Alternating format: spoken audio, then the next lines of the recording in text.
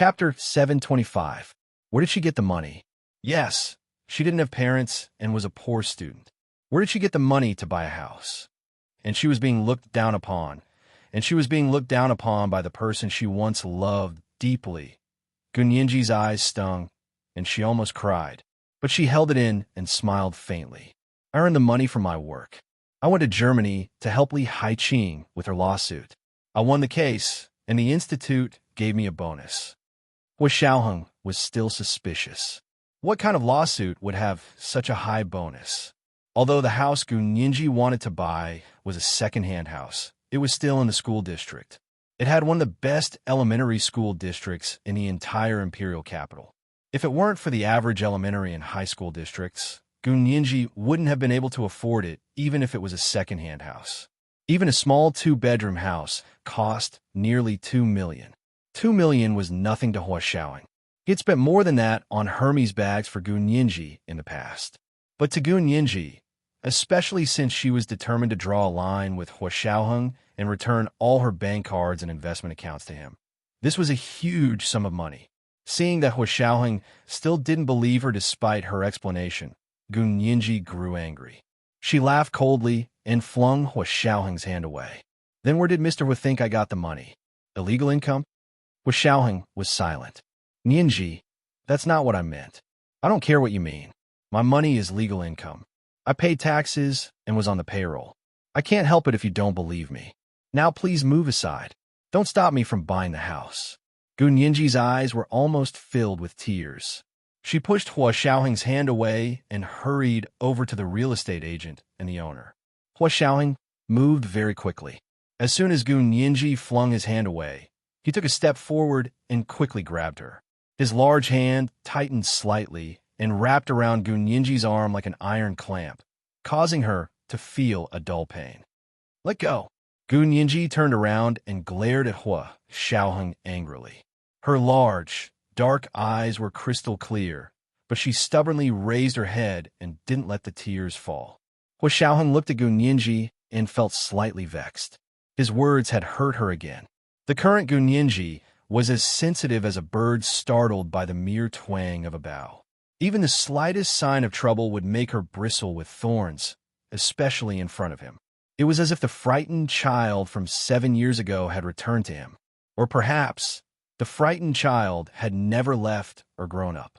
In the past, he had given her a sense of security, so she had hidden very well, and no one had been able to find her. Until her safe haven was broken, and she had nowhere to hide. She emerged again and stared warily at the world that made her feel uneasy. He suddenly understood that the more feelings she had invested in him, the more hurt she would receive. Others might not be able to empathize with her fear and despair, but as the person she loved deeply, how could he not know? Hua Xiaoheng suppressed the sourness and pain in his heart and said in a low voice, Ninji, it's not that I don't trust you. Gunyinji closed her eyes and took a deep breath. Her full, perky chest rose and fell. Hua Xiaoheng glanced at the people next to him who were already staring at them. He was displeased and extended his long arm to pull Gunyinji into his embrace. He used his broad back to block the people's view, then turned around to look at them. His gaze was piercingly cold and full of pressure. With one glance, the people hurriedly looked away and didn't dare to stare at Gunyinji again. Gunyinji didn't appreciate it. She whispered to Hua Xiaoheng, Hua Xiaoheng, I've said it before. You can't hug me whenever you want. You're harassing me. Hua Xiaoheng was speechless. He looked down at Gunyinji in his arms and slowly let go. I'm sorry. Gunyinji took a step back and walked out of his warm embrace. Hua Xiaoheng, I'm going to buy the house and transfer the ownership. I hope you won't follow me. Her gaze was vigilant and guarded. It was like an arrow piercing Hua Xiaoheng's heart. Hua Xiaoheng nodded and didn't move. He just watched her walk away step by step to the side of the real estate agent and the owner of the house. The few of them went to the real estate bureau to complete the paperwork. People came and went in the hall. They were all busy with their own things. Only Hua Xiaoheng stood there alone. Although he was in the middle of a bustling city, it was like he was in an uninhabited valley. The people coming and going were no different from plants in his eyes. He could only see Gunyinji. Her every frown, Every smile, every move, even though they were so far apart, to him, it was as if she was by his side. As long as he could see her from afar, he would be happy and willing to endure hardship. In Xixiang and Ma Chichi chatted outside for a while before arriving at the real estate bureau's work hall. As soon as they entered, they saw Hua Xiaoheng alone against the wall on the right side of the hall. He stood as straight as a pine tree, and his military posture was unmistakably on display. "Hua Xiao, where's Nianji?" Ma Chichi asked curiously. She turned her head to look around the hall. Hua Xiaoheng pointed in a direction. "Over there." She went to complete the paperwork. "Oh." Ma Chichi quickly ran over. "Nianji, why are you doing the paperwork alone? Why didn't Hua Xiao come with you?" Ma Chichi came to Gu Nianji's side and gently patted her shoulder in greeting. Gu Nianji turned around to see Ma Chichi. She smiled and took her hand. "Come, help me look at these documents. My eyes are going blind." Gu Nianji was amazed that there were so many documents to sign for the transfer of a house. Ma Chichi quickly took the documents from Gu Nianji and began reading them. In Xixiang stood beside Hua Xiaoheng and scratched his head. He looked in the direction Ma Chichi had disappeared and asked Hua Xiaoheng carefully, "Hua Xiao, what's wrong?" Hua Xiaoheng ignored him. He continued to fold his hands behind his back and simply looked at the people in the real estate bureau. Whether it was the staff or the citizens who came to complete the transfer or purchase procedures, he took in all of them. In Xixiang saw that Gu Nianji must be making a fuss again. He said, "Why don't I go see how they're doing? The two girls have never bought a house before. Be careful not to get scammed." Hua Xiaoheng didn't comment, but didn't object. In Xixiang knew that he agreed. When he arrived at the small room Gu Nianji and Ma Chichi were in Xixiang smiled and nodded at the real estate agent and the owner of the house. He extended his hand. "I'm Big Xiong. Nianji is my sister. I came to see how things are going." The real estate agent and the owner of the house thought In Xixiang was Gu Nianji's cousin. Seeing that he had thick eyebrows, big eyes, and a handsome appearance, they liked him very much. They came over to shake his hand and chatted. In Xixiang observed their expressions as he spoke to them. He was relieved to see that they were all decent people. After In Xixiang arrived, Gu Nianji and the others obviously sped up. Not long after, all the necessary documents were signed, and the procedures at the real estate bureau were also completed. The sale would be complete once Gu Nianji transferred the balance of the house payment. Of course, it would take at least a month to complete all the procedures, but the main procedures were completed. The owner of the house received the balance and immediately gave the keys to Gu Nianji. She could totally move in now that she had taken the house. "Thank you, Miss Gu. You can look for me again if you need anything in the future." The real estate agent gave Gu Nianji a business card before leaving. Gu Nianji nodded and smiled. "It was a pleasure working with you." Gu Nianji took the keys to the lobby and immediately saw Hua Xiaoheng standing out like a sore thumb. He was already extraordinarily handsome to begin with, and with the addition of his military uniform, he was so handsome that even God would be enraged. Many women in the lobby looked at him, intentionally or unintentionally, and used the opportunity to borrow a pen or ask for directions to strike up a conversation. Hua Xiaoheng didn't speak much, but he wasn't as cold as ice. He was mildly polite and distant, making it even more irresistible. Seeing Gu Nianji, In Xixiang, and Ma Chichi walk over, Hua Xiaoheng went to greet them. "It's all done?" He looked at Gu Nianji as he spoke. His voice was rare and gentle, and his pleasant voice had the effect of soothing people's hearts. Gu Nianji had just become part of the property class, so she was happy. Once she was in a good mood, she became much more magnanimous. She didn't mind Hua Xiaoheng's lack of trust in her just now. She nodded with a smile and carried a large envelope full of documents. "It's all done. I'm going over there to take a look now. If you guys are busy, you can go back first." Looking outside the real estate bureau, it was already getting late. Hua Xiaoheng shook his head. "I'm free today." He then said, "Since you've already bought it, let's go take a look together."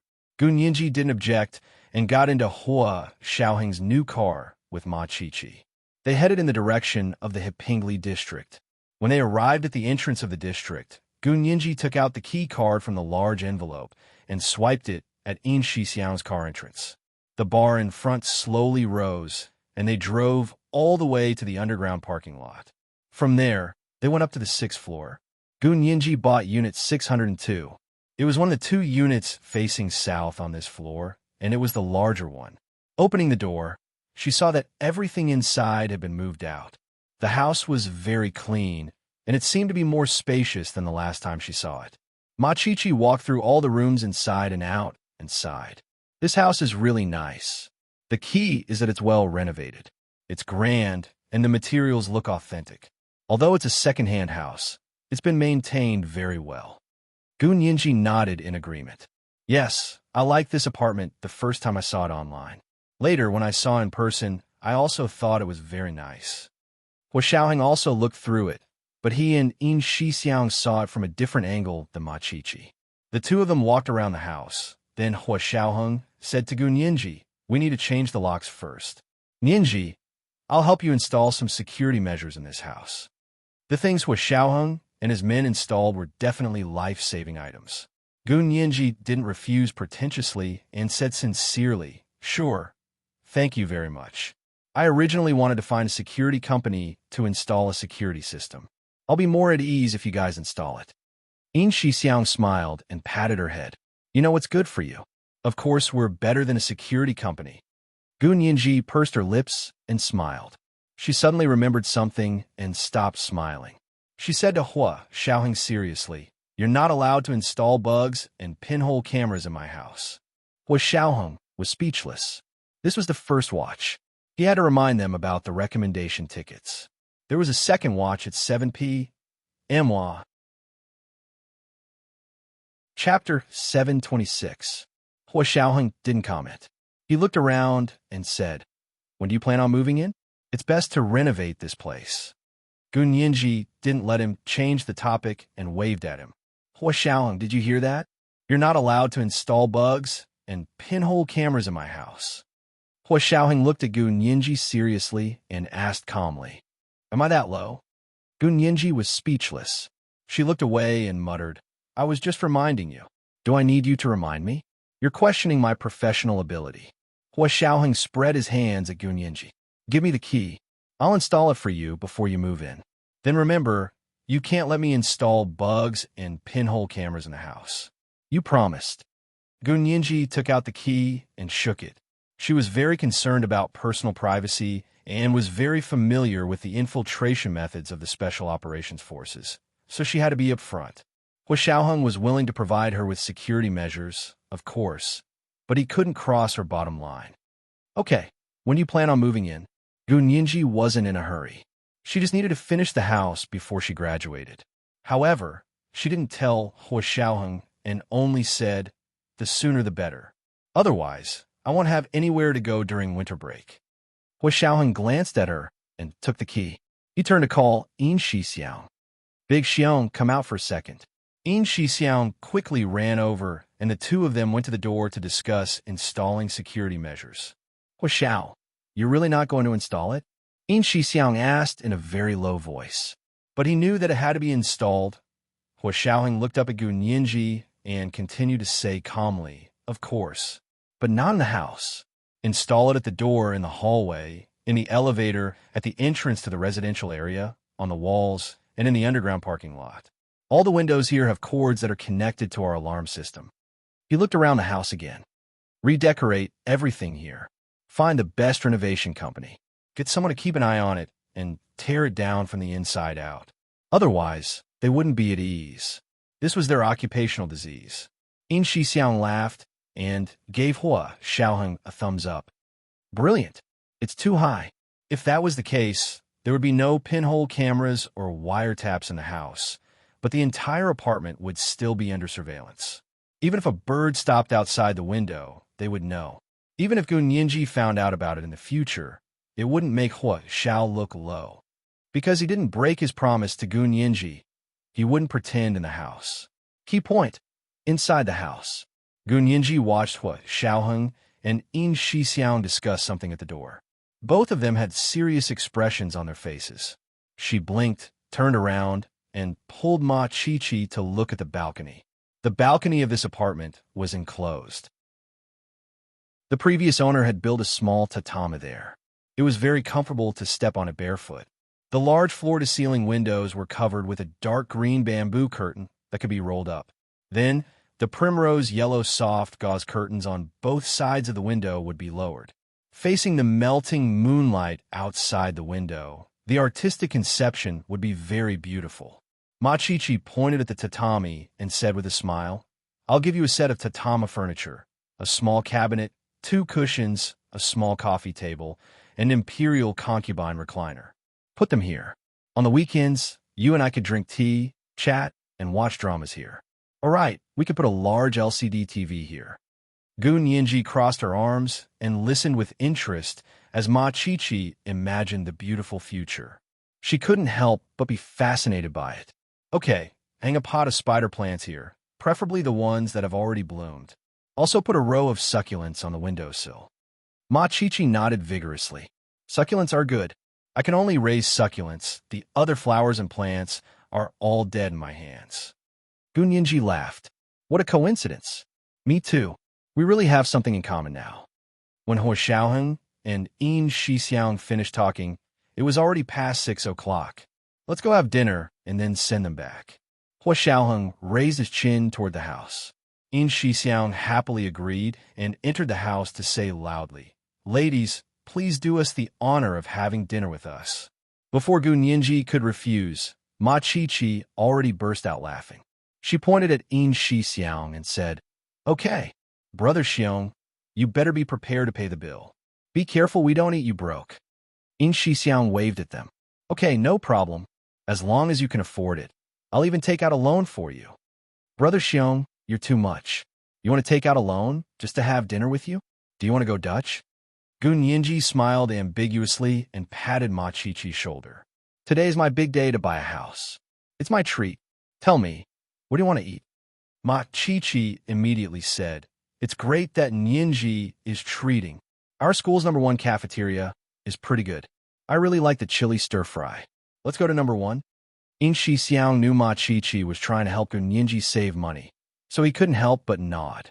He felt that although this girl appeared to be careless, she was actually quite meticulous and considerate. He liked her even more. He Xiaoheng checked on his phone at the door and walked in. "There's a Cantonese restaurant nearby. Let's go check it out. It's my treat." Machichi immediately clasped her hands together and said to He Xiaoheng, "He Xiao is treating, then I'll definitely bother you." Gun Yinji was speechless. He Xiaoheng and Yin Shixiang turned to go downstairs. Gun Yinji and Machichi followed behind them. Gun Yinji glared at Machichi. "Are you looking down on me? I wouldn't dare to look down on you." Machichi was about to cry injustice. "That's because I've never eaten He Xiao's treat before. Just let me satisfy you this once. I can brag about it for a year if I eat a treat from a national high-ranking official." Gun Yinji was amused by her and patted her lightly. "Look at how capable you are. I'm warning you, don't talk nonsense to other people. Be careful of getting into trouble. I know, I won't say who did it, but you have to satisfy my normal citizen mentality." Machichi pulled on Gun Yinji's arm and whispered in her ear, "I offended him before. I'm trying my best to please him now. I hope he can forget that scene and doesn't think about messing with me in the future." Gun Yinji thought to herself, why would someone like He Xiaoheng care about something like that? However, she could understand Machichi's worries. If she hadn't been lucky enough to meet He Xiaoheng when she was young, her mentality now would be even worse than Machichi's. She would probably have to avoid people like He Xiaoheng. They got into He Xiaoheng's car and went to a nearby Cantonese restaurant for dinner. Cantonese cuisine was particular about fragrant, soft, tender, thick, and loose. Soup was a must-have. Machichi also liked Cantonese cuisine. She took the menu and didn't hesitate to order steamed ribs and black bean sauce, peony stuffed with 100 flowers, crab roast stewed with snake soup, and crab balls and clear broth. Yin Shixiang saw this and ordered a white-cut chicken and seafood marinated platter. Gun Yinji looked at it and thought it was enough, so she only ordered a basket of shrimp dumplings as an appetizer. He Xiaoheng looked at the menu and ordered the most famous duck soup with winter melon and barley rice.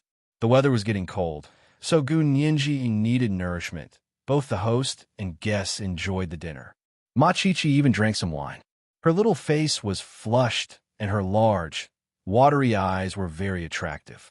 It was already past 8 by the time they finished eating, so Hua Xiaoheng and Yin Shixiang sent Gu Nianji and Ma Chichi back to the dorms. Hua Xiaoheng and Yin Shixiang got in the car and left B University after seeing them settle in. Yin Shixiang drove onto the highway. Hua Xiaoheng sat in the car, silently for a while, before saying to Yin Shixiang, "Go to the military compound and return to the Hua residence." There was only one military compound in the imperial capital, and that was where the higher-ups lived. Hua Xiaoheng's home was also there, but he hadn't been there for a long time. Yin Shixiang turned onto the highway to the military compound. There was no traffic at all, so they arrived in only half an hour. Hua Xiaoheng got out of the car and looked at the small building with its own front and courtyard. He walked in with an indifferent expression. There were guards on both sides of the large iron gate. When they saw it was Hua Xiaoheng, they all saluted him. "Hello, Chief." Hua Xiaoheng raised his hand and walked inside without stopping. When he reached the entrance of the mansion, the orderlies standing guard at the door greeted him loudly. "Hello, Chief." Hua Xiaoheng nodded. "Thank you for your hard work." Hua Xiaoheng's father, Hua Guanqin, was reading the military internal reference in the living room. When he heard the orderlies greeting him, he put down the internal reference in his hand and looked towards the door. When Hua Xiaoheng's figure appeared at the entrance, Hua Guanqin smiled, but quickly hid it. He put on a serious expression again and picked up the internal reference to read. Hua Xiaoheng walked to the living room and stood in front of Hua Guanqin. He said calmly, "General Hua, I have something to ask you." Hua Guanqin was speechless. He didn't even greet his father. Did he want to die?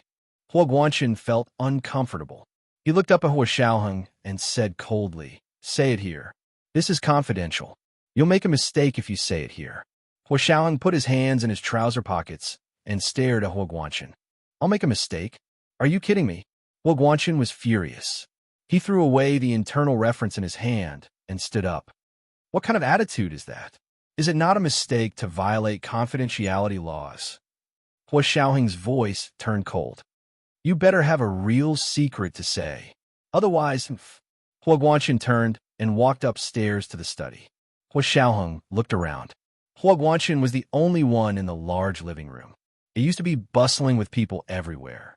Grandfather Hua had brought his head nurse Zhang's son, daughters-in-law, and grandchildren to fill the place. His mother, Song Jinning, had been seriously ill at the time. There was a dedicated nurse who lived here 24 hours a day to take care of her. Bai Genie from a Bai family would come here every now and then to spend the night. Hua Xiaoheng's eyes dimmed. He followed Hua Guanqin to the study. "What do you want to say?" Hua Guanqin sat behind the desk and rested his arms on the armrests of the chair. He frowned and asked Hua Xiaoheng with an impatient expression. Hua Xiaoheng crossed his arms and looked down at Hua Guanqin.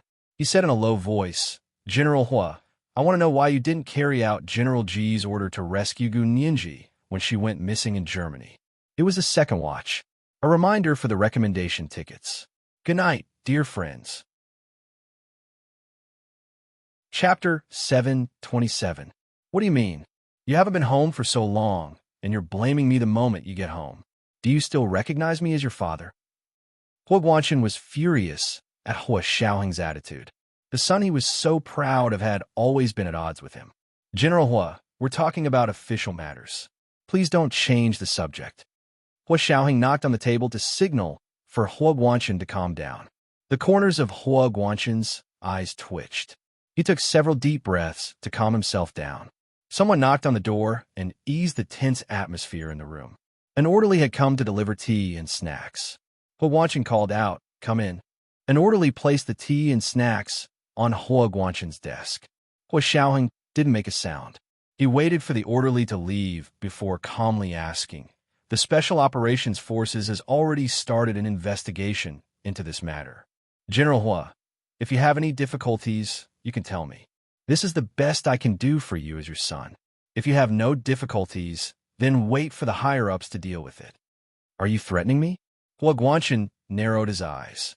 "Xiaoheng, you're going against your biological father for a woman you have nothing to do with. If word gets out, Your career will be ruined too. General Hua, I said this is official business. If you insist on not distinguishing between official and private matters, then let's talk about private matters. Hua Xiaoheng placed both hands on the desk and leaned forward. Gu Nianji will be your daughter-in-law. Is this how you treat your own family? Can't you wait to kill her? Hua Guanqin slammed the desk and stood up. He glared at Hua Xiaoheng. Daughter-in-law, did you ask your old man for permission? If I say no, are you going to marry her?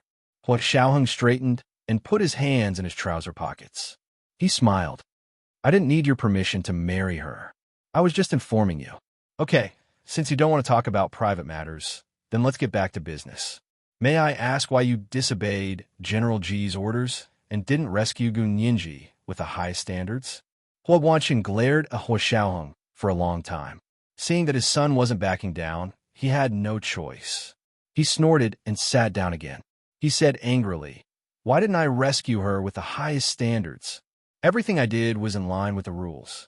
It was just that our field personnel went missing, so we had to temporarily stop the operation. It's useless even if you take him to the military court. So you're saying that you deliberately didn't do anything to save Gu Nianji, right? Hua Xiaoheng's voice grew louder. His voice was deeper and more threatening when he was angry. Of course, Hua Guanqin wasn't intimidated by Hua Xiaoheng, but he was shocked by Hua Xiaoheng's obsession with Gu Nianji. Xiaoheng, how could you do this? You really don't care about anything else. You just want to marry Gu Nianji. Hua Guanqin was so heartbroken that he almost begged Hua Xiaoheng. Wake up. You're not suitable for her. His good son was going to be ruined because of this relationship that should not have appeared. What a sin. How sinful. Hua Guanqin sat down and propped his head on the desk. Xiaoheng, think about it carefully. You were once her guardian. She's been with you since she was 12. Do you know what people will say about you? Just thinking about it makes me blush for you. Hua Xiaoheng snorted and said slowly, General Hua, what you did in the past is even more embarrassing. Since you don't even blush, why would I blush over such a small thing? This is a family tradition. If word gets out, it'll be a great story. You're still blaming me for divorcing your mother, aren't you? Hua Guanqin looked up from the desk and looked at Hua Xiaoheng. His eyes were red. It's not like you don't know what happened back then. When I saw the letters between your mother and uncle, I almost went crazy. I'm human. I'm a man. I can't stand it if I'm a man. Hua Xiaoheng didn't sympathize with him at all. He said coldly, you believe whatever people say. Did you grow a brain just to listen to slander? Have you ever thought about how Mother felt? Mother was so sick that she couldn't defend herself, but you had already sentenced her. General Hua, other people might be able to gossip about me and Nianji, but you can't. You could even abandon your sick wife, and you still have the cheek to criticize me? I've never given up on your mother. If it wasn't for me, she wouldn't have been able to live to see the day she was cured. Hua Guanqin felt a lump in his throat. His voice was already choking. Xiaoheng, I sincerely advise you not to marry Gu Nianji. I can understand your feelings for her. All the men in the Hua family are infatuated. There's nothing we can do about it. If you like her, love her, or can't bear to give up on her, that's fine. You can keep her by your side for the rest of your life. I won't interfere. When she has a child in the future, I'll allow him to have the Hua surname. He'll still be my grandson, but you have to promise me that you won't marry her. You need to marry a girl from a respectable family, not someone like Gu Nianji. Even though she was Gu Xiangwen's adopted daughter, Hua Guanqin didn't like her. Not to mention the fact that an adopted daughter couldn't be compared to a biological daughter. One only had to look for her when she disappeared at the age of 12 to know her status in the Gu family. Those people in the military disregarded your future and tried their best to get you and Gu Nianji together just for Gu Xiangwen's patent. Do you think they're doing it for your own good? Have you ever thought that as long as you marry Gu Nianji, your future will stop at the rank of a major general? They'll also have one less strong competitor. Hua Guanqin's eyes were red. Only I would truly consider for you. Only biological parents would disregard their own personal gains and losses to consider your future. Hua Xiaoheng frowned. General Hua, don't add to the drama. I came back to ask you questions, not to listen to your nonsense. I'm not talking nonsense. I'm telling you the truth. Hua Guanqin slammed the table. I won't let Gunyenji become the only stain on your political career. Then you're indirectly admitting that you were slacking on rescuing Gunyenji because you wanted to get someone else to do your dirty work. You wanted those people to get rid of Gunyenji for you, right? Hua Xiaoheng's expression grew even colder. His gaze cut into Hua Guanshan's conscience like a knife. Hua Guanshan gritted his teeth and forced himself to say, "Don't talk nonsense. I never wanted Gunyenji to die, and I would never get someone else to do my dirty work." He only hoped that Gunyenji would leave Hua Xiaoheng and never come back. General Hua, you have a subjective motive and an objective action. It's hard for me to cover for you. When the higher-ups come to investigate, I can only tell them the truth. Hua Xiaoheng saluted Hua Guanshan. Goodbye. Stop right there. Hua Guanshan wasn't worried about the military's investigation at all. He called out to Hua Xiaoheng. Your grandfather and Jialan will be returning to the country in 2 days to attend the new prime minister's inauguration. Remember to pick them up at the airport. Hua Xiaoheng left the Hua residence without looking back. Hua Guanshan didn't even know if he heard him. Hua Xiaoheng returned to the car. His mind was a mess, and he couldn't help but open all the windows. The cold wind of the late autumn night in the imperial capital finally calmed down his slightly agitated emotions. Hua Xiaoheng propped his chin on the car door and looked at the night view outside. His mind kept thinking about the next step. In Germany, ALS, the person who directly abused Gunyenji, had already been executed. Ronitz was a bit strange. Although Gunyenji was indebted to him, he was the one who set up the entire trap. He didn't know why he let Nyenji go at the last moment. That was a mystery for now. Also, his rank was too high, so they couldn't do anything to him for now. In the United States, the director of the CIA's Asian Intelligence Division, James, had become his spy. As long as someone from their side contacted the United States, Hua Xiaoheng believed that he would receive clues soon. In the Huaxia Empire, Hua Xiaoheng had already set up all sorts of listening devices. As long as the other party had the intention of making a move again, he would be able to catch them red-handed. He had already decided that when the time came, he must kill them on the spot. He couldn't leave anyone alive. So before that, he had to quietly observe and see who would be the first to lose control. When the tide went down, he would know who was swimming naked after going through all the plans in his mind and making sure he didn't miss anything. Hua Xiaoheng finally closed his eyes and rubbed his temples. He couldn't get Gunyenji's figure out of his mind. He longed for her immensely, but she was so close, yet he couldn't take a step closer to her. Hua Xiaoheng's eyes darkened when he thought about how Gunyenji was so resistant to his embrace in the real estate bureau's lobby today. Like an eternal night, not a single star could be seen.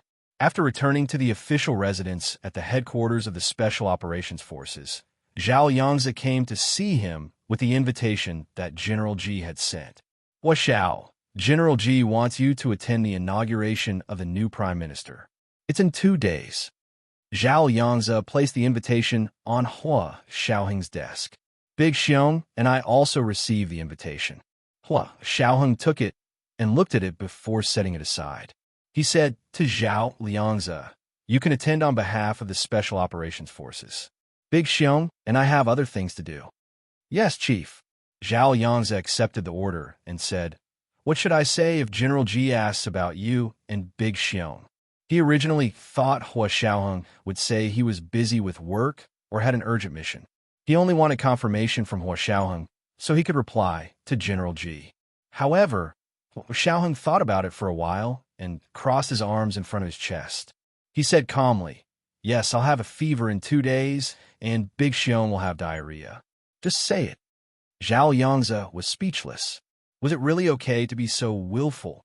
Zhao Yangzi's face turned purple and finally said, "Hua Xiao, this way everyone will know you're being perfunctory." It was obvious that he didn't want to attend the inauguration of the new prime minister. If they know, then they know. I didn't want to hide it from them. Hua Xiaoheng's lips twitched. He didn't want to continue this topic. "You and Big Xiong have to carry out your duties as the deputy chief of the Special Operations Forces as soon as possible. When I'm not around, you and Big Xiong have to work together. The 3 of us can't leave the headquarters at the same time. What happened last time cannot happen again. Yes, Chief. Zhao Yangzi saluted to show that he remembered. He put down his hands and said angrily, Hua Xiao, are we just going to forget about what happened last time? They had obviously been lured away from their base. If only he, Yin Shi Xiang, or Hua Xiaoheng had been in the Huaxia Empire at that time, Gunyinji wouldn't have had a narrow escape and almost lost her life in a foreign country. This was the first watch. A reminder about the recommendation tickets. There was a second watch at 7 p.m. Chapter 728. Hua Xiaoheng didn't reply to Zhao Yangzi's question at all. He only silently turned on the computer on his desk and threw a memo to Zhao Yangzi at the same time. There were 4 words on the cover: leave no one alive. Zhao Yangzi nodded heavily and sighed softly. He clenched his fist and punched the palm of his other hand. I'm relieved to know that you won't let them go. We can't let Nianji suffer for nothing. Also, I want to vomit when I think about these people stabbing us in the back while we're out on a dangerous mission. All the field personnel at the Special Operations Forces headquarters base were furious about this incident. They weren't afraid of bloodshed, sacrifice, or the cunning of their enemies. What they were most afraid of and most pained about was being betrayed by their own people. Hua Xiaoheng was also angry, but he couldn't express it as openly as Zhao Yangzi. He only waved his hand and told him to go make arrangements without worry. At the same time, he called Yin Shi Xiang in and said, General Ji wants you and Little Zay to attend the inauguration of the new Prime Minister. Do you want to go? Yin Shi Xiang froze. I'll go if Hua Xiao goes. He was working for Hua Xiao anyway, so he would go if Hua Xiao wanted him to go. As for General Ji, there was still a layer of separation. Hua Xiaoheng grunted. I'll have Little Zay attend on behalf of our forces. You don't have to go. Come with me on a trip in 2 days. Yes, Chief. Yin Shi Xiang had no interest in the inauguration of the new Prime Minister at all. In reality, the Special Operations Forces ran as far away as possible from such public events. They didn't want to get involved at all. General Ji actually didn't want them to go either, but Tan Dongbang's Prime Minister's office repeatedly called him. Later, even the Prime Minister's wife, Kai Songyin, personally visited him and solemnly expressed her gratitude to the Special Operations Forces for specially rescuing her daughter, Tan Guren. That was why she specifically asked the Prime Minister's office for 3 tickets to the best seats. She even emphasized that these 3 tickets were with the Tan's VIP seats and wouldn't arouse any suspicions. General Ji was very uncomfortable, but because of the Tan and Kai families, he didn't reject her outright.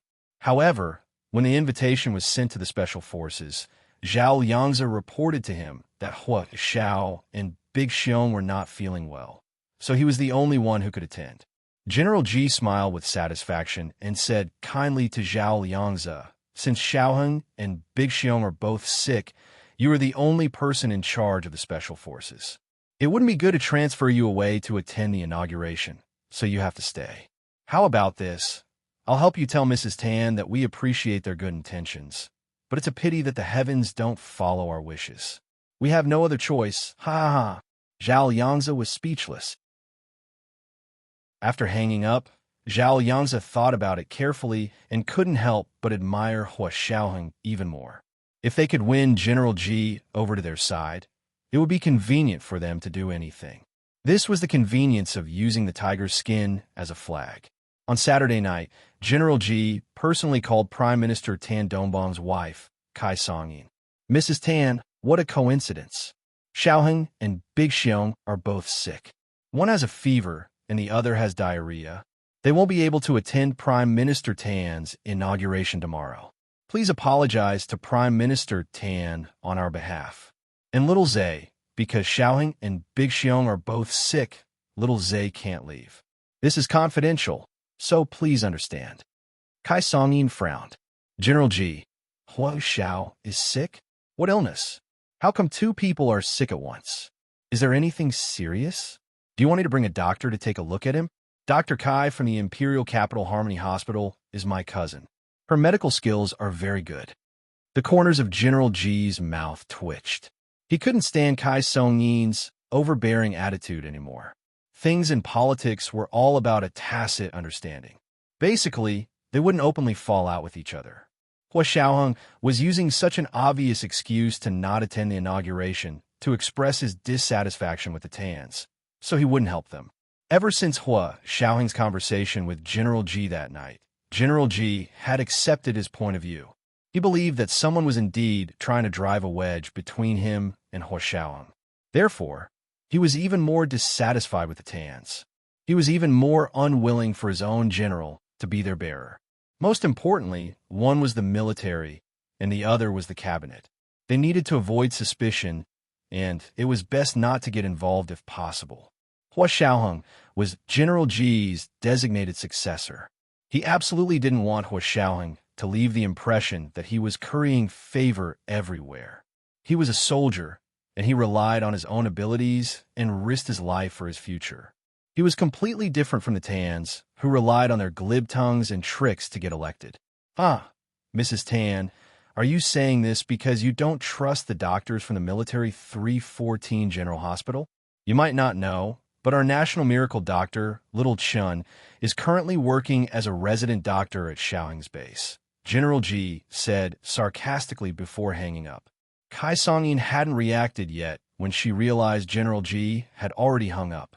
She couldn't help but be very unhappy. That's so rude. As expected, soldiers are all uncouth. Kai Songyin secretly criticized General Ji. Of course, she wouldn't dare to say it out loud, even if she had 10 times the courage. She went to the study to find her husband, Tan Dongbang. Dongbang, Hua Xiao, and the other two won't be coming tomorrow. What do you think is going on? Kai Songyin sat on the sofa angrily and took a sip of tea. I took special care of Hua Xiao, so I asked someone to call and invite him first. Then I sent an official invitation for General Ji to pass on, but they actually said they were sick and couldn't come. Kai Songyin didn't believe that Hua Xiaoheng and the others were sick at all. She thought it was an excuse. Hua Xiaoheng didn't waste any effort to find an excuse. He wanted to express his attitude and let them know that he didn't want to come. Why didn't they want to come? Figure it out yourself. Tan Dongbang was nervously preparing for his speech at the inauguration tomorrow. When he heard Kai Songyin's complaints, he felt that she was going overboard. He coughed and said, "Forget it. It's reasonable that they don't want to come. Think about it. They're a subordinate organization of the military.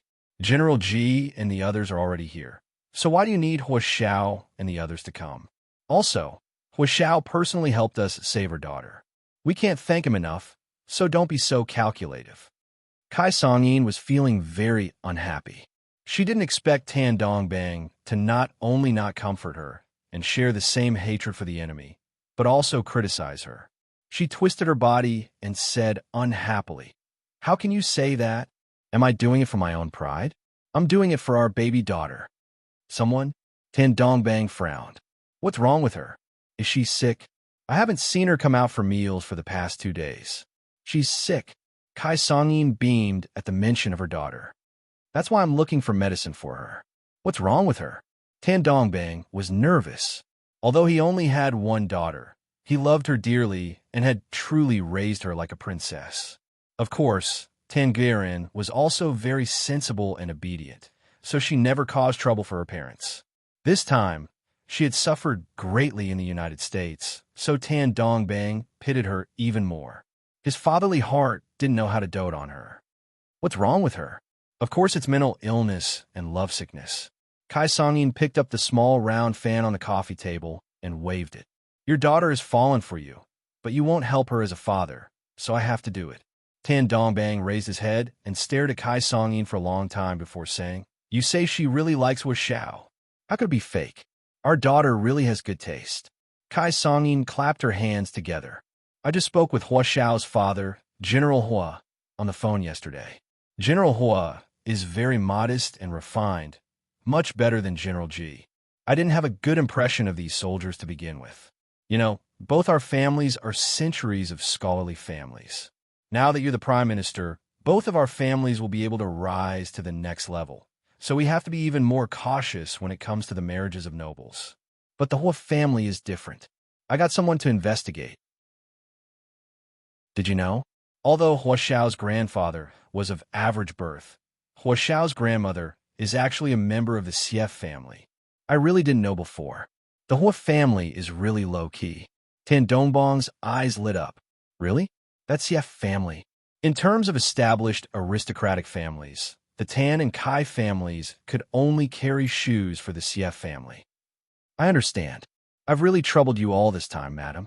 Tan Dongbang walked out from behind the desk with a smile and sat on the sofa next to Kai Songyin. He reached out to massage her shoulders. Come, Mrs. Tan, you must be tired. Your husband will help you loosen up. The couple had been childhood sweethearts since they were young, and their families were well matched. When they grew up, they naturally got married and had a good relationship. Kai Songyin was full of smiles as she patted the back of Tan Dongbang's hand. It's good that you understand me. This time, I originally wanted Hua Xiao to stand together with the nobles like a family. That way, if we broadcast it live on national television, it'll basically be a done deal. Who would have thought that Hua Xiaoheng would completely ignore such a great honor? Tan Dongbang thought about it for a while and said, after careful consideration, your idea is good, but Hua Xiaoheng is probably not someone who is willing to use his wife's connections. Also, think about it. His grandmother is the daughter of the Xie family, so why would he need to use our connections? So we have to change our method. We can't push him too hard. More haste makes waste. Okay, I'll listen to you. Anyway, it's for our daughter's lifelong happiness.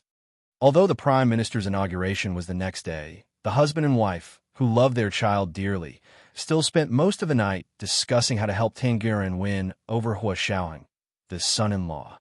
At 10 o'clock on Saturday night, Gun Yinji rode her bike and carried her backpack as she returned from studying at the library. Under the dim yellow streetlights in front of the dormitory building, Gun Yinji saw the silver Bentley Bentayga SUV again, as well as the handsome man leaning against the SUV's door smoking. She sighed and parked her bike in the parking lot next to the dormitory building. Then she slowly walked over and stood in front of Hua Xiaoheng. Hua Xiaoheng threw away his cigarette and smiled at her. You're back so late? You don't even have a day off on Saturday? His expression had originally been solemn and silent, and there was an indescribable majesty in his handsome features. However, the moment he saw Gun Yinji, a faint smile appeared on his face. It was like a beam of warm light that illuminated the cold autumn night. This is the second watch. Let me remind you about the recommendation tickets. You should be able to get them tomorrow. I'm very anxious. Chapter 729. I told you on the phone that I'll be studying late. Gun Yinji considered her tone and words helplessly. Hua Xiaoheng had called her around 5 in the afternoon to say that he would pick her up for dinner and to celebrate her birthday at his official residence. Gun Yinji declined. She hadn't expected Hua Xiaoheng to still come and wait for her. She couldn't help wondering if he was worried about her, or if he thought she was lying and had come to stop her. Either way, Gun Yinji didn't think she could bear it. She was also puzzled as to why she used to have the courage and ruthlessness to put all her heart on Hua Xiaoheng. Now, it was like a dream. When she woke up, she was still familiar and close to him, but she no longer felt that she could only love him. The smile on Hua Xiaoheng's face didn't fade because of Gun Yinji's alienation. He took a step forward and reached out to her. Yinji, don't work too hard. Tomorrow. Gun Yinji interrupted him and looked up. Her expression was calmer than ever. Hua Xiaoheng, don't be like this. Don't waste any more time with me. Hua Xiaoheng's hand froze in midair and didn't land on Gun Yinji. Gun Yinji looked at his hand. His slender fingers were almost seductive. She remembered the temperature of his palm. It was dry and warm, but she didn't want to stay. Hua Xiaoheng, I know you can't let go of me right now. Believe me, you're just used to it. After so many years, you're used to taking care of me and protecting me. I was a mission given to you by the military. You completed it well. Really, you can retire now. I have to walk my own path in the future. You should have your own life and not revolve around me. Perhaps it was because she was young, but Gun Yinji's voice still had a tinge of innocence. The words that came out of her mouth were blunt and cruel, like a child who didn't know the ways of the world. Hua Xiaoheng slowly put down his hand and looked at her deeply. Gun Yinji also stared at Hua Xiaoheng. This was the first time she could clearly see what he looked like.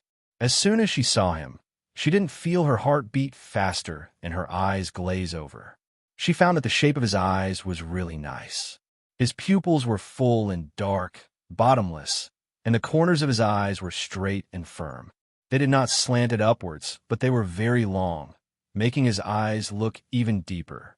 When he looked at you quietly, there was a different kind of charm.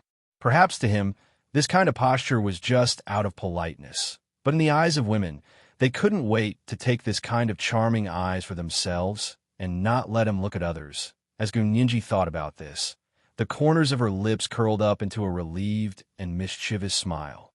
Hua Xiaoheng pursed his lips and acted like he hadn't heard what Gunyinji had said. He continued what she had just interrupted. Tomorrow is your birthday. How do you want to celebrate it? Gunyinji shook her head.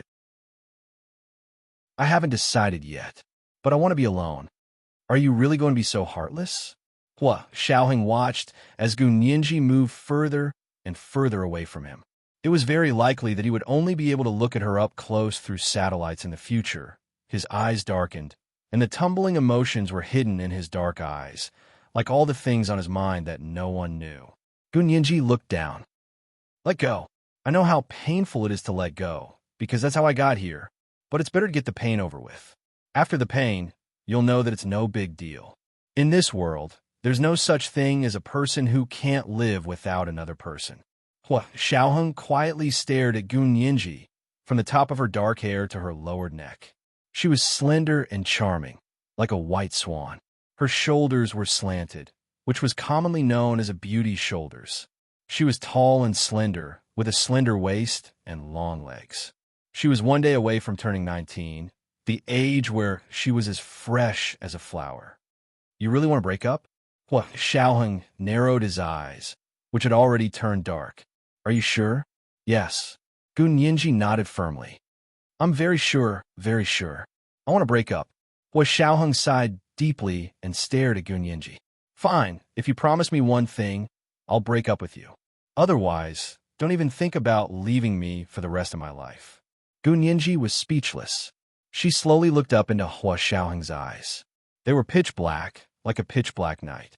She couldn't tell what he was thinking. Promise you one thing? Yes. As long as you promise me one thing, I'll break up with you. I'm a man of my word.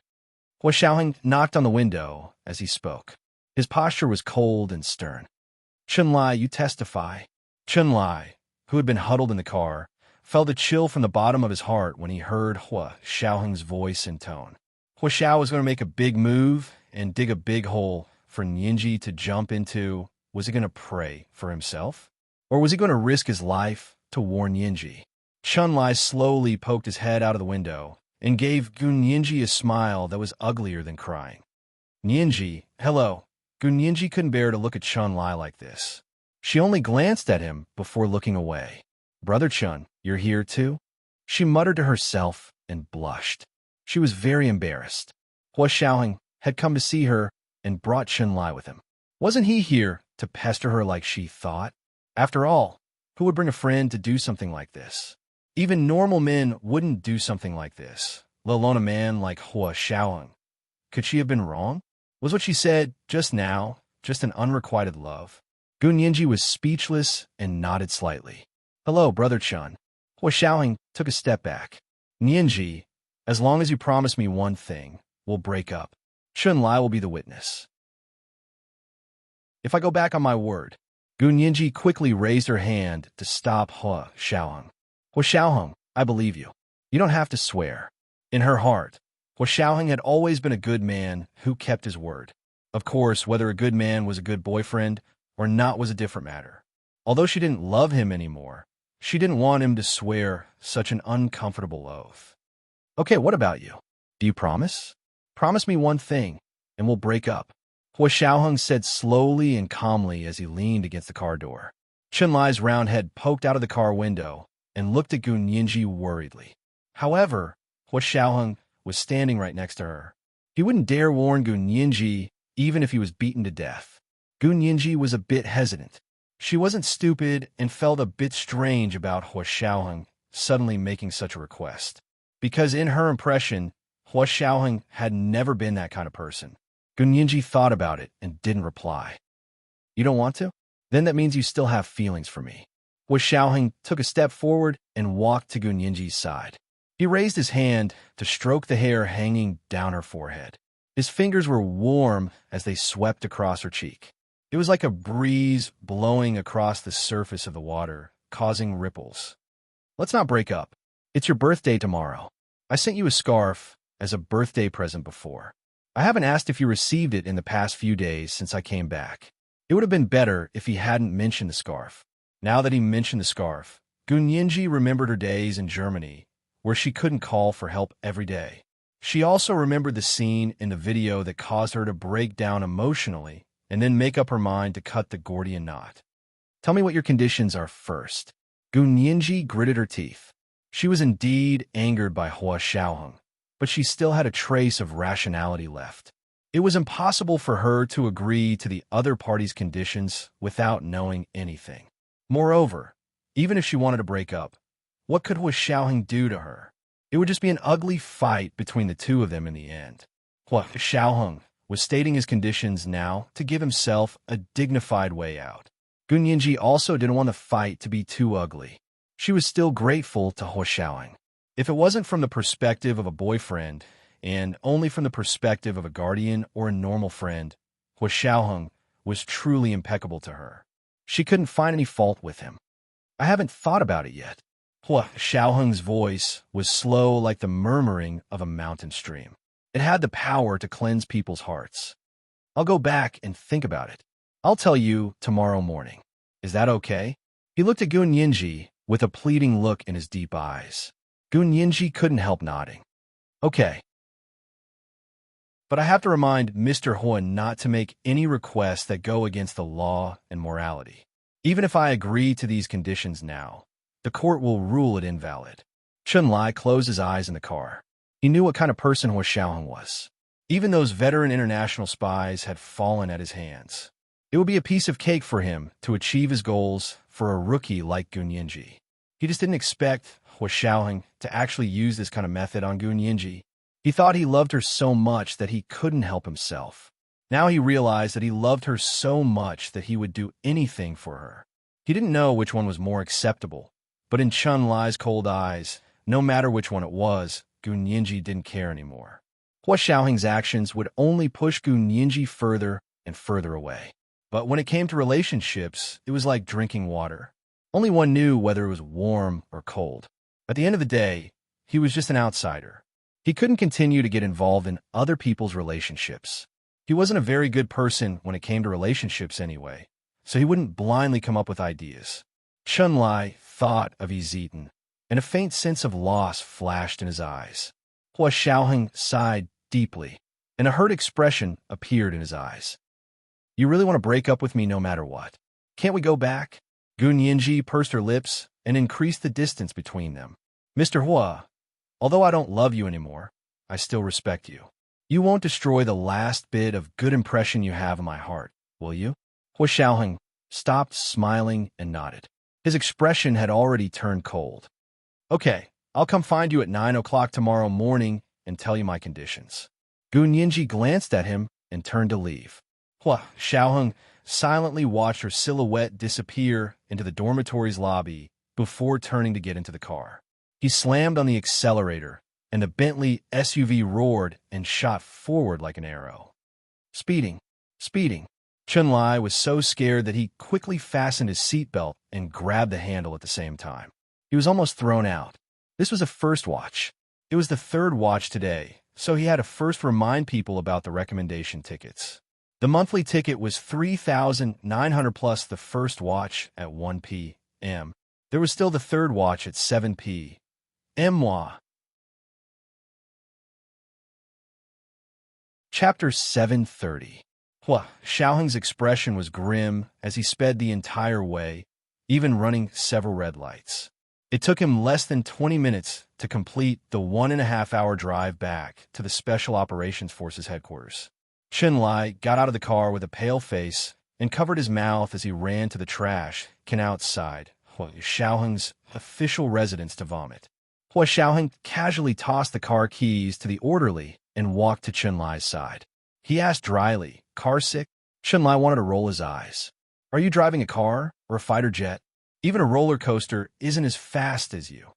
Chun-Li vomited for a while before taking a tissue from his pocket to wipe his mouth and follow Hua Xiaoheng into his official residence.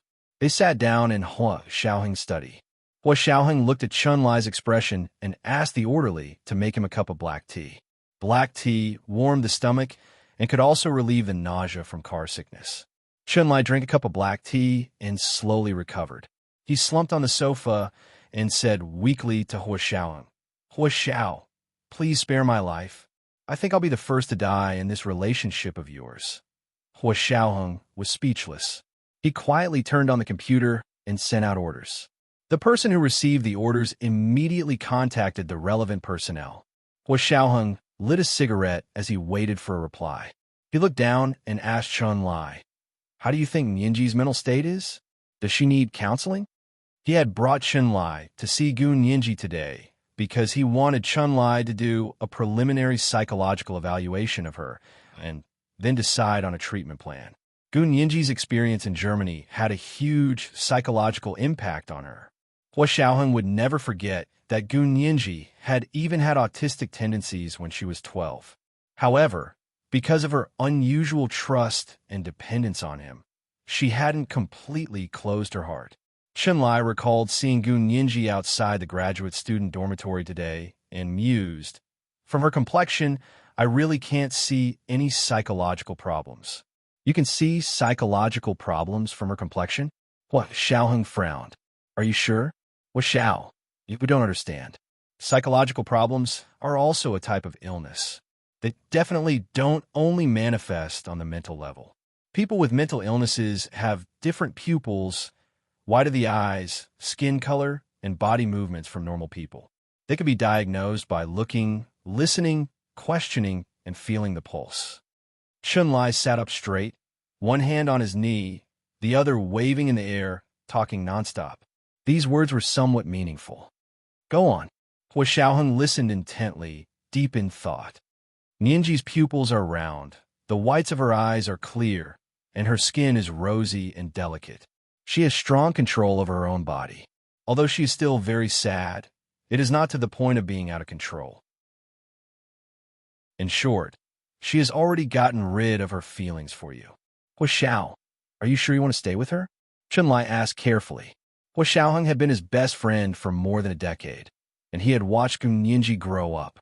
He had taken good care of her. Chun-Li didn't know who to persuade. What could he do? He was also in despair. Hua Xiaoheng replied calmly. His slender fingers flew across the keyboard as he typed out a series of commands. "You really won't let go." Chun-Li stood up from the sofa and walked to the soft chair in front of Hua Xiaoheng's desk to sit down. He supported his head with one hand and slammed the table with the other. He frowned and said to Hua Xiaoheng, "You have to think this through. I'm afraid Nianji won't love you like before. Or rather, she doesn't love you at all. You still want to be with her? You can't force it to be sweet." Hua Xiaoheng's hand paused. He didn't know what program was running on the computer screen, but the flickering light reflected on his face. Chun-Li found that he couldn't see Hua Xiaoheng's expression at such a close distance. After a long time, Hua Xiaoheng glanced at Chun-Li and smiled faintly. "Deep love doesn't last long. It doesn't matter if Nianji loves me less. That way, she can always be with me. Her pain and a knot in her heart were all because of him. If he didn't let her untie the knot, she would never be happy in this life."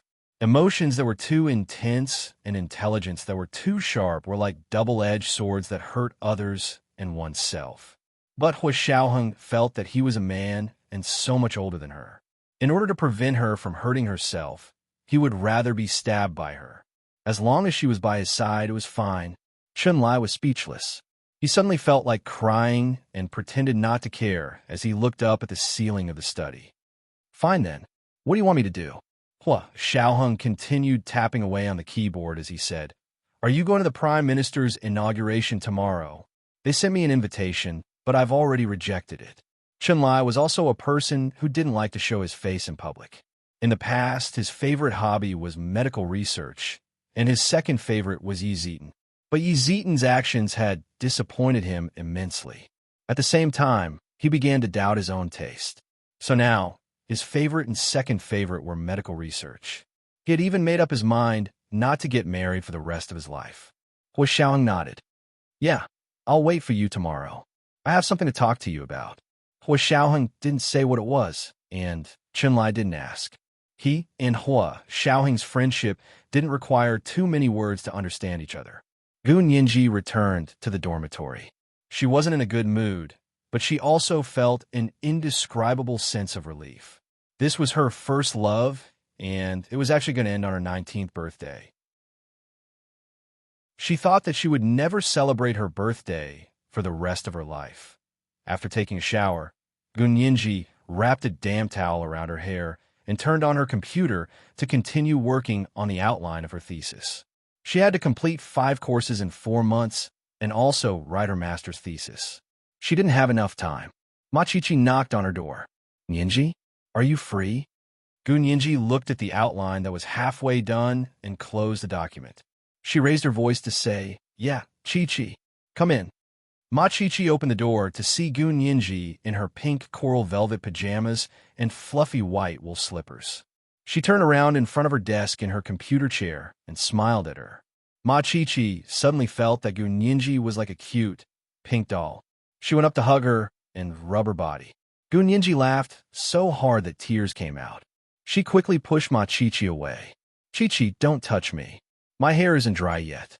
Ma Qiqi smiled and pinched her small, fair face. She sat down on a chair next to her and asked, What are you doing? I didn't see you all day on Saturday. Gun Yinji pointed at the computer. I went to the library to study. There was a lot of homework. I was busy finishing it. That much? Did Professor he give you special attention? Ma Qiqi asked curiously. She and Gun Yinji didn't have the same tutor, so she didn't know about Gun Yinji's classes.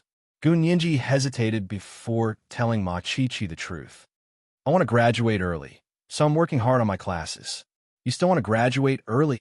Ma Qiqi couldn't help but pat her shoulder. Yinji, I feel more and more inferior living with you. What do you mean I'm better looking than you, younger than you, smarter than you, and more hardworking than you? That's exactly what you're like. Gun Yinji was amused by Ma Qiqi. She hugged her arm and shook it. Qiqi, you're too good with words. I'm not that great. I just want to graduate quickly and find a full-time job so I can support myself. Ma Qiqi knew what Gun Yinji was worried about, so she considerately avoided touching her sore spot.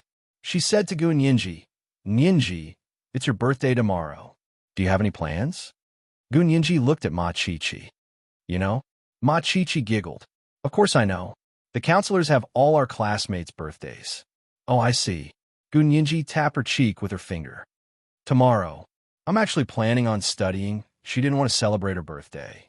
Not in this lifetime. Come on. You want to study on your birthday? Can't you graduate early if you don't study for a day? Ma Qiqi was unhappy. Come on, Yinji. It looks like you don't have any plans tomorrow. Come to my house. I told my parents that it's your birthday tomorrow. They said if you don't have any plans, you can come to my house. My mom makes delicious longevity noodles. Really? Gun Yinji hesitated.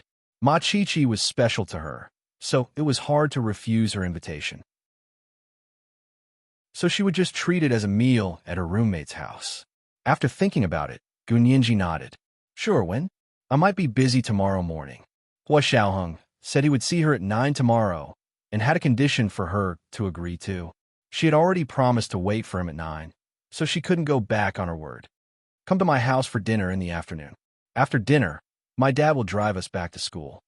Ma Qiqi put her hand on Gun Yinji's shoulder. Yinji, this is the first time I'm inviting a classmate to my house. You have to do me the honor. Gun Yinji nodded vigorously. I will. The two of them agreed on tomorrow's itinerary, and Ma Qiqi happily returned to her room.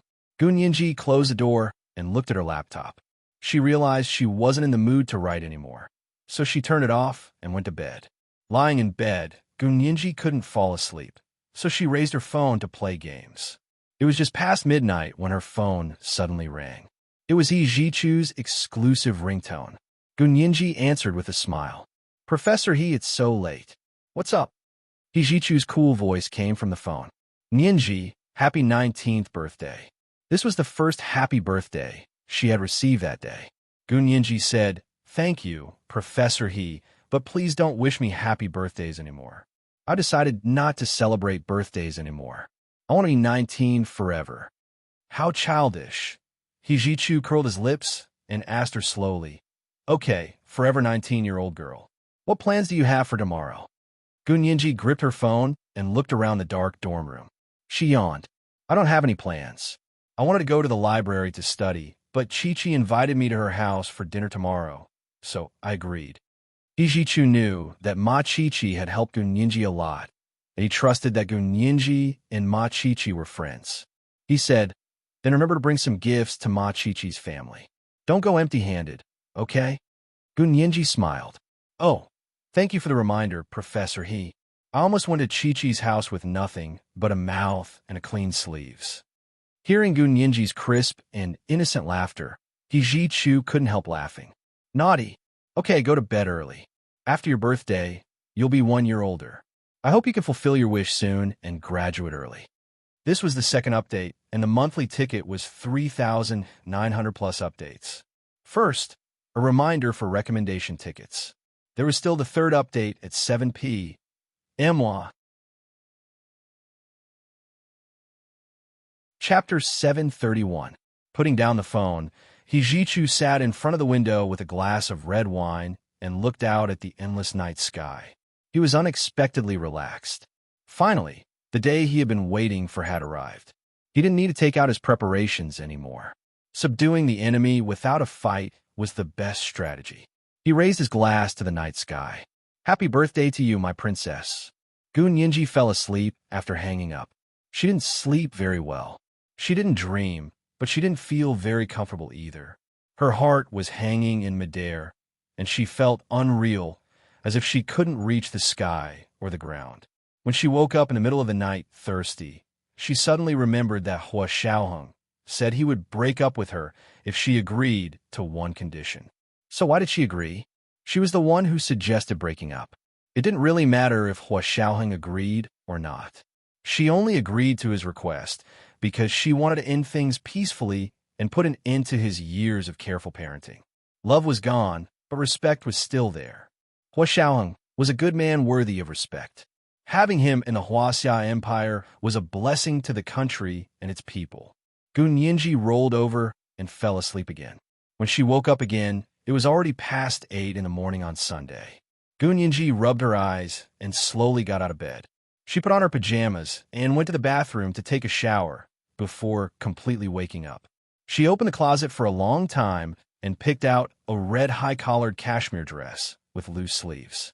It matched it with her favorite Stuart Weitzman boots. Her long hair draped over her shoulders. She didn't have any makeup on, but her skin was clear and fair with a hint of pink under it. Her eyes were bright and clear and looked around freely. She would definitely leave the best impression on each other like this. She hurriedly put on some moisturizer when her phone rang. "The rain is falling. The grass is deep in the old hometown. I heard that you've always been alone." This was Hua Xiaoheng's exclusive ringtone. Gun Yinji took the phone and swiped it open. She heard Hua Xiaoheng's deep and rich voice coming from the phone.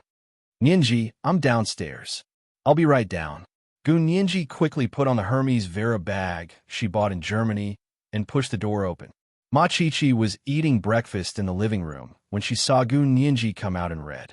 She quickly covered her eyes and pretended to scream, "My eyes! My eyes!" Gun Yinji kicked her lightly with a smile and hurried out the door. When she arrived downstairs, she saw Hua Xiaoheng standing ramrod straight next to his silver-gray Bentley SUV. He wasn't wearing a general's uniform, but a proper military uniform. The stars on her shoulders almost blinded Gun Yinji. Gun Yinji blinked and thought to herself, Hua Xiaoheng actually had the same thoughts as her. Both of them wanted to give this relationship a perfect ending. As expected of the Hua Xiao she knew. This clean and neat was more like him. Gun Yinji walked over with a smile and said, "You look good in the military uniform." Hua Xiaoheng raised his eyebrows and didn't try to hide his awe. "You look great in a red dress, too." He opened the car door like a gentleman and let Gun Yinji inside. Gun Yinji sat in the passenger seat. This time, she realized that there was no one else here. It seemed like he was really going to break up with her. Chun-Li wasn't there, and neither were Brother Xiong and Brother Zhe. The anxiety in Gun Yinji's heart disappeared. If she had known that Chun-Li was in the car yesterday, she wouldn't have said such heartless words. She had to save Hua Xiaoheng some face in front of others, right? But later, she thought it through. They were going to break up anyway, so it didn't matter if she saved face or not. Hua Xiaoheng got in the car and drove her out of the school. Where are we going? Gun Yinji looked in the direction of the car. It seemed to be the road to the Special Operations Forces headquarters. She was a bit uneasy. To the headquarters. Hua Xiaoheng glanced at her. It's not like you haven't been there before. Even if you want to break up with me, you won't be completely cut off from us, right? Gun Yinji was speechless. Actually, she really didn't want to have any personal contact other than necessary work contact. Today would be her last day at the Special Operations Forces headquarters. To be honest, she still had feelings for that place and the agents there. They had protected her for 7 years and were still protecting her now. Suddenly, she thought of the 2 field agents who had died in Germany because of her and felt bad again. Gun Yinji averted her gaze and looked at the other side of the car. She did not speak again. Hua Xiaoheng also didn't say anything else. The 2 of them drove in silence until they arrived at the office of the Special Operations Forces headquarters. Gun Yinji secretly sighed in relief that they didn't stop at the entrance of Hua Xiaoheng's official residence. Hua Xiaoheng opened the door and let her out. Gun Yinji looked up at the 10-story building. Why did you bring me here? The 2 of them stood in the empty space in front of the office building of the Special Operations Forces headquarters. There were fiery red maple trees all around, and white clouds floated in the blue sky above. Occasionally, a few pigeons flew across the sky, their whistles echoing in their ears. Hua Xiaoheng took her to the small conference room next to his office. He looked at her and asked for the last time, Yinji, do you really want to break up with me? Gun Yinji looked up at his handsome face and nodded quietly. She had already said it many times and didn't want to say it again. Hua Xiaoheng stood in front of her and stared at her.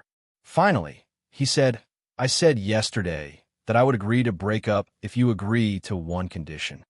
Gun Yinji nodded again and said softly, as long as it doesn't violate the law and morality, I will agree to it.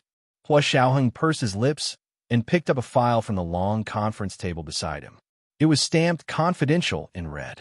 Okay, we can break up, as long as you agree to give me another chance. Hua Xiaoheng placed the file in front of Gun Yinji. What did you say? Gun Yinji couldn't believe her ears. She looked at Hua Xiaoheng in a daze. Her mind was a mess, and her intuition told her that Hua Xiaoheng wasn't playing by the rules.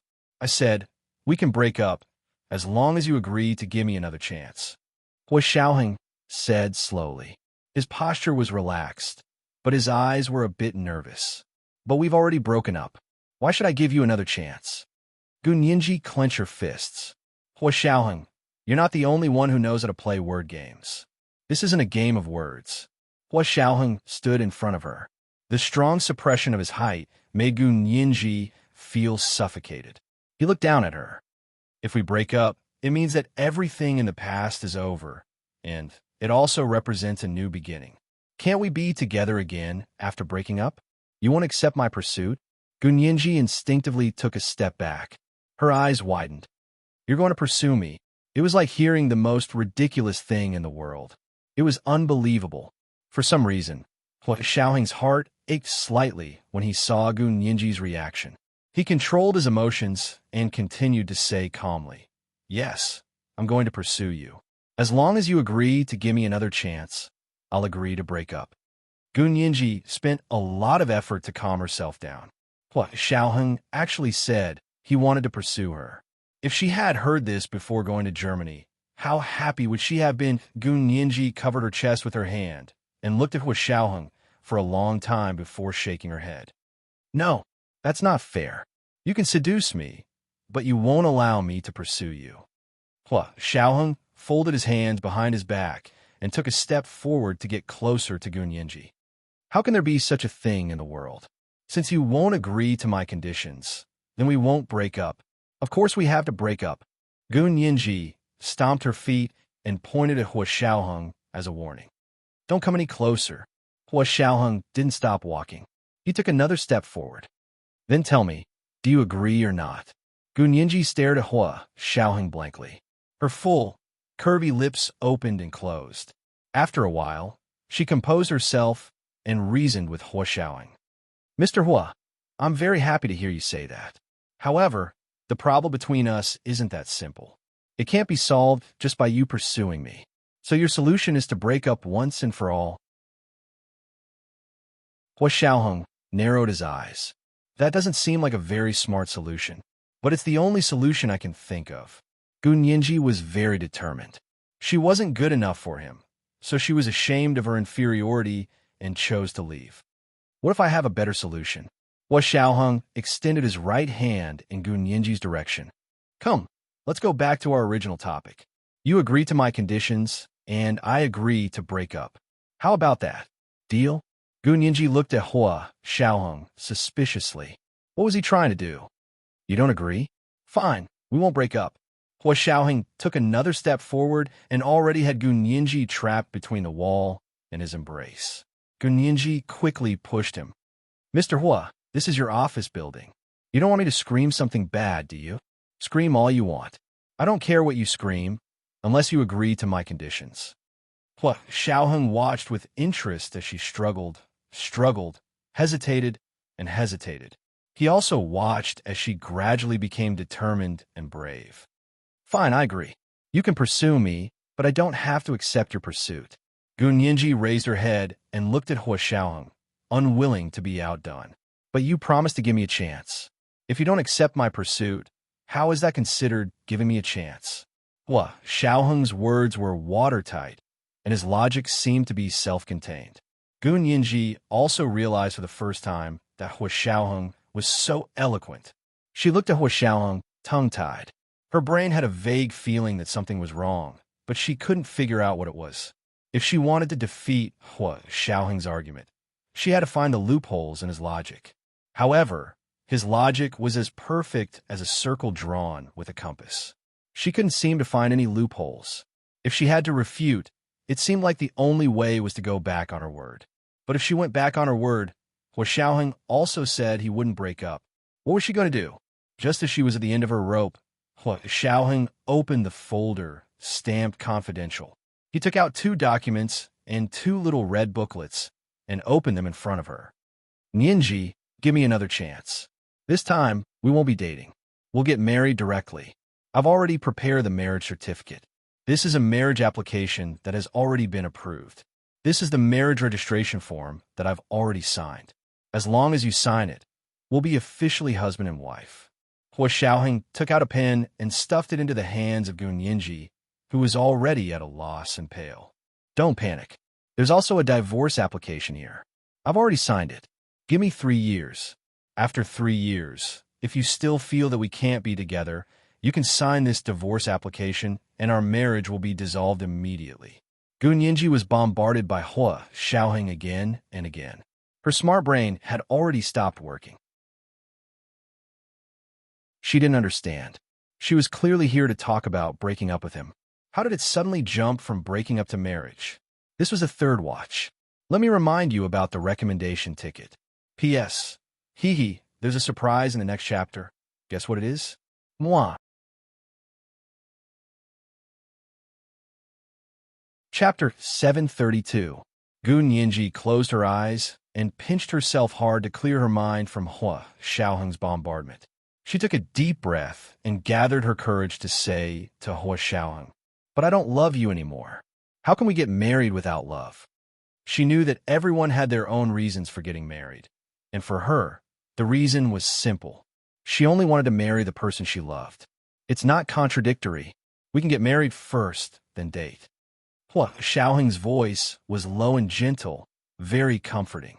But what if we still can't love each other in the end? Gun Yinji was confused.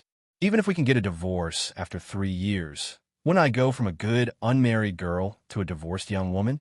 Hua Xiaoheng, I'll only be 22 years old after 3 years. Do you think that's fair to me? Although Gun Yinji was young and had lived with Hua Xiaoheng in the Special Operations Forces base for a long time, she didn't have much contact with society.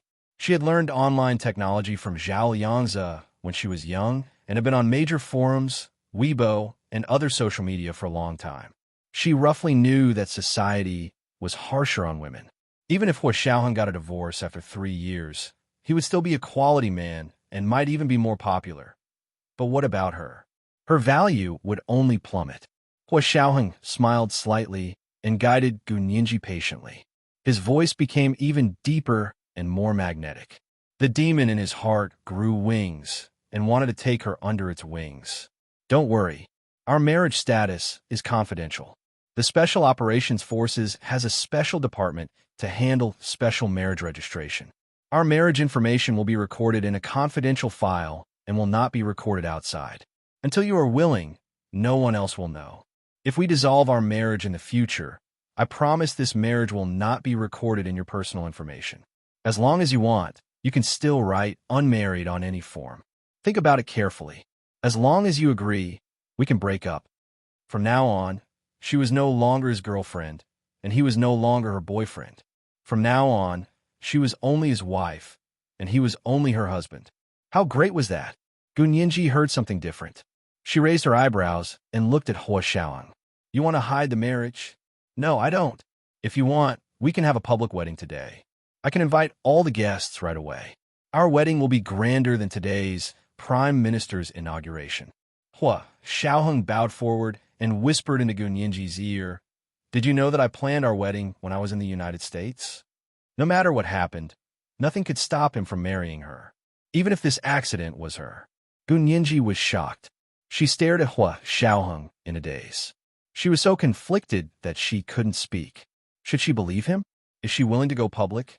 Gu Nianji knew her answer very well. She didn't want to make it public.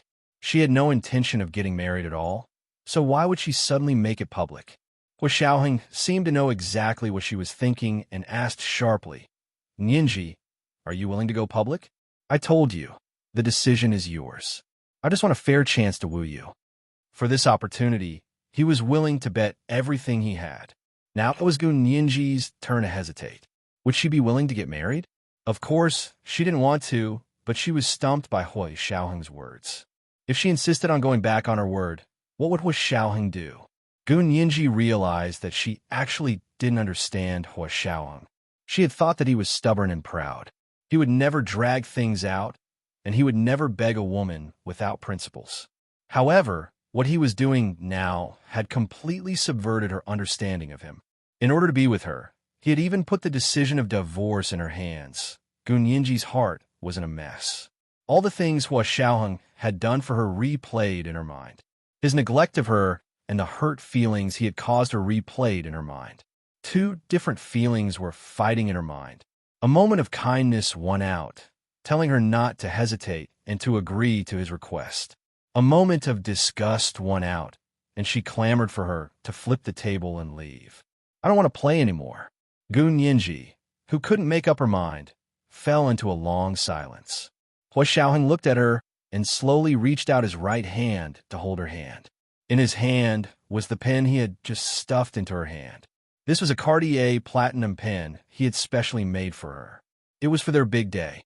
The slender and delicate body of the pen was as smooth and soft as silk in his hand. There was a small heart at the top of the pen cap, which was carved from a whole 3-carat flawless diamond. In the middle of the diamond heart, for words were engraved with hairpin-style, small regular script, my heart's thoughts. It was so small that one needed a magnifying glass to see it clearly. The entire design was simple and smooth. The delicate and moving parts were hidden in a low-key luxury. The door to the conference room opened silently. Zhou Qiyuan and Chun Lai, the leaders of the disciplinary team of the Special Operations Forces, walked in with a smile and quietly closed the door. Come on, sign it. Hua Xiaoheng whispered in Gu Nianji's ear. Gu Nianji pursed her lips. Her face darkened, and she stubbornly refused to bow her head.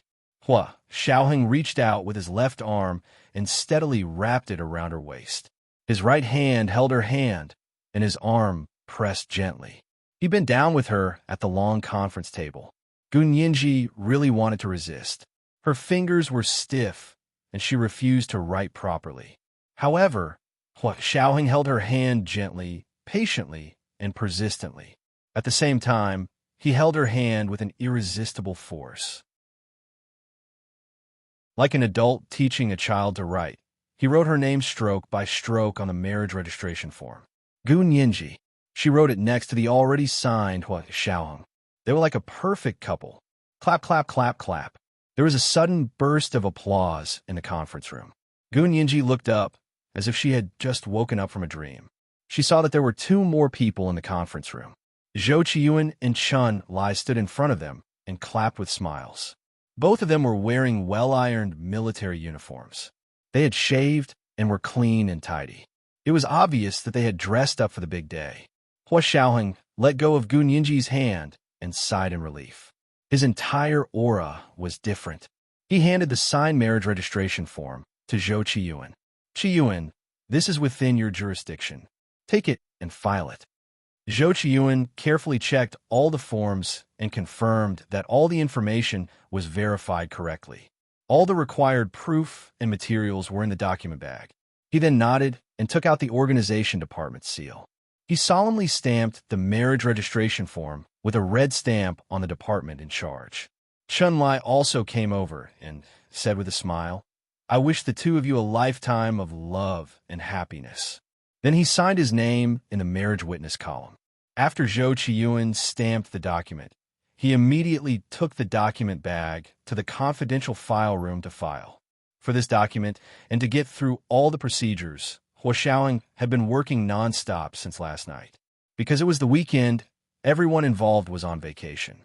Zhou Qiyuan got up in the middle of the night and went everywhere to wake people up from their beds. He didn't give any reason and used the excuse of the chief's orders and his authority as the leader of the disciplinary committee as a deterrent. He used both carrot and stick to get the necessary seals and file cabinet keys.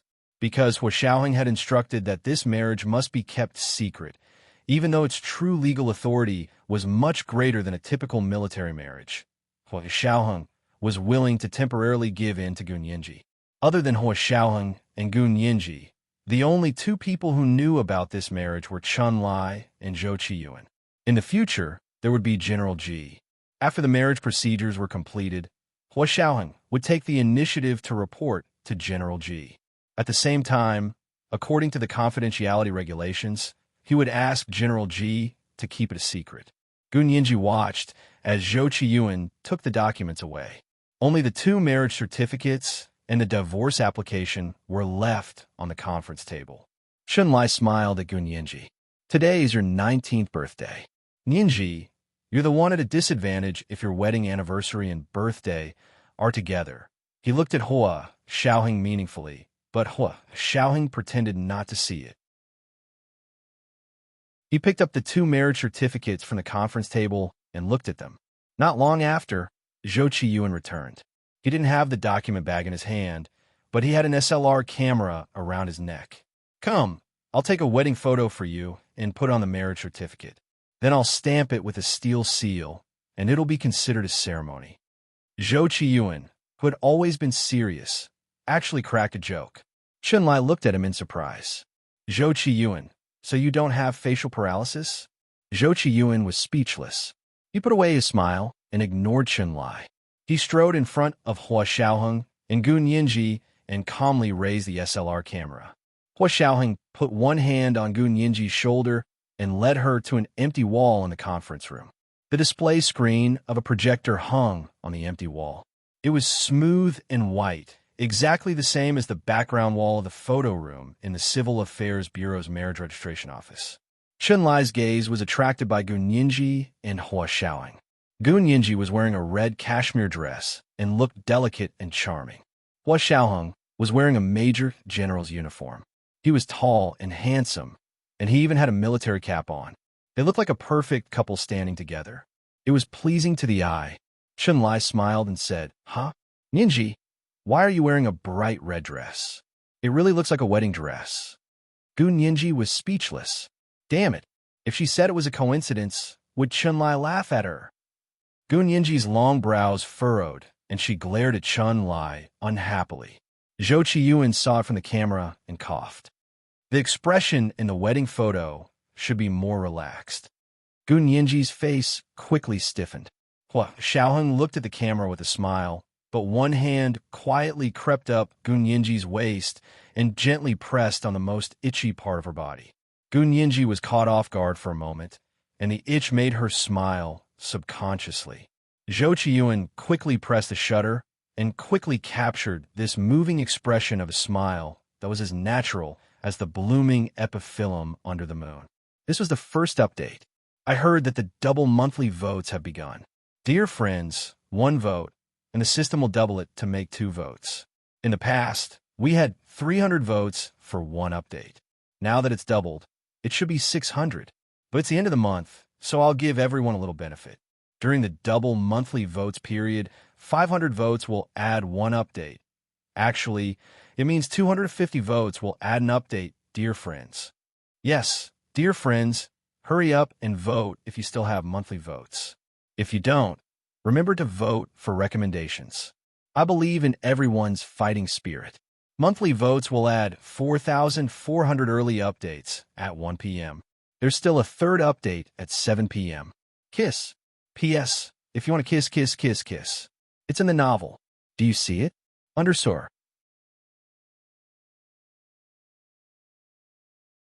Chapter 733. Gun Yinji snapped back to reality, and her smile froze. She pushed Hua Xiaoheng's hand away with all her might and looked away angrily. However, Hua Xiaoheng had already left her side unhurriedly and went over to Zhou Qiyuan to look at the photo taken by the DSLR camera. Amazing. Zhou Qiyuan, you're really amazing. You're at the level of a master. Chunlai also came over to look at the wedding photo. Both of them were smiling happily in the photo, especially Hua Xiaoheng. His facial features were exquisite, and he was the kind of handsome that made people breathless. Because he had been in a high position for a long time and was a soldier in a special position, he often wandered between life and death, so he had an indescribably strong aura compared to normal soldiers. However, his smile in the wedding photo was very gentle. That smile dispelled the murderous aura and coldness, and it made people think of the word happiness. Zhou Qiyuan sent the photo to the printer in the conference room and printed it on photographic paper before pasting it onto the marriage certificate. Hua Xiaoheng personally stamped the 2 marriage certificates with a steel seal. Gun Yinji looked at the marriage certificate that was sent to her hand and silently opened it to look at it. She knew that her expression had been very solemn from beginning to end today. In the beginning, because she had received too much shock, she was a bit dazed. Later, she gradually understood and had a mocking smile on her lips. It wasn't until the 2 of them took the wedding photo that she was caught off guard and was tickled by Hua Xiaoheng that she couldn't help but laugh. However, it was this last laugh that was captured perfectly by Zhou Qiyuan in an extremely short moment. This person really wasn't simple. Gun Yinji looked up slightly and glanced at Zhou Qiyuan. Zhou Qiyuan was also Hua Xiaoheng's personal secretary.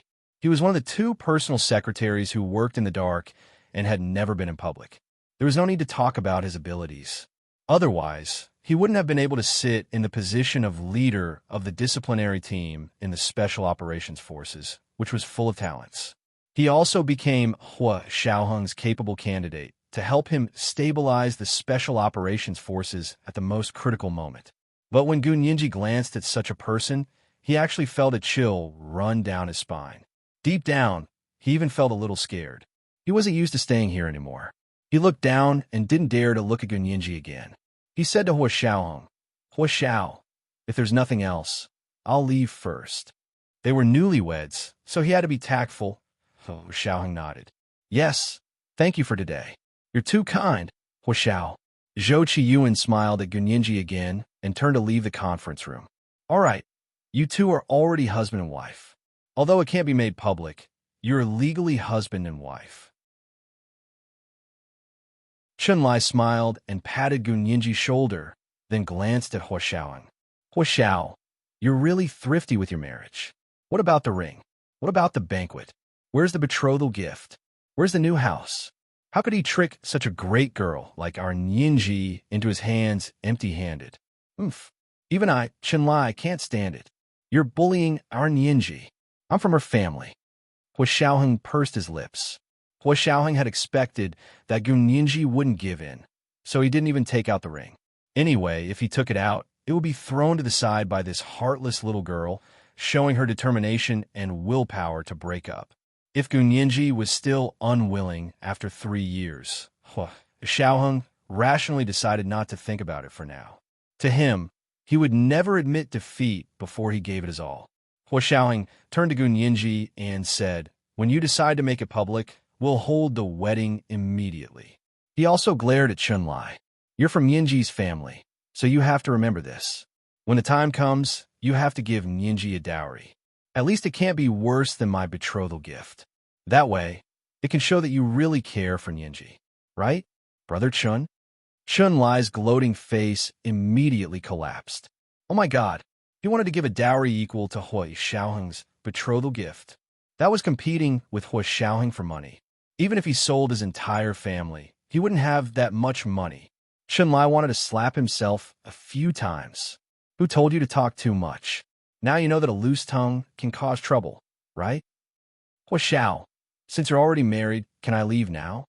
Chunlai interrupted with a red face and pretended not to hear the rest of Hua Xiaoheng's words. Hua Xiaoheng raised his eyebrows and said calmly, "Yes, thank you for today too." His thank you was more pronounced than Zhou Qiyuan's. Chunlai said dejectedly, "You're welcome, you're welcome." Then he went out while sticking to the corner of the wall. When he went out, he was especially considerate to close the door of the conference room. After Chunlai and Zhou Qiyuan left, Gun Yinji finally looked up at Hua Xiaoheng. From a moment, Hua Xiaoheng held her hand to sign the marriage registration form. She hadn't looked him in the eye. Hua Xiaoheng knew that he had done something wrong, but he didn't regret it. With both hands in his trouser pockets, Hua Xiaoheng stretched out his long legs and leaned against the conference table. He nodded at Gun Yinji. "If you have anything to say, you can say it now." He could see that Gun Yinji couldn't hold back the words in her heart. It was probably because Zhou Qiyuan and Chunlai were there that she didn't say it to save him some face. Although Hua Xiaoheng didn't really care about these things, Gun Yinji's actions still made him feel very touched. The emotions that had been suppressed for a long time were finally unrestrained. He no longer restrained himself and let the warmth flow from the bottom of his heart and out of his eyes. Gun Yinji's anger accumulated step by step until it reached its peak. She picked up the marriage certificate and slapped it on Hua Xiaoheng's chest. Her expression was cold. "This is the condition you want me to agree to? You know, if there is no love, the marriage certificate is just a piece of paper. This marriage certificate exists because I gave you face. You know what my major is? Do you know how much of what you did to me just now violated the law? I said that the prerequisite for agreeing to your condition was not to violate the law and morality. But did you do it? As long as I want to, I can apply to the court to invalidate this marriage certificate at any time. There's no need for a divorce at all." "I know."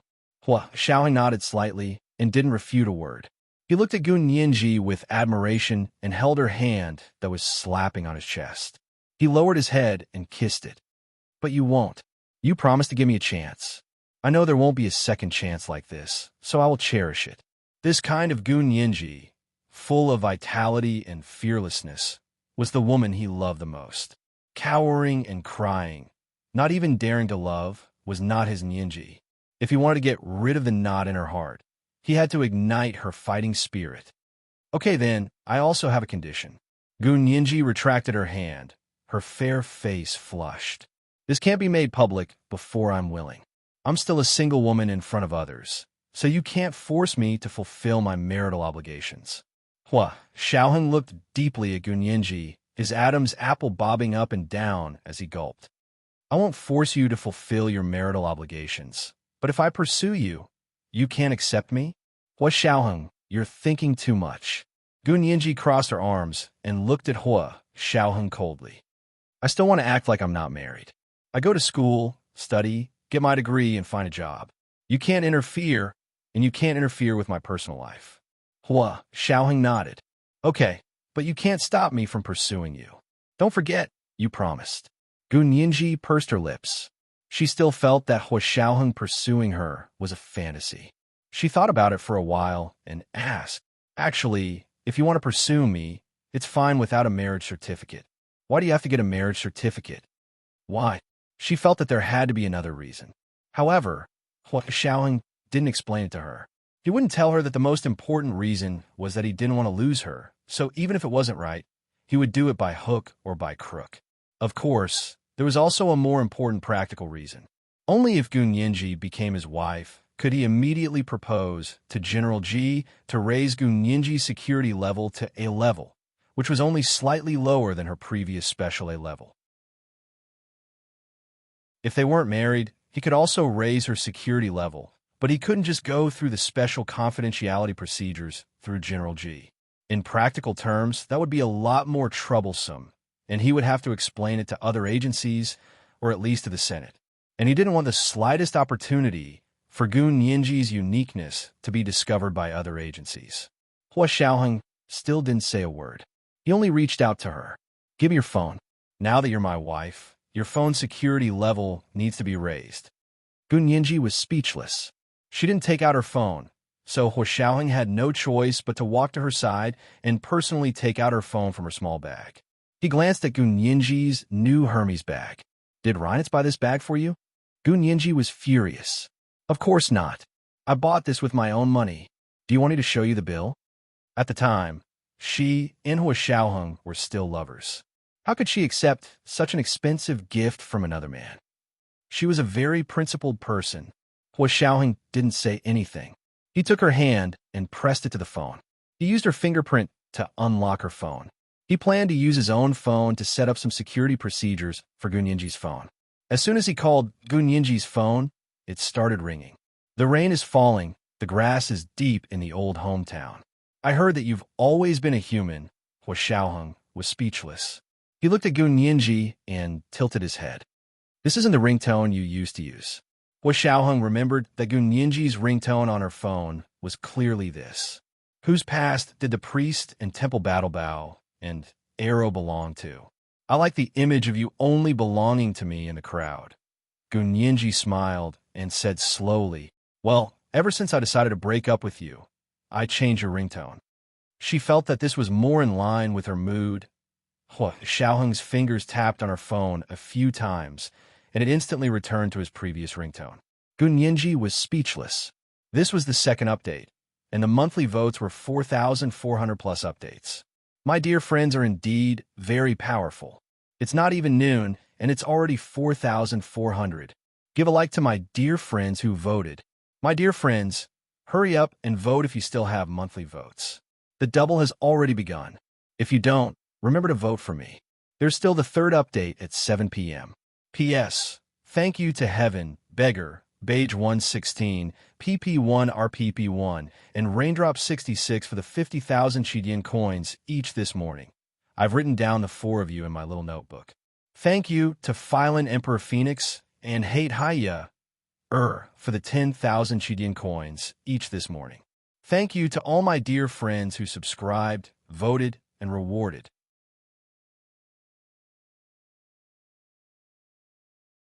Chapter 734. Seeing Hua Xiaoheng's slender fingers flying across her phone, Gun Yinji felt a little angry. This was her own phone, and she couldn't make the decisions? Gun Yinji looked at Hua Xiaoheng and clenched her fists. Glaring at him, she said, Hua Xiaoheng, don't go too far.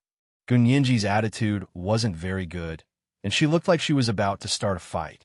Where she couldn't see, Hua Xiaoheng secretly curled his lips.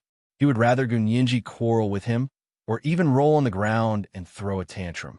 It was better than the previous few days when she appeared polite, but in reality, she was becoming more and more distant from him. Hua Xiaoheng quickly installed the security software and returned the phone to Gun Yinji. When he looked up, his expression was calm. See for yourself. These programs are only to prevent Trojan horses. They aren't meant to monitor your phone. Actually, speaking of monitoring phones, Hua Xiaoheng could enter any phone if he wanted to. Did he need to install a special surveillance program on Gun Yinji's phone? Of course not. Gun Yinji took the phone and really started to seriously check it. Her delicate fingers quickly tapped on the phone. As she looked at the various software installed on the phone, Gun Yinji suddenly remembered Hua Xiaoheng saying that Reinitz had bought her new Hermes bag for her. Her face darkened as she opened the bank app and entered her bank account to look for the spending records from 10 days ago in Germany. To her surprise, she didn't see the spending in her bank statement, no matter how hard she looked. What was going on? Did the bank make a mistake? They didn't take her money? But how could that be? It wasn't like it was $100 or $200.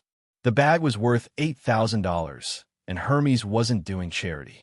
How could they not take her money? Gun Yinji looked for a long time, and her face gradually paled. Her fingers clutching the phone weakly, she recalled all the details of buying the bag at the Hermes flagship store in Germany. She suddenly remembered something she hadn't paid attention to at the time. Could it be that Hua Xiaoheng was telling the truth? Reinitz had paid for this bag. Gun Yinji suddenly didn't like the bag. Her face darkened as she poured out the contents of the bag. Carrying the empty bag, she asked Hua Xiaoheng, "Can I borrow a plastic bag?" Hua Xiaoheng straightened up. "You still have some bags at my official residence. Go get another one." He didn't ask Gun Yinji what was going on. She was a shy girl, and she had just said that she had integrity. Now she obviously knew that she had lost her integrity, so she was extremely embarrassed. Gun Yinji bit her lower lip and was very angry with herself. She didn't even check her bank records after she came back and was too busy splitting assets with Hua Xiaoheng. Hua Xiaoheng turned to walk out of the conference room. Gun Yinji hurried forward and tugged on his sleeve. Hua Xiaoheng stopped and turned to look at her. "What's the matter?" "I'm sorry." And Yinji blushed and stammered an apology. I really didn't know. I gave my own bank card to the clerk. It must have been when the clerk took the card to pay the bill that Reinitz switched. Although she was unhappy that Reinitz had lied to her, she had indeed done something wrong. Reinitz had probably bought this bag for her. Hua Xiaoheng grunted. "Return the money to Reinitz in 2 days."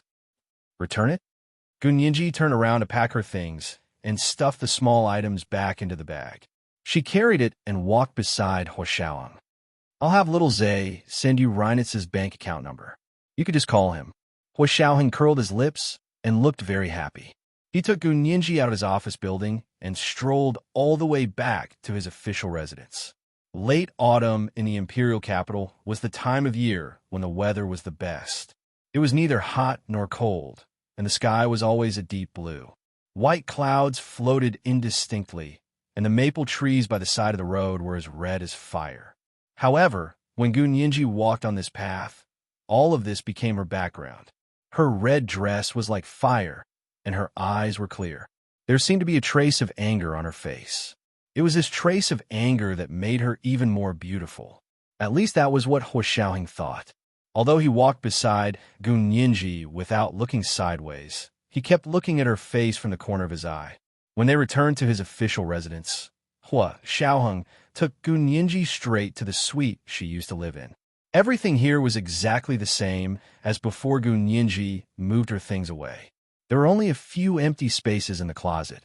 Hua Xiaoheng walked into the closet of the suite and took a bright red Hermes Berlin bag from the bag rack. It matched the color of Gun Yinji's dress very well. "Use this." Hua Xiaoheng placed the bag in front of Gun Yinji. "This is this year's new model." Gun Yinji was speechless. She hesitated for a moment before silently taking the bag. Then, she put her belongings into the new bag Hua Xiaoheng gave her. While she was packing, someone knocked twice on the suite door. Hua Xiaoheng turned on the video intercom inside the door and saw that it was his orderly. He asked, "What's the matter?" The orderly quickly said, "Hua Xiao, the Prime Minister's office is calling. Do you want to take it?" They didn't call his cell phone, but the landline of his official residence. It should be official business. Hua Xiaoheng glanced at Gun Yinji and said to the orderly outside the door, "Bring me to this room." Gun Yinji's room also had a landline. The orderly replied yes. Not long after, the landline in Gun Yinji's suite rang. Hua Xiaoheng picked it up. A crisp, middle-aged woman's voice came through the phone. "Is this Major General Hua? I'm Kai Song-yin. I heard you were sick. Are you feeling better?" Hua Xiaoheng's brows furrowed slightly, but quickly relaxed. "I'm not feeling better yet. May I ask who you are?" Kai Songyin didn't expect Hua Xiaoheng to act like he didn't know who she was. She didn't believe him at all and smiled. I'm Tan Gairen's mother. Thank you for saving my family's Guiren in the United States, Hua Xiaoheng said calmly. You've got the wrong person. I didn't save your daughter. If there's nothing else, I'll hang up now. My head hurts when I hear people talking. I'm sorry. Hua Xiaoheng hung up and looked up to see Gu Ninji looking at him strangely. What is it? Hua Xiaoheng walked over to look at her. Did you pack everything? Was it Mrs. Tan who called you just now? Gu Ninji asked without batting an eyelid. You clearly saved her daughter. How can you lie to her face? Hua Xiaoheng picked up a strand of hair that had fallen off her shoulder and threw it into the trash can. I didn't save her daughter. How can I admit to something like this if I didn't do it? He couldn't admit to anything if he did it. Kai Songyin was talking nonsense on the phone, so who knew how much information had been leaked just like that? However, Hua Xiaoheng remained calm and didn't want to alert the enemy. The Tans and the Bays were both under his surveillance now. The more they said and the more mistakes they made, the tighter his net would be. He wouldn't let any fish slip through the net. Gun Yinji understood that the missions of the Special Operations Forces could only be done and not talked about. No matter how dangerous or urgent it was, he wouldn't say a word. Gun Yinji looked down and carried the small bag Hua Xiaoheng gave her. At the same time, she used a cloth bag to wrap the one Reinitz had paid for. What other plans do you have today? Do you want to go back to school for self-study or go out to play? Hua Xiaoheng walked towards the door. Wait for me. I'll go change. He was wearing his major general uniform today, especially for today's big day. Gun Yinji said, I want to go back to school. Chi-Chi invited me to her house for dinner today. Hua Xiaoheng paused in his steps and grunted before returning to his room to change. Not long after, Hua Xiaoheng came out in casual clothes. Then I'll take you back to school. Gun Yinji sighed in relief. She was really afraid Hua Xiaoheng would insist on going to school with her to self-study. The two of them got into the car and drove to B University. Hua Xiaoheng took many calls on the way, but he hung up after a few words. Later, he even instructed his operator not to take any calls unless it was something important. He told him to block all calls. Gun Yinji couldn't help but say, Hua Xiaoheng, if you're really busy, you really don't need to take me. I can take the subway over there. There was a subway entrance not far ahead. Hua Xiaoheng shook his head nonchalantly. It's fine. I'm not busy today. Why are you calling me when you're not busy? Do you think I'm stupid? Gun Yinji rolled her eyes countless times and sighed. You're urging me to attend the Prime Minister's inauguration. Hua Xiaoheng thought about it. Now, that Gun Yinji was his wife, there were some things he could tell her without breaking confidentiality laws. Gun Yinji was shocked. The new Prime Minister's inauguration? You're not going to such an important event. This was the third update that was uploaded in advance. A reminder to everyone about the monthly and recommendation votes. The monthly votes were doubled today.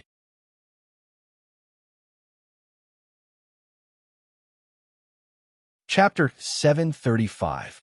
Gun Yinji was well aware of Hua Xiaoheng's status, which was one of the reasons she wanted to retreat from their relationship. In his position, it was only right for him to attend the inauguration of the new prime minister, not to mention that so many people had been calling him. However, Xiaoheng held the steering wheel and said calmly, I don't want to go because I have more important things to do. Marriage. How is it not important? This was the most important thing in his life, second to none. Gun Yinji pursed her lips and looked out of the car. She said sullenly, Look, there's really nothing good about being with me, and it'll affect your work. I hope you'll think it through in a few days. Let's part on good terms. Attending the Prime Minister's inauguration isn't my job. Hua Xiaoheng reached out and wrapped his arms around Gun Yinji's neck. He turned her head to look in his direction. Don't even think about it. Even if we still have to part in the future, it definitely won't be on good terms. What do you mean? Gun Yinji felt her anger rising again. She was a little exasperated. We're all adults. Don't you understand that? In the past, she didn't have any temper in front of Hua Xiaoheng. She was absolutely radiant when given a little sunshine. However, in the past 2 days, she found that she was losing control of her temper more and more. You still know you're an adult? Hua Xiaoheng's lips curled into a hint of mockery. Would an adult not solve a problem, but only want to avoid it? Huh, how am I avoiding the problem? I've been trying to solve the problem with you. Gu Nianji forcefully pried Hua Xiaoheng's hand away. Don't touch me. How many times have I said it? If you keep this up, I'll apply for a court injunction to not let you appear around me. Is breaking up the solution to the problem? You're still saying you're not avoiding it. Hua Xiaoheng withdrew his hand and glanced at her. You're even applying for a court injunction? Are you sure? Nianji, you're a lawyer, not an unscrupulous reporter who uses headlines to attract attention. Gu Nianji snorted and turned her head to look out the window. She refused to be outdone. Actually, our problem can't be solved at all, so the only way is to break up. But you stubbornly refuse. You even got a marriage certificate. Are you sure it won't get worse in 3 years? That's why I said that there's no such thing as good separation between us. Hua Xiaoheng looked straight ahead, and his tone became indifferent, as if he was talking about something irrelevant. However, his words were very forceful. Don't think about what will happen in 3 years. It's useless to think about it anyway. Gu Nianji couldn't help biting her fingernails. Hua Xiaoheng's strength had once made her tremble in submission, but now she was overwhelmed. Glancing at Gu Nianji, Hua Xiaoheng sighed softly in his heart. It seemed like she had been forced into a corner. She hadn't bitten her nails in a long time, and now she was biting them again. He knew that when she was nervous, she could not help but bite her fingernails. Hua Xiaoheng stopped talking and focused on driving. After a while, his phone rang again. This time, it was his father, Hua Guanqin. Xiaoheng, your grandfather and Jialan came back today. Did you pick them up? Hua Xiaoheng put on his Bluetooth headset and said calmly, I'm sick. I can't answer the call. However, he still paused and said, I'll send someone to pick you up. As long as you don't forget. The flight is at 1 p.m.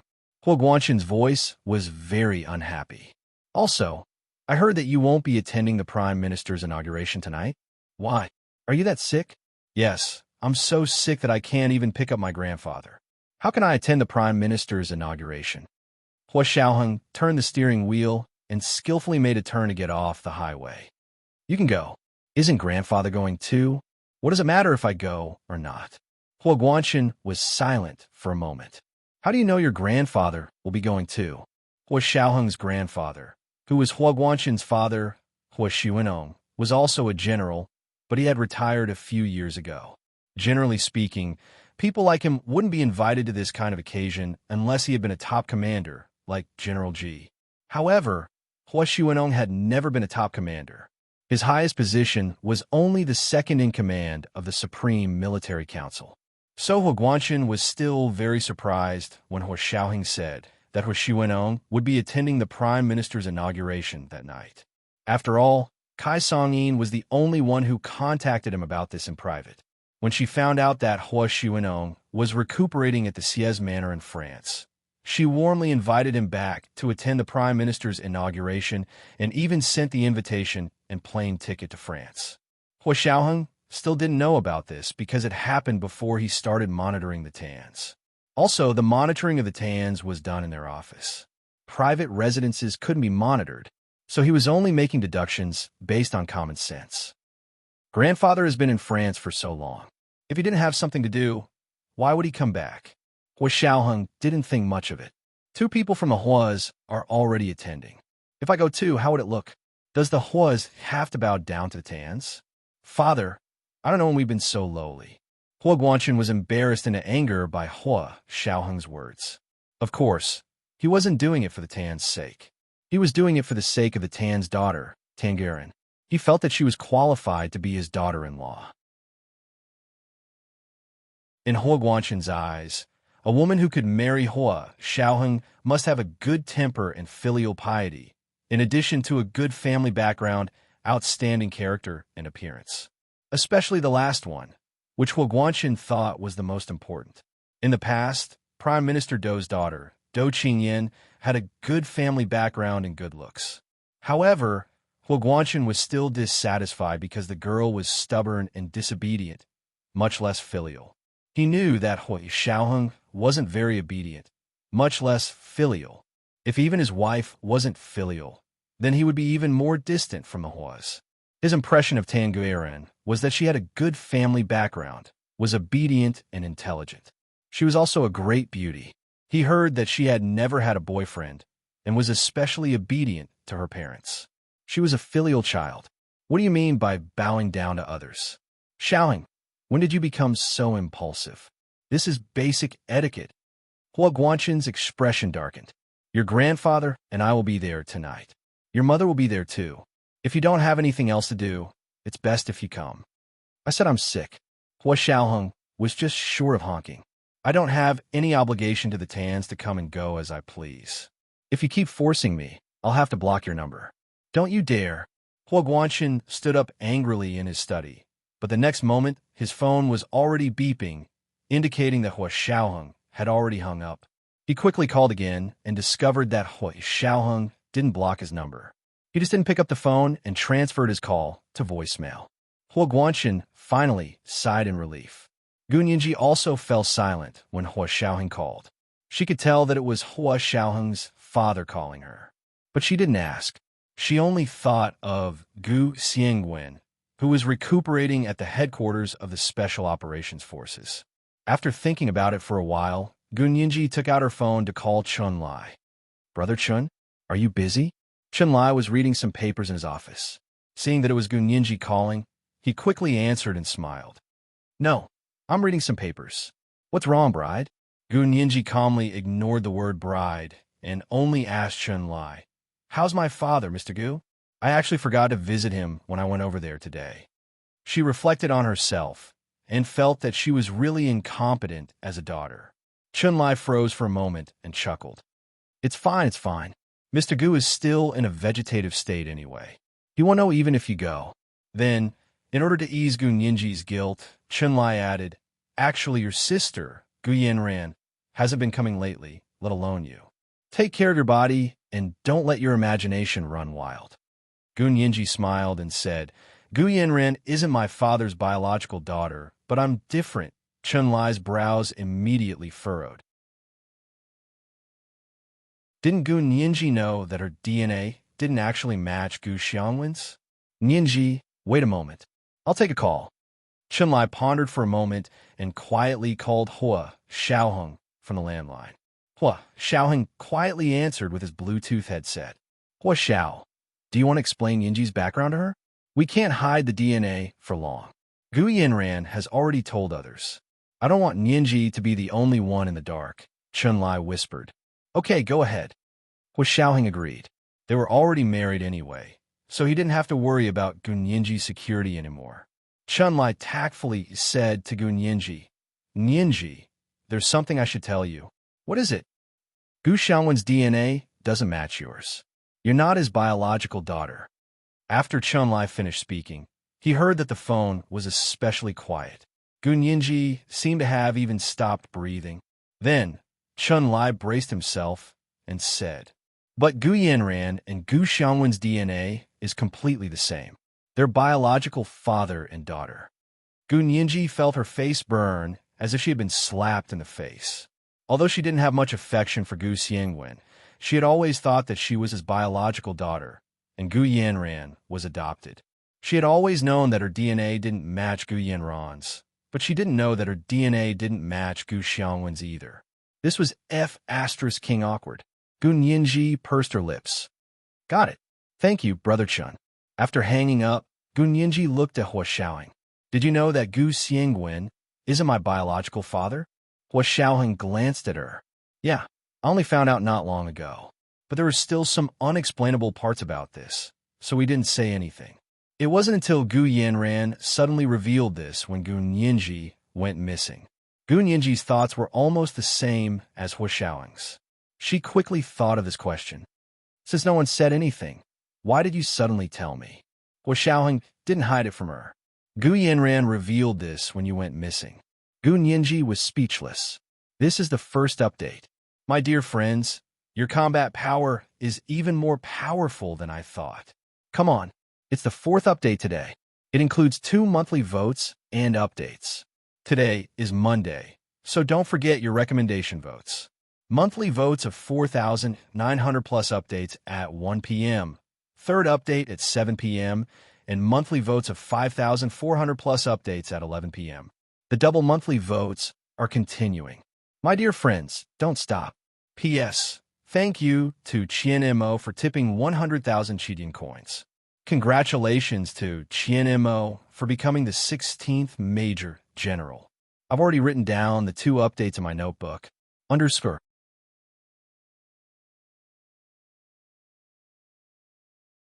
Chapter 736. Gu Nianji silently digested Hua Xiaoheng's words and slowly pieced the whole thing together. When I went missing in Germany, Gu Yanran told others that I wasn't Gu Xiangwen's biological daughter. Gu Nianji seemed to be talking to herself. Hua Xiaoheng nodded. Yes, that's exactly what happened. Under what circumstances did she make such a remark? And then, what did she want to achieve? Gu Nianji's meticulous brain started working again as she asked a series of questions like she was debating in court. Hua Xiaoheng glanced at her with a smile on his face and said quietly, I'm not sure what she wanted to achieve at the moment. At the time, my father happened to tell her that you went missing in Germany and that we were going to rescue you with the highest standards. She then said that you had a good life and that although you weren't Gu Xiangwen's biological daughter, Gu Xiangwen loved you as much as he loved her. He calmly told her about the incident, and sure enough, he caught a glimpse of a moment of shock on Gu Nianji's face, as well as a faint sense of disappointment in her eyes. Hua Xiaoheng sighed in his heart and couldn't help but reach out to touch her head. What are you thinking about? You have me.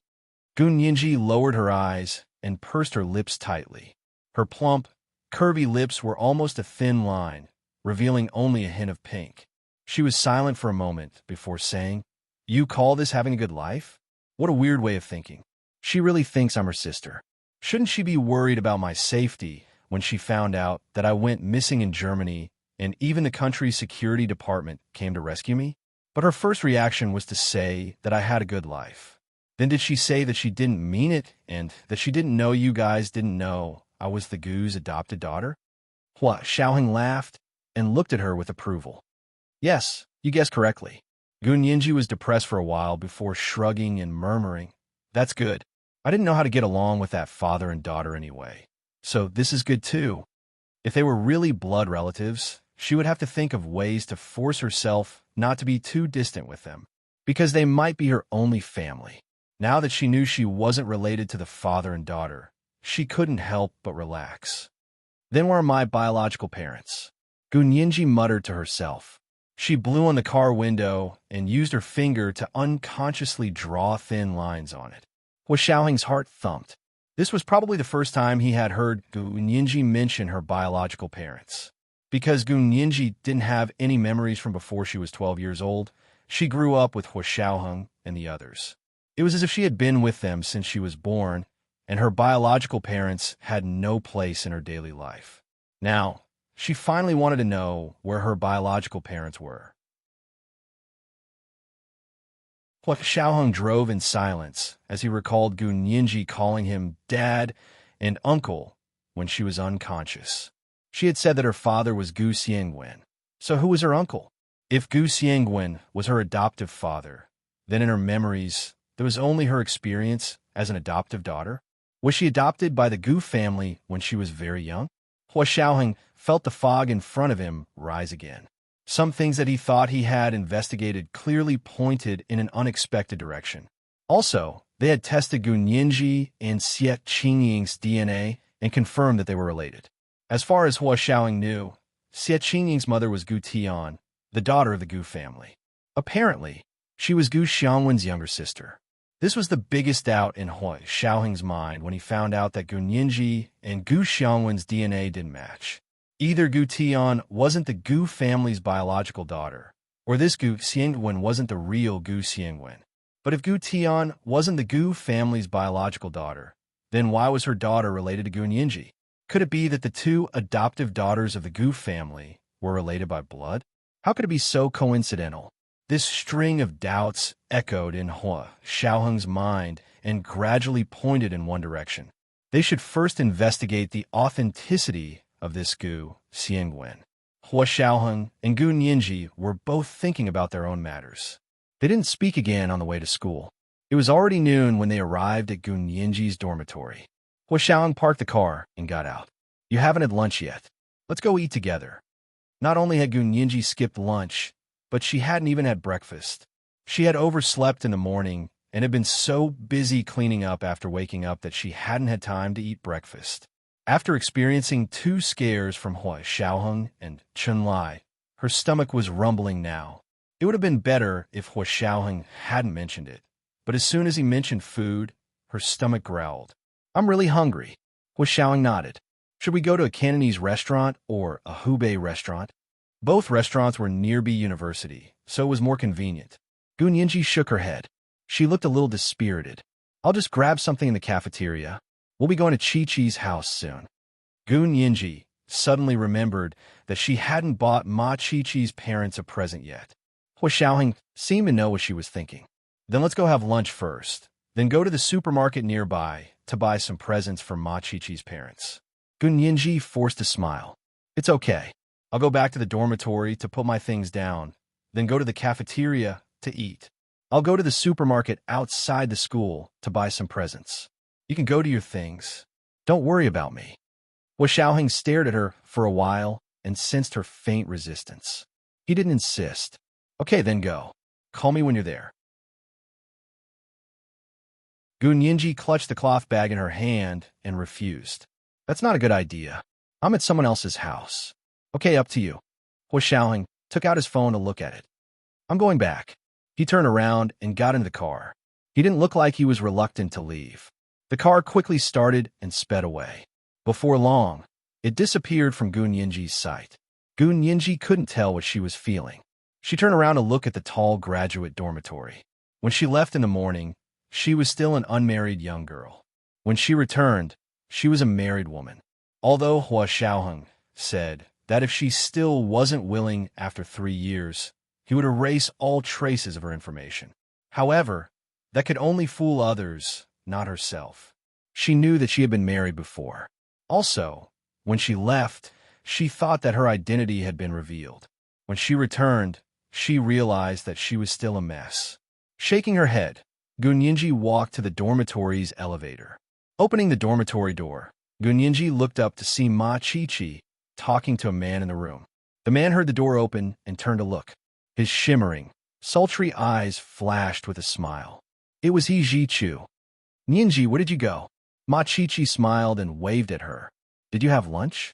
Professor, he said he wanted to eat at my place with us. Gun Yinji was speechless. What's wrong? Yinji, you don't welcome me? He Ji-Chu stood up and smiled at her. Gun Yinji wore a bright red cashmere dress. The loose, tulip sleeves made her look even more charming. However, her face was a bit pale. Oh no, as long as Chi-Chi doesn't mind, I have no objections. I'm a guest too. Gun Yinji smiled slightly and suppressed the waves of emotions that were rolling in her heart. Of course I don't mind. It's my family's honor to be able to invite Professor He to my place for lunch. Ma Chi-Chi said happily. She walked over to pat Gun Yinji's shoulder. Did you have lunch? Gun Yinji shook her head.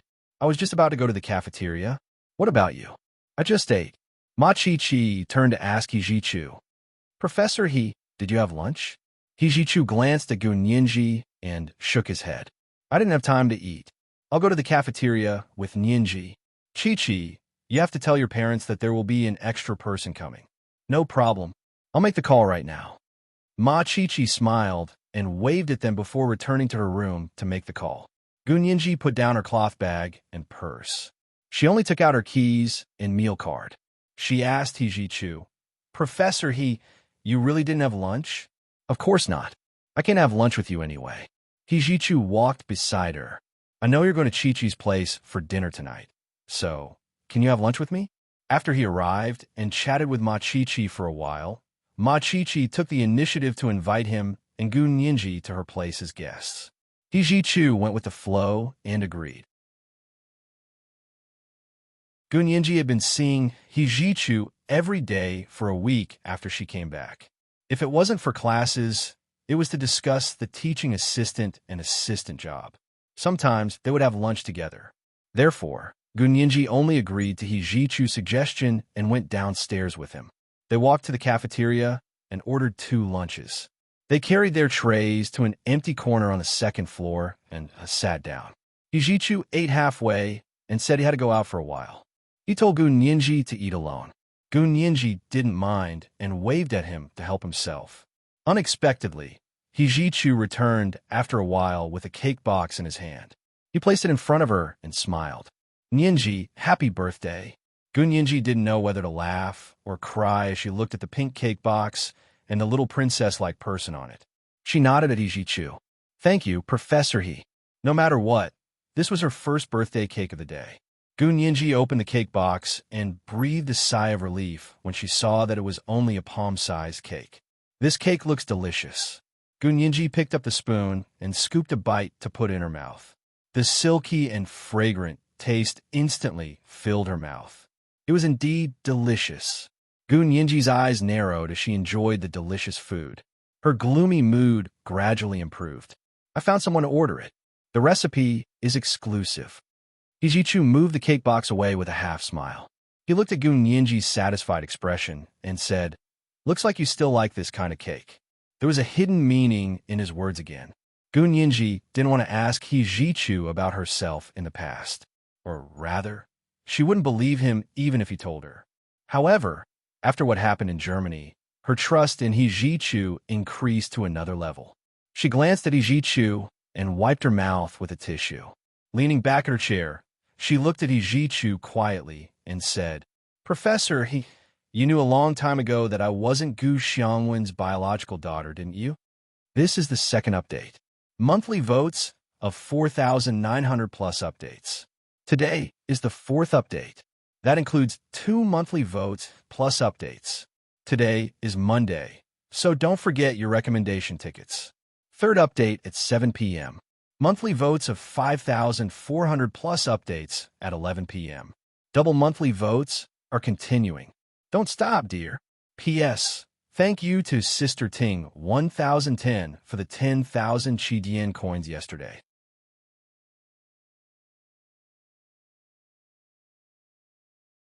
Chapter 737. Hijichu was speechless. Is that so? Gu Nianji asked with a hint of urgency in her eyes. But legally, you're the real daughter of the Gu family. I don't think there's any dispute about that.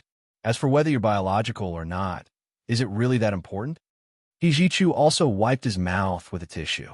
His movements were elegant and proper, like a true aristocrat. Gu Nianji sighed. It's very important to me. Why? Hijichu stared at her, seemingly confused. How did you know? In his impression, not many people knew about this, and these people should not have told Gu Nianji for various reasons. Gu Yanran said it herself. Gu Nianji's expression was a bit blank. Her impression of this cheap sister was getting worse and worse. Gu Yanran, Hijichu seemed very surprised. Are you sure? She really said it herself? Hijichu had originally thought that Gu Yanran would never have the guts to say this, but he had underestimated her. These women were really digging their own graves when they went crazy and ignored everything. Hijichu pursed his lips, a hint of ruthlessness flashing in his eyes. I didn't hear it myself, but the person who heard it is very reliable. I choose to believe him.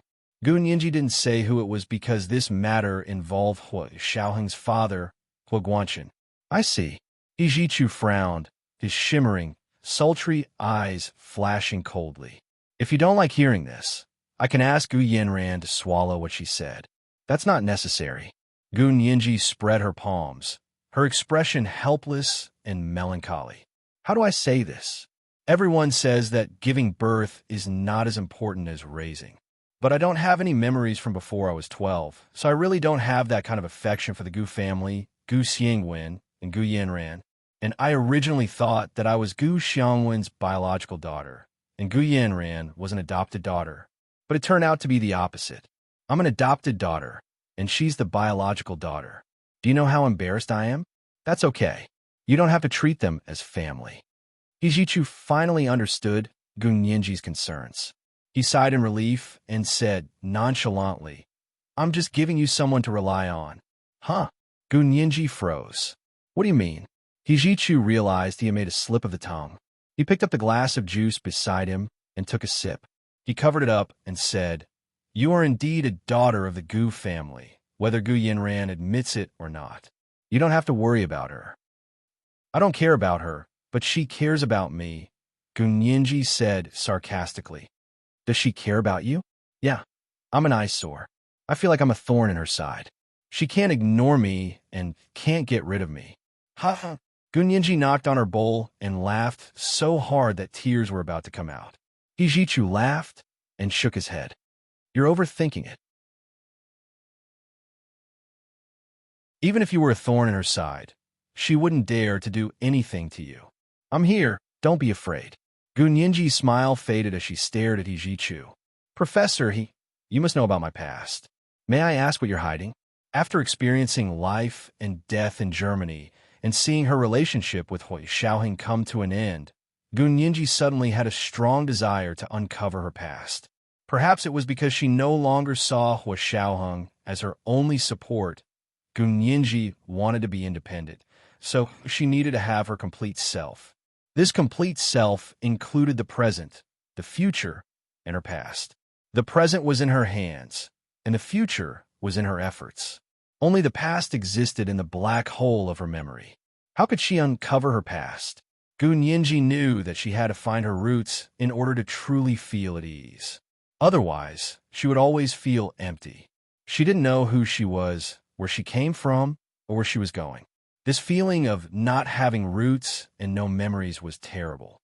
Ijichu's posture was still elegant, and the expression on his face didn't change. However, when he looked down, a complicated emotion flashed across his eyes. His hand holding the chopsticks was a bit stiff. Gu Nianji didn't see Jichu's momentary wariness. She held a glass of freshly squeezed mango juice and persistently asked, "Professor, today is my birthday. Can't you tell me about the past you know? You'll believe me if I tell you now?" Jichu quickly composed himself, and a smile gradually appeared in his eyes. "Would you believe me if I told you that you were engaged to me the moment you were born?" Gu Nianji had just taken a sip of mango juice and immediately spat it out when she heard that. If Jichu hadn't dodged quickly, his light-colored suit would have been sprayed with yellow juice. "Huh, you don't believe me, right?" Jichu smiled faintly and shook his head. "So I ask. I said you're a daughter of the Gu family, so you're a daughter of the Gu family. Why do you care if you're adopted or biological? Of course, if you really care about whether you're Gu Xiangwen's biological daughter or not, you can find the answer yourself. I'll provide you with any assistance you need." Jichu clasped his hands together and rested them on his chin. His shimmering, sultry eyes focused on Gu Nianji. Not a trace of emotion was left in them. Gu Nianji quickly wiped the small dining table with a tissue and complained, "Professor, you don't usually joke around, but this time it's an international joke. I can't take it. Haha, just treat it as a joke. Therefore, the things that others tell you, whether they are true or false, you still have to verify them yourself. Just like I taught you before, as a lawyer, you have to defend your client to the best of your ability, but never take what the client or witness say as the whole truth. The complete truth only exists in rigorous logical reasoning.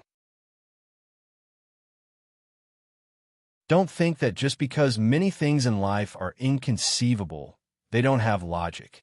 In fact, they all have extremely rigorous internal logic. It's just that most people don't see the internal logic and only see the absurd appearance. Jichu helped Gu Nianji clear the table as he spoke. Gu Nianji nodded and said sincerely, "I understand, Professor I'll investigate this myself. Even if I'm adopted, I have to find out where they adopted me and who my biological parents are." Jichu's hand trembled imperceptibly when he heard that, but he quickly recovered and smiled. "Okay, but if that's the case, can you still graduate in 4 months?" Investigating the truth of one's parentage was a huge project to begin with. If you added 5 more courses and a master's thesis, even Gu Nianji wouldn't be able to complete it. She frowned and thought about it, then quickly brightened up and smiled.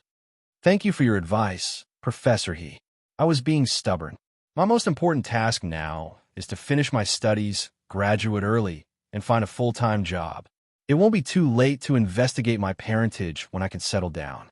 That's right. Hijichu squeezed her hand with satisfaction. Ninji, I'm looking forward to the day you graduate early. He would only be able to pursue her openly after she graduated. They were still teacher and student at the moment. Although Hijichu didn't care about other people's opinions, Gunyinji couldn't. Hijichu wouldn't give anyone a chance to tarnish Gunyinji's reputation. He would rather wait until the day he could officially pursue Gunyinji. Besides, he had already waited for so many years. A few more months didn't matter.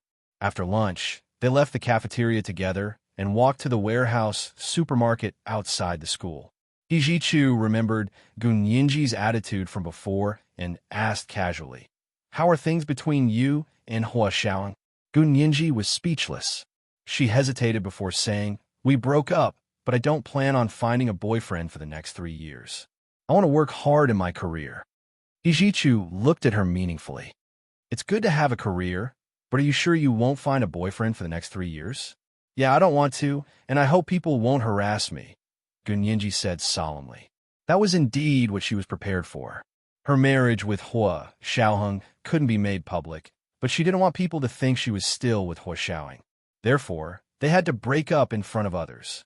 Of course, she didn't want Hijichu to misunderstand. So, she simply said she wouldn't find a boyfriend for the next 3 years. After 3 years, when her marriage with Hua Xiaoyang was dissolved, she would only be 22 years old. It wouldn't be too late to seriously consider her marriage then.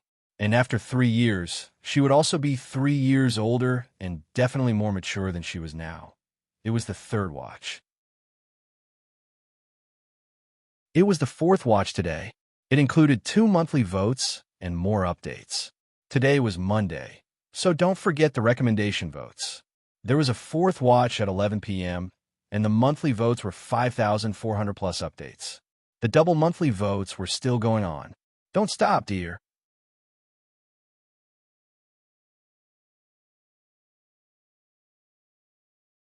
Chapter 738. Gunyinji instantly remembered Hua Xiaoyang, saying she didn't have the maturity of an adult. Gunyinji's eyes dimmed as she reminded herself that her studies were the most important thing right now. She couldn't afford to be distracted. After making up her mind, Gunyinji turned to talk to Hijichu about her graduation thesis. The two of them chatted as they walked. Soon, they arrived at a large warehouse supermarket outside the school. Gunyinji bought a set of health supplements for middle-aged and elderly people and a set of Lancome skincare products. She had someone wrap them up and planned to give them to Ma Chi-Chi's parents as gifts.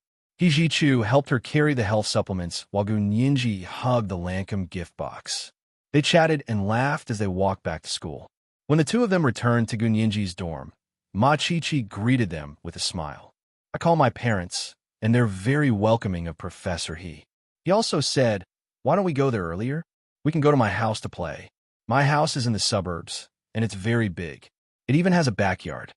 Gunyinji looked at Hijichu and smiled. "Professor He, are you free? If you don't have time now, Chi-Chi and I will be leaving first." Hijichu nodded slightly. "I have time. Let's go together." "That's great. Professor He, are you driving? Let's have a ride." Ma Chi-Chi quickly returned to her room to grab her backpack and sent her address to Hijichu's phone. Gunyinji also looked at Hijichu and said, "Thank you, Professor He. Don't mention it." Hijichu's shimmering, sultry eyes flashed. "I'll go get the car. You guys wait. I'll call you when we get there." Hijichu quickly drove his Bentley to Gunyinji's dorm. Gunyinji and Ma Chi-Chi were already waiting at the door. The two of them chatted happily as they got into Hijichu's car. Hijichu sat alone in the driver's seat in the front, while Gunyinji and Ma Chi-Chi sat in the back. Ma Chi-Chi looked around excitedly and asked Hijichu, "Professor He, don't you have a really cool Maserati?" Hijichu didn't mind and replied dryly, "Yes, but that's a sports car. It can only seat 2 people. There are 3 of them now." Of course, this spacious Bentley was more suitable. Gunyinji noticed that the Bentley was also silver in color. Of course, it wasn't an SUV. Hijichu entered Ma Chi-Chi's address into the car's GPS, turned on the navigation, and drove out of the school. At that moment, A plane from France slowly landed in Terminal T3 of the Huaxiao Imperial Capital International Airport. In the first-class cabin of the plane, Hua Jialan, dressed in the latest Chanel autumn travel suit, approached Hua Xiwenong and whispered, "Grandfather, we've arrived." Hua Xiwenong opened his eyes. "We're here? So fast. I only slept once." "Yes, just arrived. This plane is not bad. It's very stable." As Hua Jialan spoke, she put on her Chanel Double C bag and grabbed Hua Xiwenong's cane. "You can use this." Hua Xiwenong nodded. Through the porthole of the plane, he saw the familiar late autumn scenery of the imperial capital outside the window. His expression was a little unpleasant. A few months ago, he was stripped of his rank of general and forced to retire because of what happened to the head nurse. For a moment, he felt ashamed and hurried abroad to avoid the limelight. He hadn't had a good time in the past few months abroad. The Siez had a lot of complaints about him because of his wife, Siezian. However, they were all civilized people and wouldn't slight him just because of the discord between him and his deceased wife. Of course, they didn't treat him very well either. Hua Xiwenong had been a senior official for most of his life. One could imagine how depressed he was when he suddenly fell from the highest position. In the past few months, his hair had gone from gray to completely white. He looked more than 10 years older. "Grandfather, let's get off the plane." Hua Jialan considerately held Hua Xiwenong's arm and walked out of the cabin with him. However, when he thought about the Prime Minister's inauguration that night, Hua Xiwenong felt that he had regained some of his dignity. After all, the Prime Minister's wife had personally invited him. He felt that he would be regaining some of the dignity he had lost. The new Prime Minister's wife, Kai Songyin, was indeed a smooth talker and was very good at reading people's expressions. She flattered both Hua Guanqin and Hua Xiwenong very well. When Hua Xiwenong received Kai Songyin's call from the Huaxiao Empire, along with the express delivery invitation and plane ticket, he instantly straightened his back from bending down in the Siez Manor in France. Hua Jialan was also secretly happy. She had lived in the Siez Manor in France for a few months and had truly witnessed what it meant to be an aristocratic family. The Siez wealth was currently unmatched by any other family in the Huaxiao Empire. It was a pity that such a family had migrated abroad a long time ago. However, although Lianyuan was nice, it wasn't a place to stay for long. Hua Jialan had wanted to return to the Huaxiao Empire a long time ago. But just like Hua Xiwenong, her reputation was almost ruined because of her mother's lawsuit. She could barely survive in the Hua family, so she followed Hua Xiwenong abroad to avoid the limelight. She was able to come back this time because Kai Songyin had promised to help Hua Jialan find a creative director position in the media she was familiar with. Therefore, Hua Jialan often spoke well of the Tans in front of Hua Xiwenong and helped Kai Songyin. The grandmother and granddaughter got off the plane and went through customs before going to collect their luggage. They had practically brought nothing when they left the country, but when they returned, they had 4 large suitcases full of things. Most of it was luxury goods that Hua Jialan had bought in France, and a small portion was Hua Xiwenong's daily necessities. The two of them stood in the airport lobby where luggage was collected and looked around for a long time, but didn't see Hua Xiaoheng. "Grandfather, didn't eldest cousin say he was coming to pick us up?" Hua Jialan was especially nervous and kept asking if Hua Xiaoheng was coming to pick them up. Hua Xiwenong was getting impatient and waved his hand. "Your second uncle said he was coming to pick us up. Would he dare to disobey?" Hua Jialan smiled sheepishly and held Hua Xiwenong's arm to look around. After waiting for a long time, Hua Xiaoheng still wasn't there. Seeing that there were fewer and fewer people collecting luggage, Hua Jialan could only say to Hua Xiwenong, "Grandfather, wait here. I'll go get the luggage." Hua Xiwenong nodded. "Hurry up. I'll call your second uncle." Hua Xiwenong dialed Hua Guanqin's number and said sternly, "Guanqin, did you tell Xiaoheng? Dad, you're back." Hua Guanqin was pleasantly surprised. "Have you arrived at the airport?" "Yes, it's been a while since I got off the plane." Hua Xiwenong looked at his watch. "It's already 2 o'clock. Why haven't I seen Xiaoheng yet?" Hua Guanqin's heart skipped a beat. He remembered what Hua Xiaoheng had said and quickly said, "Wait, I'll ask Xiaoheng." He dialed Hua Xiaoheng's number again, but just like last time, his call went straight to voicemail. Hua Guanxin had no choice but to say to the voicemail, "Xiaoheng, your grandfather has already arrived at the airport. Why haven't you picked him up yet?" Hua Xiaoheng had already sent his head orderly, Fan Jian, to pick up grandfather Hua. In the past, when Fan Jian went to the airport to pick people up, he would always wait outside the T3 terminal. However, Hua Xiaoheng was always used to people picking him up from the airport. Because of this, he had been delayed for a long time. When Hua Xiaoheng and Hua Jialan pushed 4 suitcases out of the terminal gate, Fan Jian, who had been waiting for a long time, finally saw them and quickly waved at them. This way, this way." Hua Jialan's eyes were sharp. She turned around and saw Hua Xiaoheng's driver, Fan Jian. She immediately smiled like a flower and said to Hua Xiaoheng, "Grandfather, isn't that cousin's car? Let's go." "Yes, don't run around. Follow me." Hua Xiaoheng had now become a very caring elder and spoke to Hua Jialan sternly. Hua Jialan obediently moved to the side and waited for Hua Xiaoheng to get into the car first before she got in. Fan Jian's driving skills were very good, and he was also very eloquent. He explained to grandfather Hua, "Hua Xiao suddenly had a fever last night. The fever didn't subside this morning, so he was in a hurry to pick you up. The doctor strongly urged him to rest at home, so he didn't come. However, he specifically told me to pick you up. Sick? What kind of illness? Is it serious?" Hua Jialan immediately became nervous. She wanted to call Hua Xiaoheng herself. "I'm not sure about that. I heard it's just a fever." Fan Jian's answer was very clever and did not arouse their suspicions. Hua Xiaoheng even snorted and said, "It's not late or early, but we just had to get sick when we came back." "Oomph. Grandfather, you can't say that.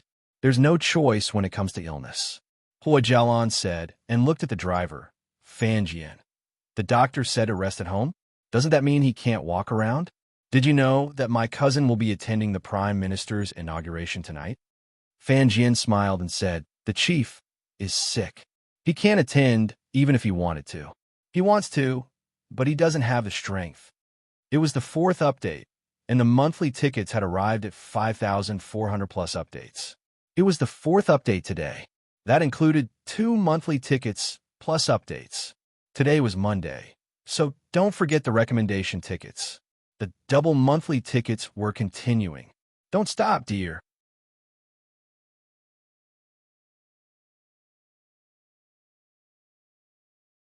Chapter 739. Elder cousin isn't going today. As Hua Jialan spoke, she glanced at grandfather Hua. "Grandfather, should we visit eldest cousin brother?" Fan Jian's heart quivered when he heard this. He wondered if he had gone too far with his words and caused the opposite effect. He coughed and said, "The chief ordered me to take you back to the military compound. Please understand, Miss Hua, I have to obey orders." Obeying orders was a soldier's duty. Grandfather Hua thought for a moment and nodded. "Then take us back first. I'll call Xiaoheng to ask after we get back." Even grandfather Hua had said so. Hua Jialan had no choice but to be sent back to the Hua manor. Hua Guanxin greeted them at the door. Seeing grandfather Hua get out of the car, Hua Guanxin greeted him happily. "Father, you're back." "Yes." Grandfather Hua looked around proudly with his walking stick. It was 3 or 4 in the afternoon. The military compound was quiet with no one coming or going. Evergreen trees lined both sides of the tree-lined path. The leaves rustled when the breeze blew. Although it couldn't compare to the Siem Manor in France, it was the scene grandfather Hua and Hua Jialan were most familiar with. After living here for so many years, the scenery had become sentimental. It wasn't just beautiful scenery. Hua Guanxin held grandfather Hua's arm as they walked into the Hua manor. Fan Jian quickly drove back to the Special Operations Forces base to report to Hua Xiaoheng. Hua Xiaoheng looked up from his desk and glanced at Fan Jian. "Yes, I know. You did well. There's nothing else today. You can go rest."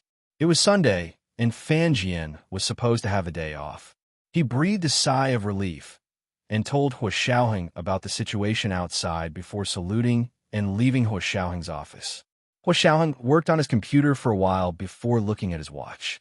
It was almost 4:30. He was about to call his mother when the landline rang. He picked up the phone and asked, "What is it?" It was the operator on the other end. "Mr. Hua, your grandfather is calling to ask about your health." Hua Xiaoheng didn't want to answer grandfather Hua's call. He replied dryly, "I still have a fever. I'll call back when I'm better." "Yes, Chief."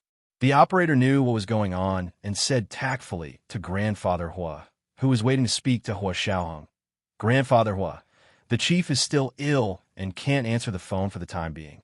When the bureau chief recovers, he will give you a call." Grandfather Hua was so angry that he almost threw the phone on the floor.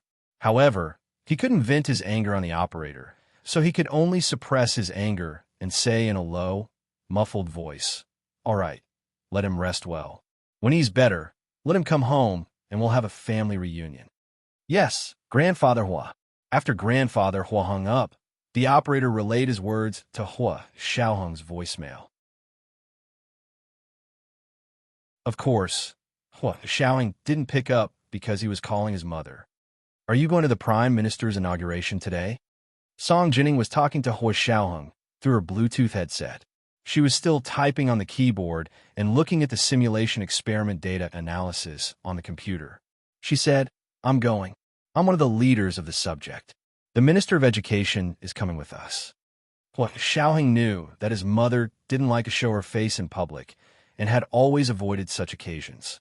He didn't expect her to attend today. He thought for a moment and said, "If you're busy, you don't have to go.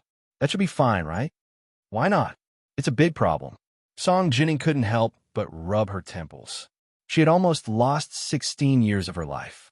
When she woke up after 16 years, she realized that everything was very different from before. 16 years ago, when her father was the director of the Institute of High Energy Physics, the funding for the institute was directly allocated by the state. They only needed to do research and didn't need to worry about themselves. Now, the funding for the Institute of High Energy Physics was stuck in the hands of the Ministry of Education and the Ministry of Finance. If they needed funding, they had to submit a report and apply for it.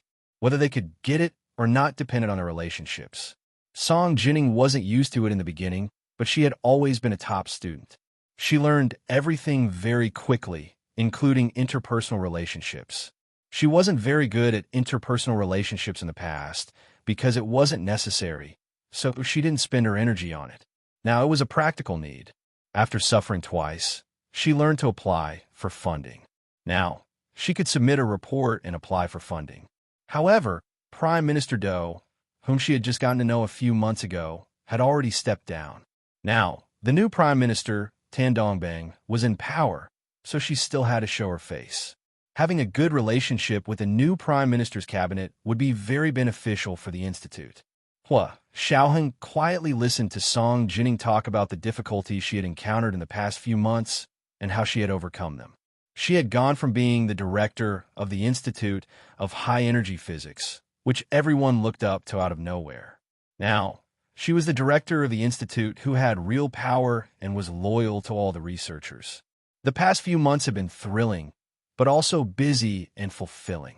Hua Xiaoheng had also heard about Song Jining's difficulties and had asked a few friends in the cabinet to keep an eye on her, worried that there would be a situation that Song Jining couldn't handle. However, Song Jining was very capable. There hadn't been a situation that she couldn't handle in the past few months. She hadn't even used Hua Xiaoheng's connections. Therefore, Hua Xiaoheng only listened to Song Jining's complaints with a smile and didn't interrupt her. "That's why I have to go tonight. Your mother isn't a Frankenstein living in a vacuum." Song Jining beamed as she looked at the simulation experiment data on the computer. She was very excited. "Xiaoheng, let me tell you, the simulation experiments I've done on the computer these past few months have been very successful. After running the simulation a few more times, I'll apply for an official experiment." Hua Xiaoheng's heart skipped a beat. He immediately sat up straight. "Really?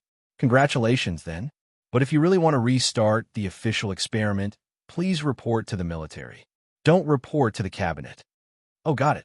Song Jining immediately understood what Hua Xiaoheng meant. "I'll be careful to keep it a secret. You must remember not to tell anyone about this." Hua Xiaoheng reminded Song Jining as he turned on his computer to check the surveillance program at the Institute of High-Energy Physics. The conversation just now had been completely erased by him. Even the surveillance equipment there didn't leave a trace. Song Jining didn't talk about this anymore. Instead, she asked Hua Xiaoheng, "Xiaoheng, will you be going tonight?" Hua Xiaoheng shook his head and said casually, "I have a fever. I can't go." Song Jining was speechless. "Fever? Then why are you talking so much to me? Go and rest. Remember to drink more hot water and don't stay up late." Song Jining's heart ached when she heard this. She didn't doubt the truth of Hua Xiaoheng's words at all. Hua Xiaoheng's lips curled into a smile. His voice softened. "Yes, I will rest." Then he thought for a moment and asked, "Have you prepared the dress for the Prime Minister's inauguration today?" "Dress?" Song Jining frowned. "I'll just wear a black dress. I have a few." Then she put on the big black-rimmed glasses that covered her face and put her hair in an old-fashioned bun. Finally, she pinned a white magnolia brooch on her lapel. It would make her look at least 10 years older. That was because Song Jining's appearance was like a bug compared to her real age. Although she was almost 50 years old, she had been ill for 16 years due to the injuries she had sustained during the experiment. Those 16 years had been stagnant for her. She looked no different from 16 years ago. Her skin was still smooth and fair, and her features were bright and moving. However, the innocence and shyness in her expression had disappeared. Instead, it was replaced by cheerfulness and magnanimity. She was beautiful and dazzling, like a peony in full bloom. However, Song Jining loved to dress up like an old lady. For someone of her status, the older she looked, the easier it was to gain sympathy and respect from others. It could also avoid unnecessary entanglements and trouble.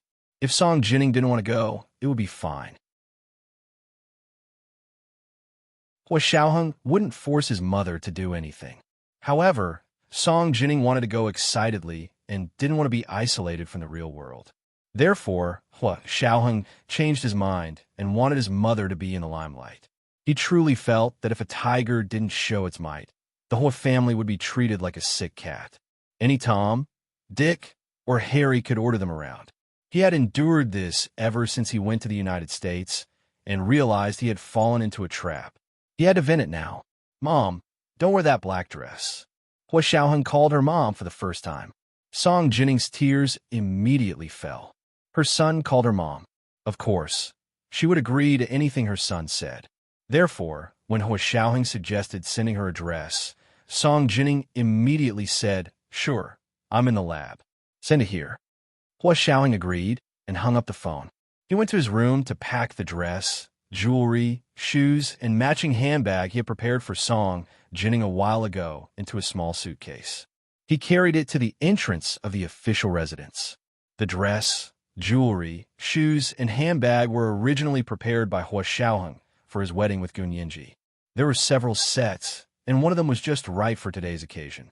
Hua Xiaoheng personally drove a pearlescent blue Bentley with an expert agent from the Special Operations Forces who specialized in doing makeup and styling for field agents in the car.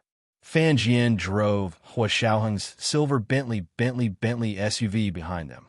The two luxury cars arrived at the Institute of High-Energy Physics one after another and stopped in front of Song Jining's office building. Hua Xiaoheng carried the small suitcase and went upstairs with the expert agent. This was the first update.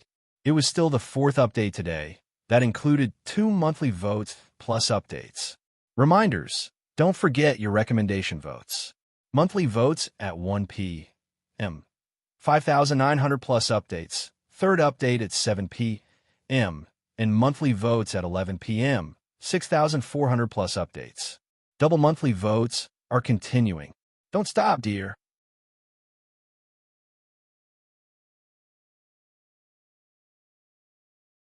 Chapter 740. Xiaoheng, are you going on a business trip? Song Jining opened the office door and immediately saw the small suitcase in his hands.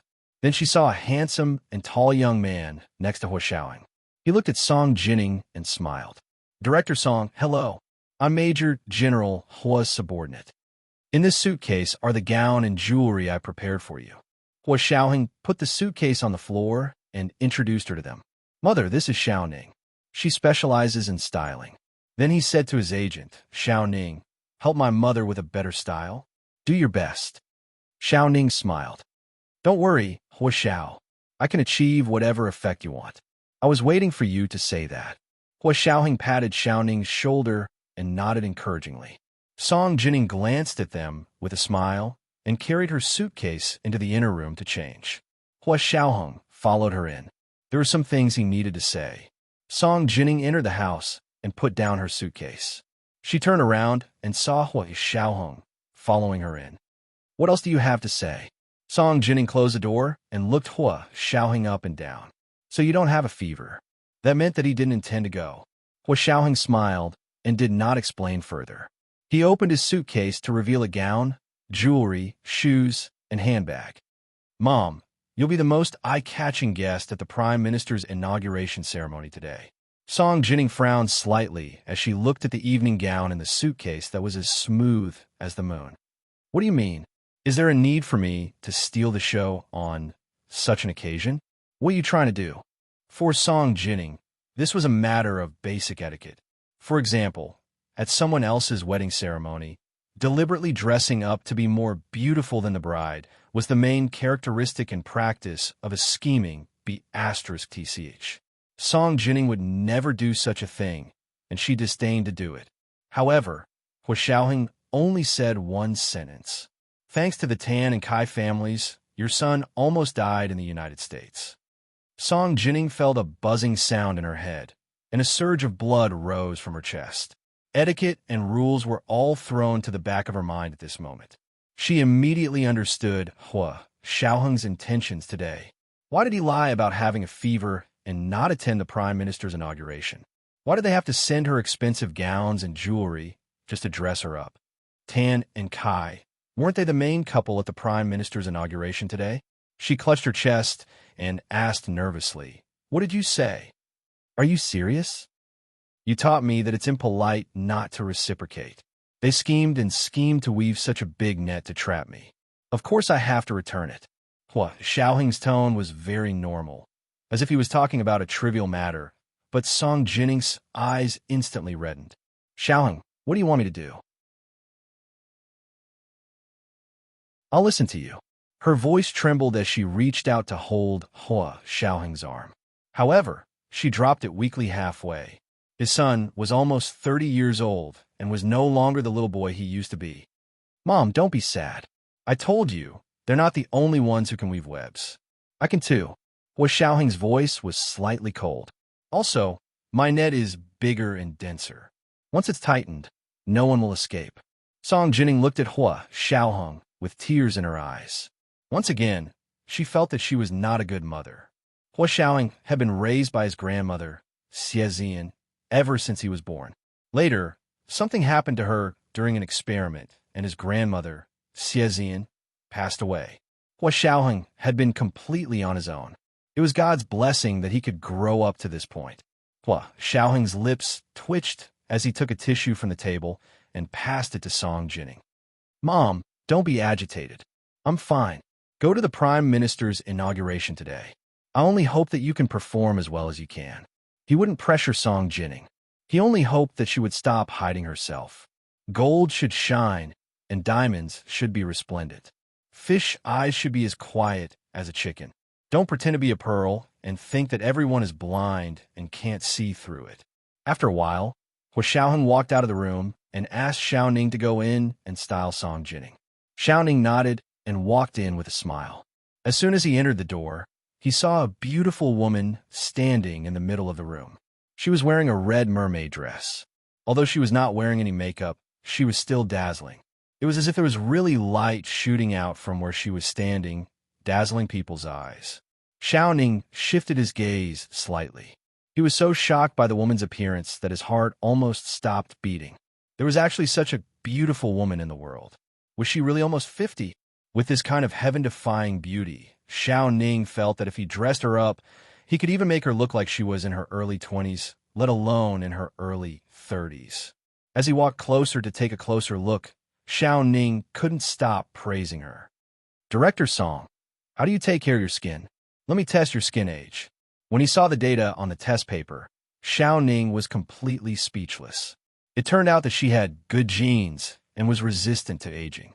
The data on the test paper showed that Song Jinning's skin age was only 22 years old. Xiao Ning didn't want to speak anymore. He pursed his lips and used his special skills to style Song Jinning. First, he did her hair, then the makeup on her face. He also had to take care of her skin. Finally, he looked at her facial features. Originally, with Xiao Ning's abilities, it was very normal for him to make makeup that could be described as plastic surgery, but Song Jinning's facial features were impeccable. Xiao Ning studied for a long time and finally only retouched Song Jinning's eyebrows. So other than the usual things like foundation, blush, highlights, and trimming, the biggest change Xiao Ning made to Song Jinning's face was to fix her eyebrows equals. Hua Xiaoheng waited outside for more than an hour before Xiao Ning came out.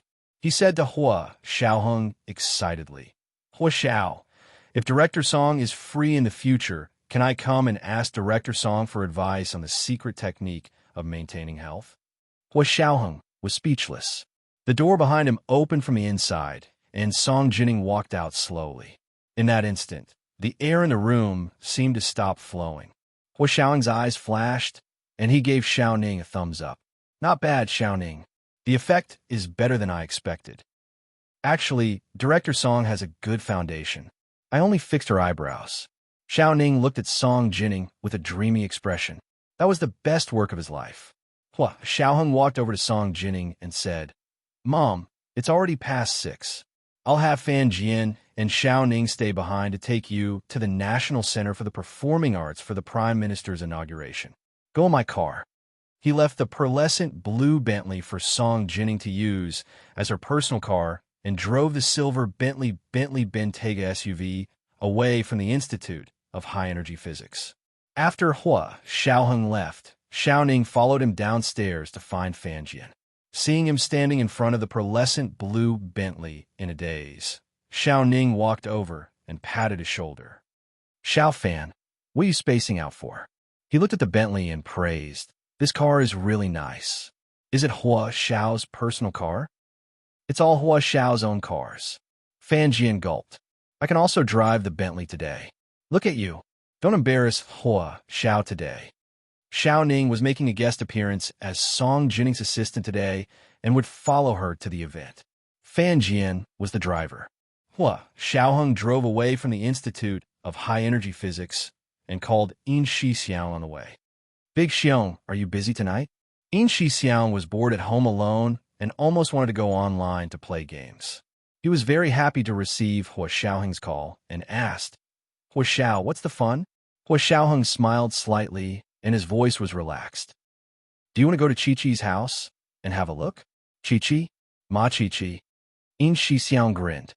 "This girl is quite interesting. Why? Does Hua Xiao want to go?" "Nianji is going to Ma Chi-Chi's house for dinner today," Hua Xiaoheng said meaningfully. In Xixiang understood instantly. "Understood. I'll go ask Chi-Chi." He hung up and immediately sent a text to Ma Chi-Chi. He asked bluntly, "Chi-Chi, I'm free today. Can I come over to your house for dinner?" At that moment, Ma Chi-Chi, Gun Yinji, and He Jichu were playing poker in the game room on the second floor of her house. Her phone beeped as a text message came in. Ma Chi-Chi glanced at it and saw it was a text from In Xixiao. She quickly took the phone to read it. "Huh, want to eat?" Ma Chi-Chi smiled and sent a big okay. In Xixiang also smiled when he received the message. He asked Ma Chi-Chi for the address and agreed on a time before calling Hua Xiaoheng. "Hua Xiao, Chi-Chi invited me to dinner." He grinned and deliberately didn't mention Hua Xiaoheng. Hua Xiaoheng didn't care at all. "Okay, I have a car. I'll drive you there." He made it sound like In Xixiang didn't have a car. In Xixiang rolled his eyes at Hua Xiaoheng's words. He knew that every time he failed to trick Hua Xiaoheng, he would only humiliate himself. "Hua Xiao, hurry up and come pick me up." In Xixiang hung up listlessly. Ma Chi-Chi's house was in the suburbs of the imperial capital and wasn't far from the Institute of High Energy Physics. Hua Xiaoheng and In Xixiang arrived at Ma Chi-Chi's house in half an hour. Brother Xiong, you're here. Ma Chi-Chi rushed out of the house when she heard the car outside. A silver-gray Bentley SUV was parked on the side of the road in front of her house. Not only did Yin Xiang get out of the car, but He Xiaoheng also got out. This is the second update. The monthly ticket is 5,900 plus updates. It's also the fourth update today. That includes 2 monthly tickets plus updates. Don't forget your recommendation tickets, dear ones. The third update at 7 p.m. and the fourth update at 11 p.m. The monthly ticket is 6,400 plus updates. The double monthly tickets are continuing. Don't stop, dear ones.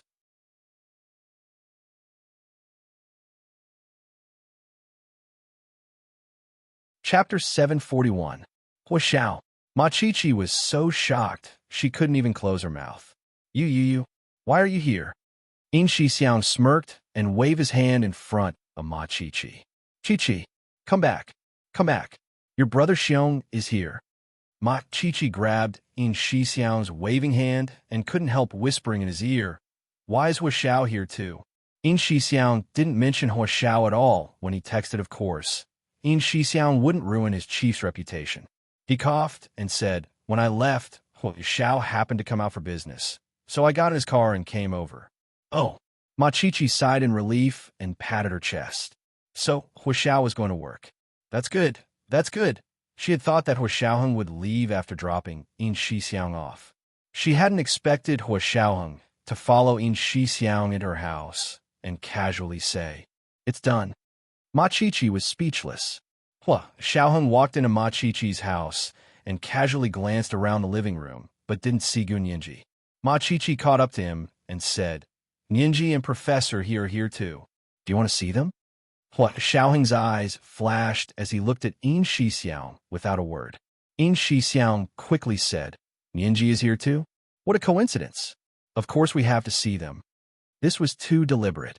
Hua Xiaoheng looked at Yin Xiang with displeasure and said politely to Ma Chi-Chi, let's meet Mr. and Mrs. Ma first. He wanted to greet Ma Chi-Chi's parents first since he was a guest at their home. Hua Xiaoheng's politeness scared Ma Chi-Chi. She nodded blankly and ran to the kitchen to pull out her busy parents. She introduced them. Mom, Dad, this is Brother Xiong, and this is Hua Xiao. They are Nianji's relatives and friends. I'm quite familiar with them. Oh, you're Nianji's relatives and friends? Are you here to pick her up? Have you had dinner? If not, why don't you stay for a meal? Ma Chi-Chi's parents greeted them warmly. Before Yin Xiang could think of what to say, Xiaoheng smiled faintly and said, thank you both. We won't stand on ceremony then. As he spoke, he turned to Yin Xiang and said, Big Xiong, there's a basket of crabs in the trunk of my car. Bring it over to Chi-Chi. A basket of crabs? Ma Chi-Chi's eyes almost popped out. Her family ate crabs by the number, but she didn't expect Hua Xiao to eat crabs by the basket. Yin Xiang made a face at Ma Chi-Chi's shocked expression and chuckled. He took the car keys and went out to get the crabs. The basket of crabs was obviously bought by Hua Xiaoheng not long ago. They were still alive and kicking, crawling around in the bamboo basket. It was very crowded. Ma Chi-Chi's father looked at the basket of crabs and was overjoyed. That's great. Steamed crabs with vinegar sauce are delicious. Hua Xiaoheng nodded and smiled. Mr. Ma knows his stuff. You're too kind, Mr. Hua. Ma Chi-Chi's father was a businessman. His family wasn't considered wealthy, but they were above average. Otherwise, they wouldn't have been able to afford a villa with a backyard in the suburbs and an apartment on San Juan East Road in the city. It was planned to be Ma Chi-Chi's dowry. He took the crabs and went to the kitchen with Ma Chi-Chi's mother to clean up. Their family usually had hourly workers to cook and clean the house, but because Ma Chi-Chi had solemnly instructed them to have a meal today, the couple decided to personally cook and make a table full of delicious dishes. Ma Chi-Chi took Hua Xiaoheng and Yin Xiang to the game room on the second floor. He Ji-Chu and Gun Yinji sat opposite ends of the chess table and were talking. There was a translucent lotus leaf lamp installed on the roof of the game room. The bright light was filtered and shone down softly. Everything in the room seemed to be filtered. Ji-Chu wore a white striped shirt with a light blue collared cashmere sweater. He stared at Gun Yinji, his gaze seemingly glued to her face as his slender fingers shuffled the cards over and over again. Gunyinji sat with her back to the door and said something. Hijichu suddenly looked at Gunyinji and pursed his lips into a smile. His shimmering peach blossom eyes were full of tenderness and sweetness.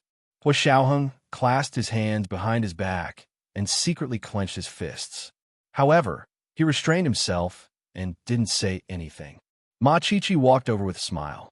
Ninji, Professor He, Hua Xiao, and Brother Xiong are also here for dinner. Gunyinji turned around and looked at Hua Xiaoheng and Yin Shixiang standing at the door with surprise. Brother Xiong, Hua Xiao, why are you here? Hua Xiaoheng glanced at Yin Shixiang and immediately said, Big Xiong wants to see Qiqi. Yin Shixiang pursed his lips and was about to retort when he saw Ma Qiqi's bright and pretty face suddenly blush from the corner of his eye. Under the soft light, Yin Shixiang could see the fine hair on Ma Qiqi's white earlobe. It was like a small brush brushing it, causing Yin Shixiang's heart to tremble. He awkwardly swallowed the words he was about to say. He scratched his head and chuckled. He didn't retort, but he didn't say anything either. He moved closer to the table where Gunyinji and He Jichu were sitting and asked, What are you playing? Texas Hold'em. Do you want to play? He Jichu put away his cards and smiled at Hua Xiaoheng. Sure, I haven't played in a long time. Hua Xiaoheng sat down next to Gunyinji and pointed at the seat across from him. Big Xiong, Qiqi, you guys sit too. The good thing about Texas Hold'em was that it didn't have a limit on the number of people. 2 to 12 people could play together. There were 5 of them now, so it was no problem at all. Yin Shixiang quickly sat next to He Jichu, while Ma Qiqi sat at the head of the table as the dealer. The real players were Yin Shixiang, He Jichu, Gunyinji, and Hua Xiaoheng. What are we betting on? Yin Shixiang asked excitedly. Gunyinji glanced at him.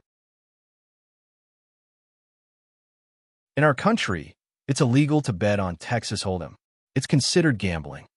Oh, Yin Shixiang wasn't a lawyer and didn't understand the law at all. Wouldn't it be boring if there's no betting? Yes, why not? It's just not gambling. Ma Qiqi smiled as she brought over a small bamboo basket from the other table. It was filled with small pecans.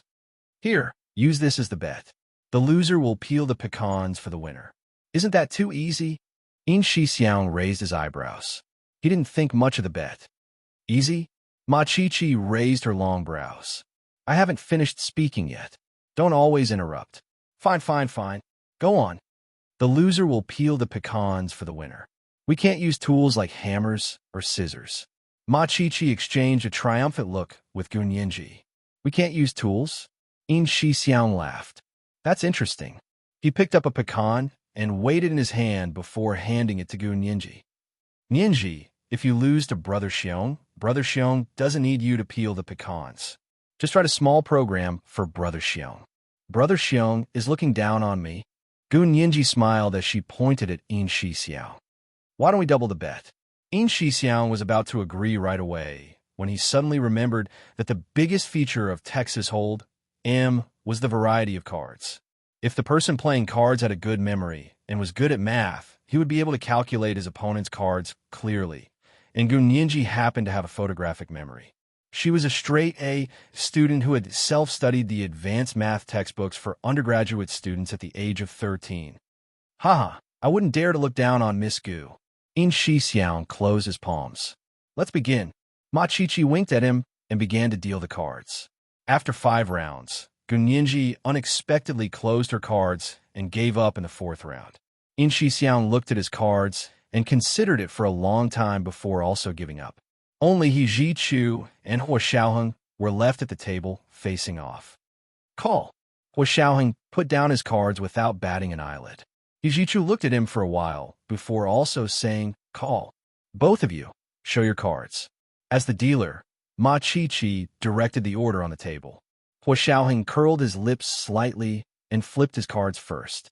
The first card was the Ace of Hearts. Gunyinji didn't even look at the cards in his hand. She only wanted to laugh. He Jichu's face was expressionless. His shimmering, sultry eyes were completely silent. He sat motionless and only stared at the cards in Hua Xiaoheng's hand. Hua Xiaoheng smiled as he flipped his second card. It was the king of hearts. Even Yin Shixiang was excited now. No way. Hua Xiao's luck was so good that it defied logic. He Jichu was still unmoved. He looked at Hua Xiaoheng quietly. Hua Xiaoheng stretched out his slender fingers and flipped the third card on the table. It was the Queen of Hearts.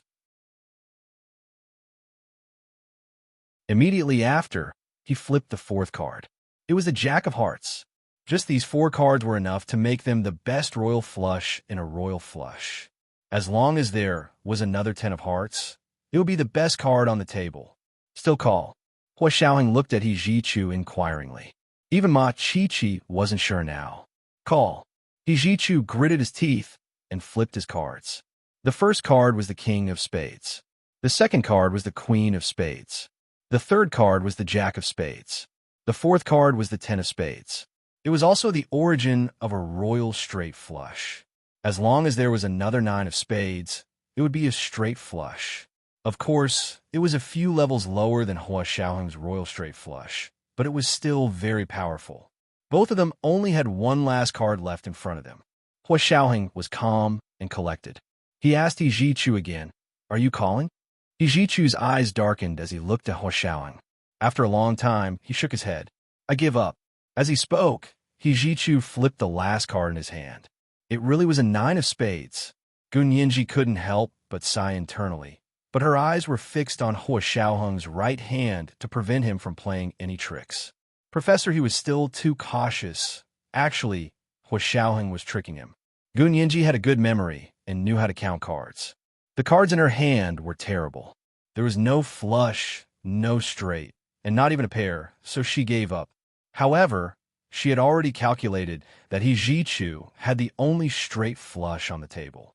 Hua Xiaoheng's first 4 cards were very good, but his last card was only the 2 of diamonds. It was nothing when combined with the other 4 cards on his hand. It was as bad as Gun Yinji's hand. Even Yin Shixiang had a pair in his hand. Gun Yinji smiled at He Jichu and shook her head. "Professor He, you're too cautious. Hua Xiao only has a 2 of diamonds left. It's completely incomparable to your straight flush." "No way. Hua Xiao, you really only have the 2 of diamonds?" Ma Chi and Yin Shixiang cried out at the same time. Hua Xiaoheng looked at Gun Yinji with a smile and flipped the last card in his hand. It was indeed the 2 of diamonds. He looked at He Jichu and said meaningfully, "Professor He, it was an unfair advantage. Thank you for letting me win." It was the 3rd watch. It was still the 4th watch today. It included 2 monthly votes and additional chapters. A reminder to my friends, don't forget your recommendation votes. There was a 4th watch at 11 p.m., and the monthly votes were 6,400 plus chapters. The double monthly votes were still going on. Don't stop, my friends. P.S. I made some changes. The rules were created with reference to asterisk, asterisk, asterisk, asterisk, asterisk, asterisk, and stud. I might as well use the new term Texas hold, M23333. All rights reserved. The right of interpretation belongs to Han 233333.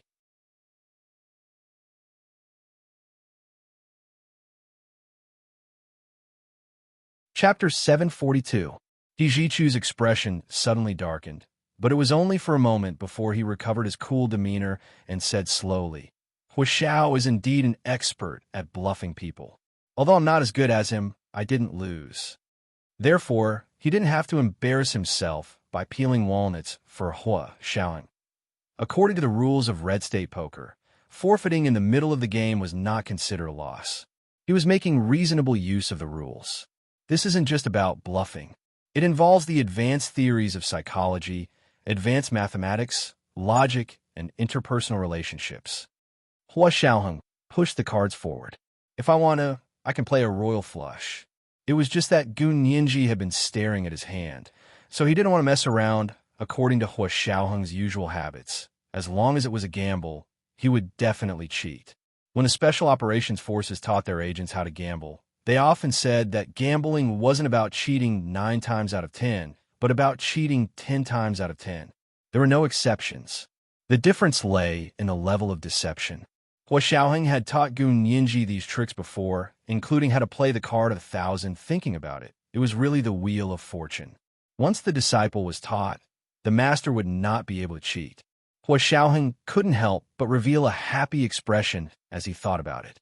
The corners of Yin Shixiang's mouth twitched as he whispered, "Hua Xiao, be reserved, be reserved. It was just a game of deception. Do you have to be so smug?" Hua Xiaoheng composed himself and rubbed his chin with one hand. "I'm smiling. Do you need a mirror?" Yin Shixiang didn't stand on ceremony. "Why don't I ask Chi-Chi for her makeup mirror for you?" Hua Xiaoheng glanced at him coolly, and Yin Shixiang immediately deflated. He moved closer to Ma Chi-Chi to watch her shuffle the cards. Gun Yinji had already looked away and was no longer staring at Hua Xiaoheng. However, he was sitting next to her, so she couldn't completely ignore his interaction with Yin Shixiang. Gun Yinji smiled and said to He Ji-Chu, "Professor He, you're actually confused because you're too concerned. If I had calmed down and calculated the cards, I wouldn't have been cheated." He Ji-Chu's face lit up instantly, and the tenderness in his shimmering almond-shaped eyes almost overflowed.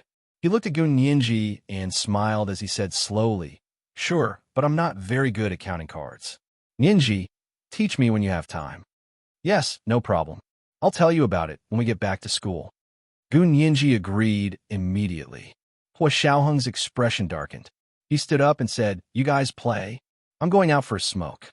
Gun Yinji didn't even look at him as she continued to explain to Ma Chi-Chi and He Ji-Chu how to count the cards. Yin Shixiang was eavesdropping from the side. He was laughing so hard that his intestines were about to fall out. However, he didn't dare to go out and look at Hua Xiaoheng's expression. He could only take the remote control and turn on the TV in the chess room. No matter which channel he switched to, it was actually broadcasting today's Prime Minister's inauguration ceremony. Gun Yinji got up to pour tea and glanced at the TV. She happened to see the various groups of people entering the venue. The entrance of the National Center for the Performing Arts was covered with a large red carpet, winding down from the steps and extending far away. The streetlights on both sides of the sidewalk were as bright as day, illuminating the scene clearly. Next to the entrance of the Grand Theater was a piece of land reserved for the reporters. There were countless reporters there, some carrying video cameras, some holding cameras, and some holding recording pens, constantly asking for information about the guests. There were also some people squatting on the side, counting the luxury cars. The crosswalk at the entrance of the National Center for the Performing Arts was blocked with railings, and a line of police officers stood in front to maintain order. On the other side, many ordinary citizens were allowed in to share the joy of the Prime Minister's inauguration and create a celebratory atmosphere. Of course, these onlookers didn't come in randomly. They had all obtained admission tickets through the lottery ceremony on the Prime Minister's office's official website. Then, they were authenticated with their real names and were allowed in after a background check by the Secret Service. These people came from all over the Huaxiao Empire. They covered a vast area and were very representative of sharing joy with the people. Gun Yinji poured tea and returned to see the doors of the luxury cars open on the TV. Important people from the Huaxiao Empire's military, political, and business sectors stepped out one after another. She actually recognized a few of them. For example, the person who had just gotten out of a bulletproof military vehicle with a red flag was the white-haired General Ji. The silver-haired old man who was walking beside him and whispering to him was Speaker Long. The tall, voluptuous, and beautiful woman walking with the Minister of the Interior, Bai Jiansheng, was his daughter, Bai Yueran. She was also the director of the Special Operations Forces Legal Department. Then, she saw the Hua family. Hua Xiaoheng's father, Hua Guanchen, was dressed in a military uniform. He was in his 50s, but had taken good care of himself. He looked like he was in his early 40s at most. Although he was old, time had treated him well. The accumulation of time had added a mature and steady aura to him. He had the unique toughness of a soldier amidst his elegance. Hua Guanchen and a young woman walked beside a hale and hearty old man. Gun Yinji recognized that the hale and hearty old man was Hua Xiaoheng's grandfather. The young woman was Hua Jialan. It turned out that they had returned from France to attend the Prime Minister's inauguration. Hua Jialan was wearing a Dior couture evening gown. She looked back with a smile on the red carpet. Her eyes were full of confidence and pride. The scene was quite interesting to watch. Gun Yinji simply held her tea and sat on the sofa to watch TV. Yinji, what are you watching? You're not playing anymore? Ma Chi-Chi called out to her from the card table. Gun Yinji replied without turning around. I'm watching the Prime Minister's inauguration today. You guys come watch too. This time, it's like the entertainment industry. It looks more lively than before, but it's a bit low class. That's easy to understand. Hijichu walked over to sit beside her and said dryly, the new Prime Minister's wife has a good relationship with the media. She likes this kind of scene. Gun Yinji nodded. Is it Kai Song-yin? She's been on the news feed for the past few days. Actually, Tan Dongbang and Kai Song-yin's daughter, Tan Guren, was also on the news feed. Gun Yinji didn't want to mention her name, so she pretended she didn't exist. Our new Prime Minister's wife is quite pretty. Ma Chi-Chi also came over and sat on the carpet in front of the sofa with a teddy bear in her arms. She suddenly pointed at the TV and said, Look, isn't that the new Prime Minister's family?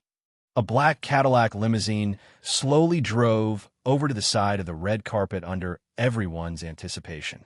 Not only were the reporters excited, but the crowd behind the railings on both sides of the road was also in an uproar. The scene became a sea of cell phones.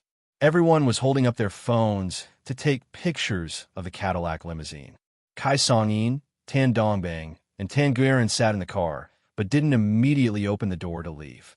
Tan Gueren asked Kai Song-yin in confusion, Mommy, we're already here. Aren't we getting out? There's no rush. Kai Song-yin also wore a bright red fishtail dress that revealed half of her fair shoulders and arms. Because of the cold weather, she also wrapped a mink scarf around her neck. We'll go out after the helicopter responsible for the live broadcast arrives. That way, the camera angle will be the best. Our daughter will be the center of attention today, so we must have the best appearance. As Kai Song-yin spoke, she adjusted the fox fur shawl around Tan Gueren's neck. Little darling, are you cold? Little darling was Tan Gueren's pet name. No, Tan Gueren thought to herself that the car was so warm, so how could she be cold? After a while, Kai Song-yin looked at her watch and felt it was about time. Just as she was about to open the door to leave, she suddenly noticed a commotion outside the car. This commotion was even louder than when their car appeared in front of the National Center for the Performing Arts. Could someone more important than them have arrived? Kai Song-yin didn't believe it. Tonight was a night that belonged to the three of them. She wanted to see who would be so untactful. Kai Song-yin looked behind the car with a cold expression. Not far from them, a pearlescent blue Bentley Mulsanne slowly drove over.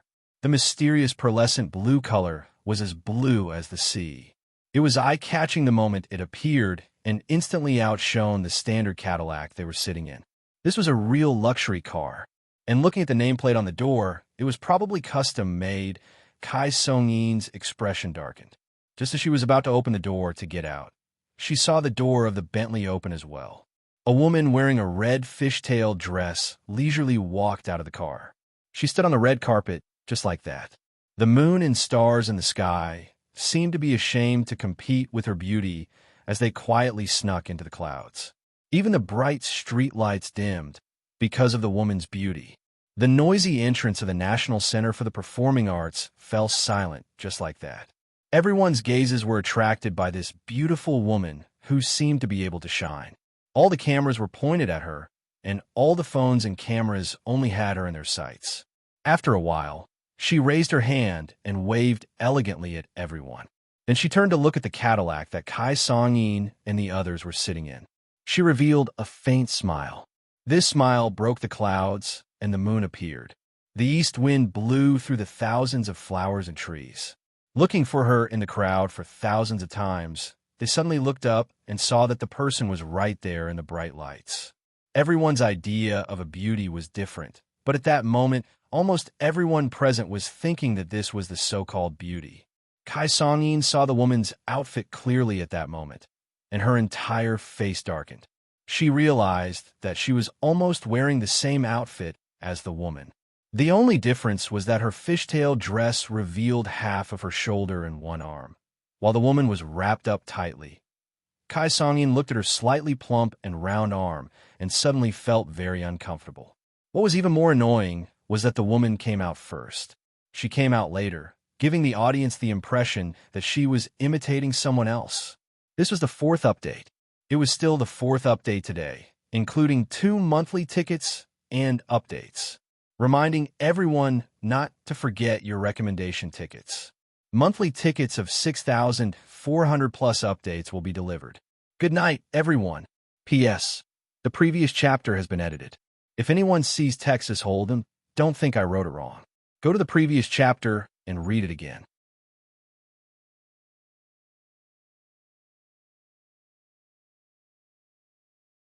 Chapter 743. She couldn't let her family's most beautiful night be ruined by this woman who came out of nowhere. Kai Song-yin immediately made a decision and called her assistant. She lowered her voice and said, "Go ask the head of the Secret Service who is in charge of security today. How do they do their job? Why are they letting just anyone in? Hurry up and get someone to take the woman who just got out of the Bentley away. You can't let her continue standing there." When Kai Song-yin's assistant received her call, she had just woken up from her shock at Song Jinning's stunning beauty. "Mrs. Tan, you're talking about the beautiful woman who just got out of the Bentley? She can't be an ordinary person if she can come here in a car like that, right?" The assistant stammered. Most importantly, she couldn't bear to be rough with such a beautiful woman.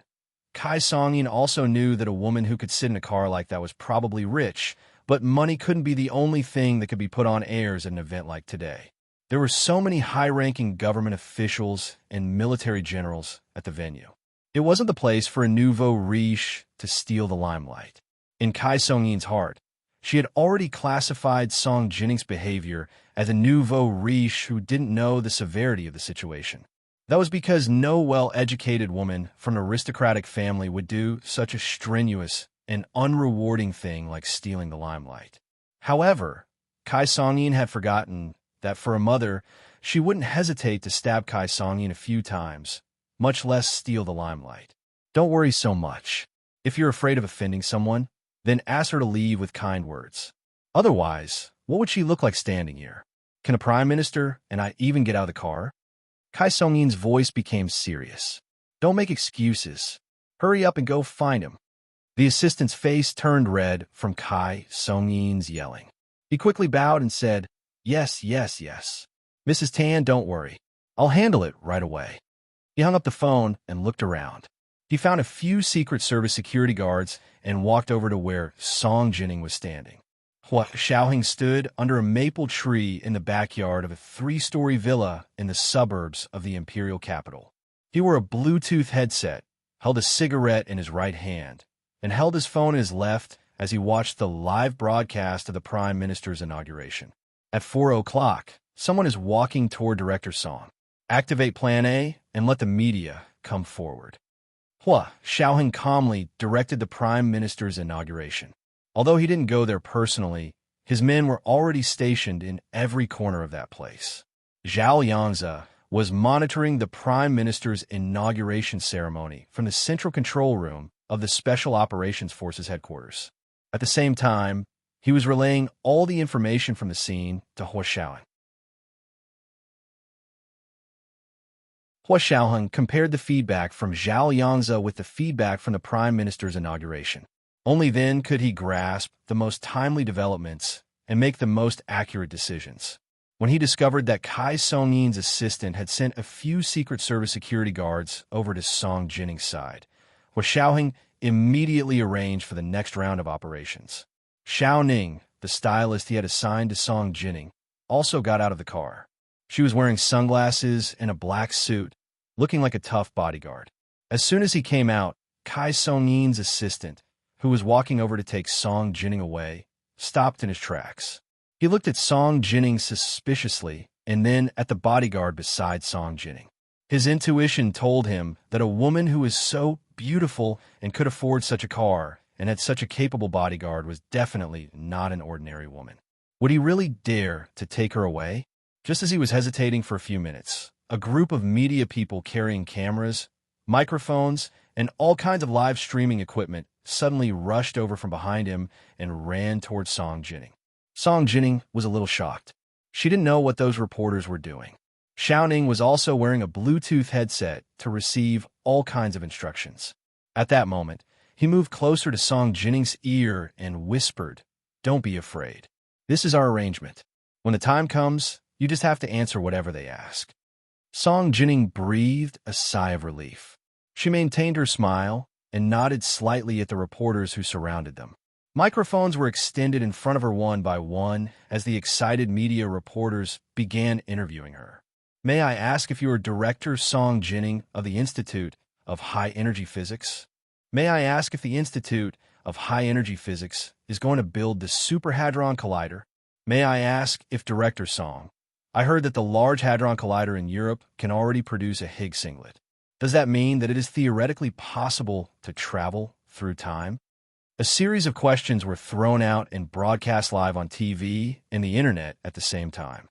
The attention of the audience and the internet reached a climax when the reporters mentioned the theoretical feasibility of traveling through time. Countless people began to search online for what the Large Hadron Collider was and what the Higgs singlet was. Song Jining was a little surprised, but the reporters' questions were not classified.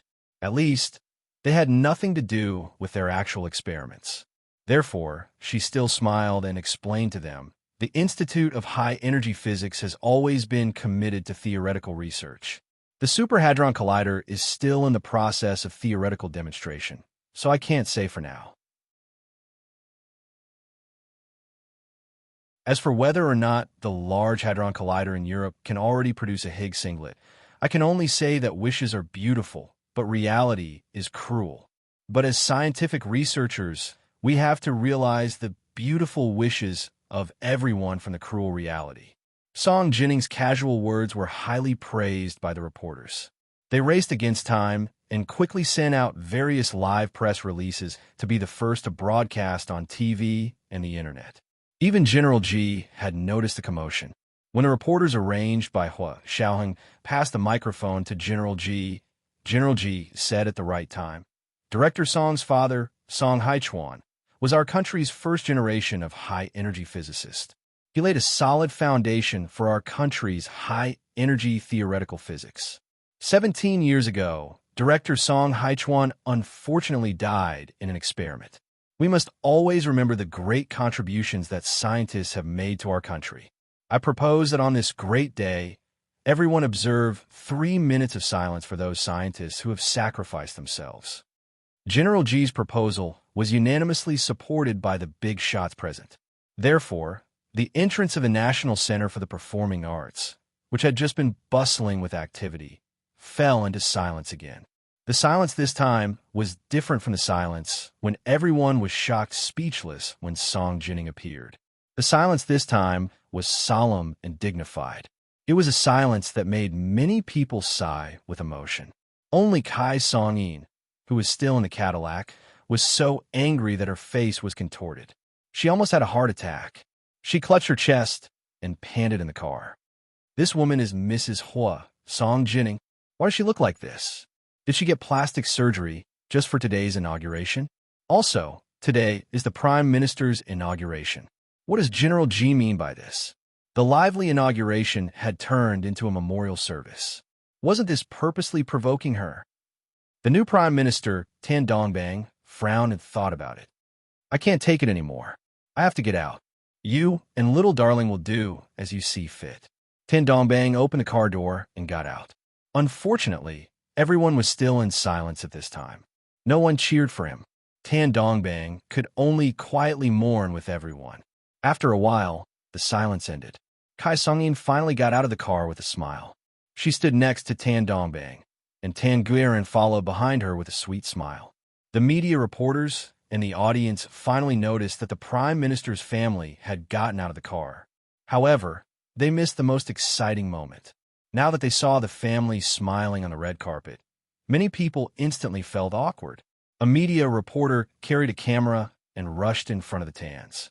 He said quickly, "Prime Minister Tan, Mrs. Tan, you finally came out. Everyone has been waiting for you for a long time." Kai Song-yin almost couldn't keep the smile on her face. Tan Dongbang was a bit more experienced. He smiled elegantly at the camera. Just now, everyone was mourning for the scientists who sacrificed their lives for our country. Although I am the Prime Minister, I can't disturb everyone at this time, so I only came out after everyone finished mourning. We will always remember the scientists who sacrificed their lives for our country. As he spoke, he bowed to Song Jining, who was standing diagonally in front of him.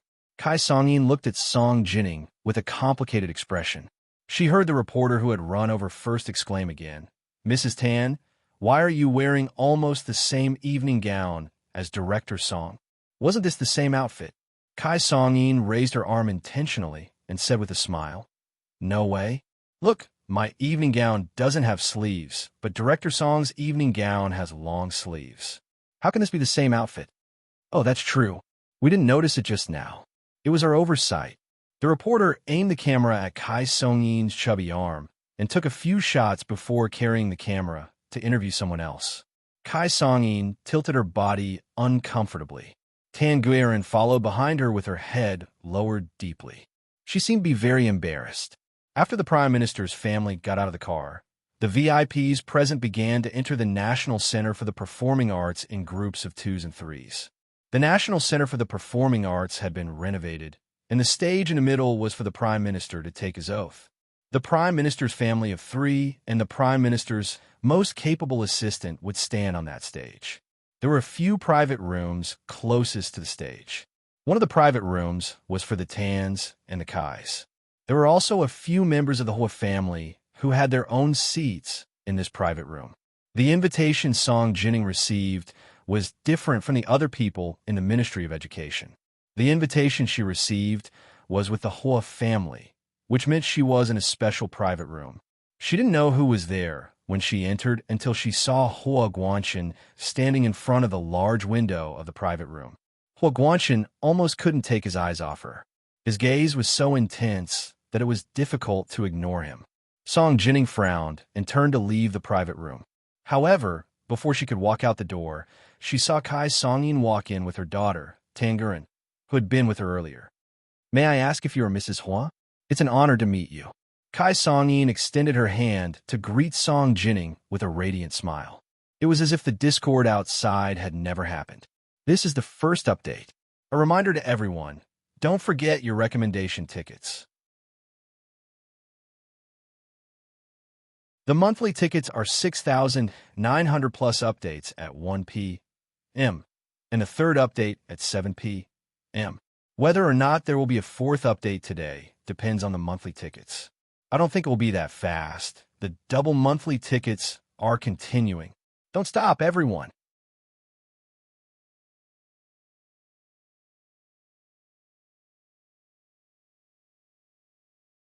Chapter 744. Song Jining looked at Kai Songyin coldly and suppressed her anger. She said dryly, "You've got the wrong person. I'm not Mrs. Hua." With that, she walked around Kai Songyin to leave. Kai Songyin immediately understood and quickly grabbed Song Jining's arm. She smiled apologetically and said, "Director Song, it's my fault.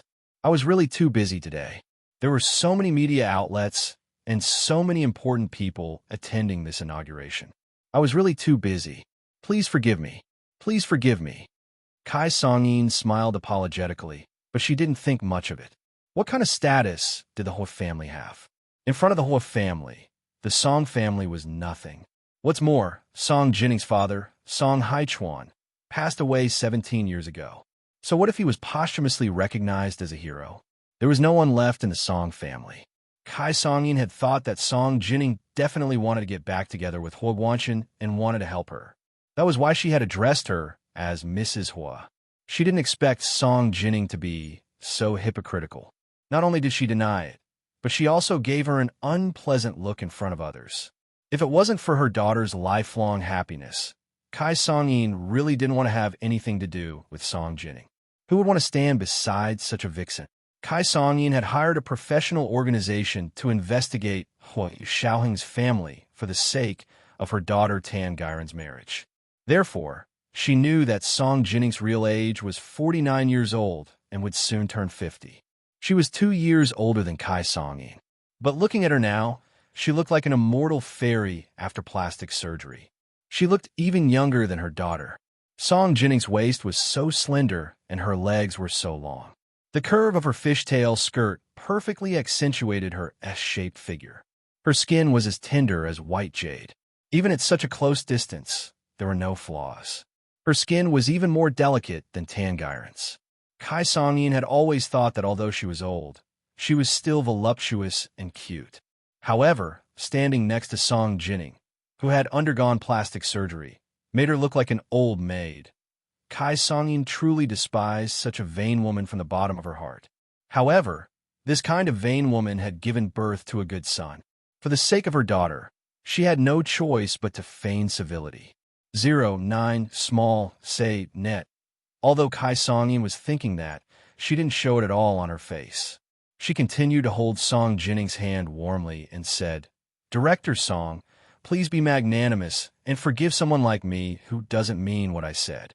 Kai Song-yin was so submissive, but Song Jinning was completely unmoved. Song Jinning freed her hand from Kai Song-yin's grasp and said calmly, "You're overthinking it." She was about to walk out as she spoke. Kai Song-yin had no choice but to drag her daughter over. "Little darling, this is Director Song. Quickly come and help Mommy apologize to Director Song." Tangyran kept sneaking glances at Song Jinning. From her face, it could be seen that Hua Xiaoheng's handsome features were inherited from her, but Hua Xiaoheng's strong features were inherited from his father, Hua Guanchen. In short, he had the best features of his parents and was blessed by nature. Therefore, she had a very good impression of Song Jinning. Without Kai Song-yin saying a second time, she had already said sweetly, "Hello, Director Song." She then said, "You take good care of yourself. If there's a chance in the future, can I ask you for some tips on taking care of yourself?" As soon as Song Jinning saw Tangyran, she recalled listening to Fan Jian and Little Ning chatting in the car about how the Special Operations Forces went to New York to rescue Tangyran. Although they didn't say who went to rescue her, Song Jinning was so smart that she was able to verify what Hua Xiaoheng had said with just a few words. She was able to make up the entire story in her head.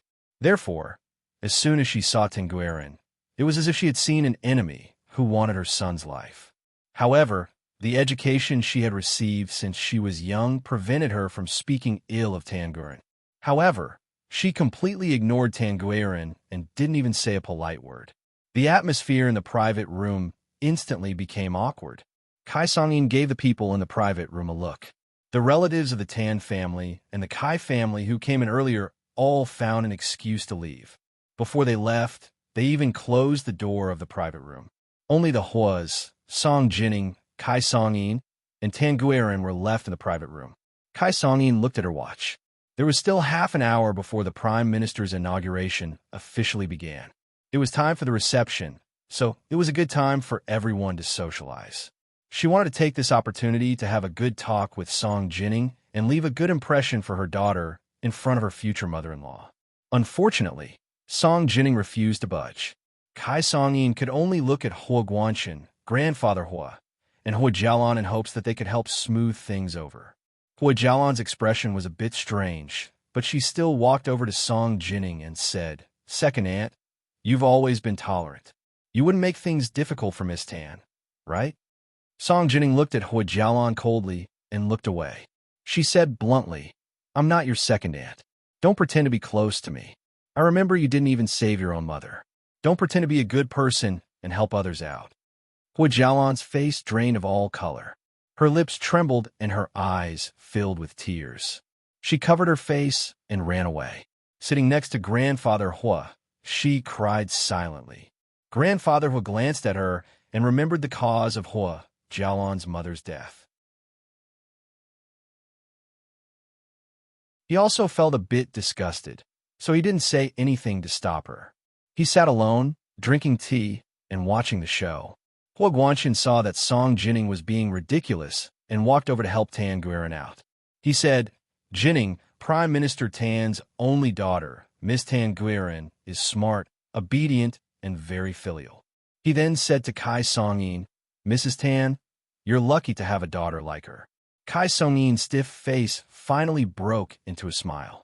She hadn't chosen the wrong person. Hua Guanchen was elegant, humble, and smooth with words. He cared about his reputation in front of others. On the other hand, although Song Jining was so beautiful that she didn't look like a real person, her way of handling things was terrible. She was also so straightforward and offended people. No wonder Hua Guanchen liked her daughter, Tan Guiran. Kai Songyin smiled and returned the compliment. General Hua, you're too kind. Director Song, you take good care of yourself. We're the same age, but look at me and then look at you. No one would believe me if I told them. I really couldn't tell you had such an old son. When I first saw you, I thought you were some popular celebrity. Oh, that's not right. Which popular star has a face like yours? Even plastic surgery can't compare to you. Song Jining ignored the sarcasm in Kai Songyin's words and said with a smile, My son is filial and capable. I don't need to worry about him. Of course I look young. She glanced at Tan Guiran again and said to Kai Songyin without mincing words, Your daughter is too stubborn. She harms others and herself and burdens her family and country. No wonder you look older than your actual age. I hope you can discipline your daughter well in the future. Don't just focus on being on the top searches every day. Don't get innocent people killed. Everyone has parents to raise them. There's no such thing as who's nobler or whose life is more valuable. Her words were so harsh that the smile on Kai Songyin's face fell like the mottled cement on a wall. Tan Guiran's expression changed. She was so ashamed that she wanted to find a hole to hide in. She forced herself not to cry on the spot. She could tell that Song Jining was talking about her kidnapping in the United States, but she was also a victim in that incident.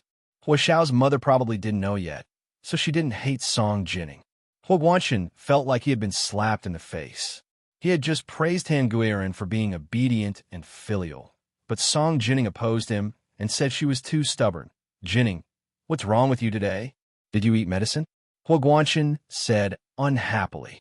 You should save her some face and say she's your junior. Miss Tan is so obedient. How is she being stubborn? I'm saving them face, but who's saving my son's life? Hua Guanchen, if you don't even care about your son's life, don't blame me for depriving you of my son's father-son relationship. Song Jining was furious and pointed at Hua Guanchen's nose. You say she's obedient? Her father is running for prime minister. So why didn't she return to the country as required by law? You say this isn't being stubborn. Forgive my poor eyesight, but I can't see how this kind of person is obedient and filial. You! Hua Guanchen was furious. He clenched his fists and said angrily, Xiaoheng is a soldier to protect the country. Protecting our citizens is his responsibility. Even if he dies, it's for the country and its people. Don't smear Xiaoheng's name. I'm smearing Xiaoheng's name. Song Jining couldn't help but sneer. No matter how well-mannered she was still angered by Hua Guanchen. Soldiers are also people. A soldier can't sacrifice his precious life for someone who wants to die. If many innocent people were to be hurt, I wouldn't stop my son. But I won't feel it's worth it for my son to die for those people who want to die and whine about nothing. If there's a chance, I'll make these unreasonable people pay for my son's life. Song Jining, you're going too far. Hua Guanchen almost roared. I can go even further for my son. Song Jining retorted, unwilling to be outdone. Tan Guiran finally burst into tears and bowed to Song Jining. I'm sorry. I'm sorry. I'm sorry. Director Song, it's all my fault. I'm sorry. Kai Songyin's heart ached. She hugged her, patted her, and comforted her like she was a 3-year-old. She said repeatedly, Little darling, don't cry. Little darling, don't cry. It's not your fault. Don't feel guilty. Song Jining couldn't stand it anymore and said unhappily, Mrs. Tan, is this how you teach your child? You can't even tell right from wrong. No wonder your daughter is so willful. Kai Songyin couldn't stand it anymore and said mockingly, Director Song, may I ask if you're mistaken? It was your son who saved my daughter? Your son won't admit it. She was still brooding over what Hua Xiaoheng said on the phone that day. Song Jining wasn't moved at all. Her long brows furrowed slightly, and she said with a serious expression, Did I say it was my son who saved her? I was fighting for the justice of the nameless soldiers who sacrificed themselves silently. Also, you guys aren't truly repentant right now. Instead of feeling ashamed, you're proud of it. It's hard to guarantee that you won't harm my son in the future. I'll be blunt today. Don't look for my son for anything in the future. He's a major general of the nation, not your family's private bodyguard. If you guys dare to bother my son with personal matters again, I'll go to the Senate and ask, is the Prime Minister using special privileges considered abusing his power for personal gain? Should the Senate impeach him? Do you believe that I'll immediately propose impeachment proceedings to the Senate and make your husband the first Prime Minister in history to be impeached on his first day in office?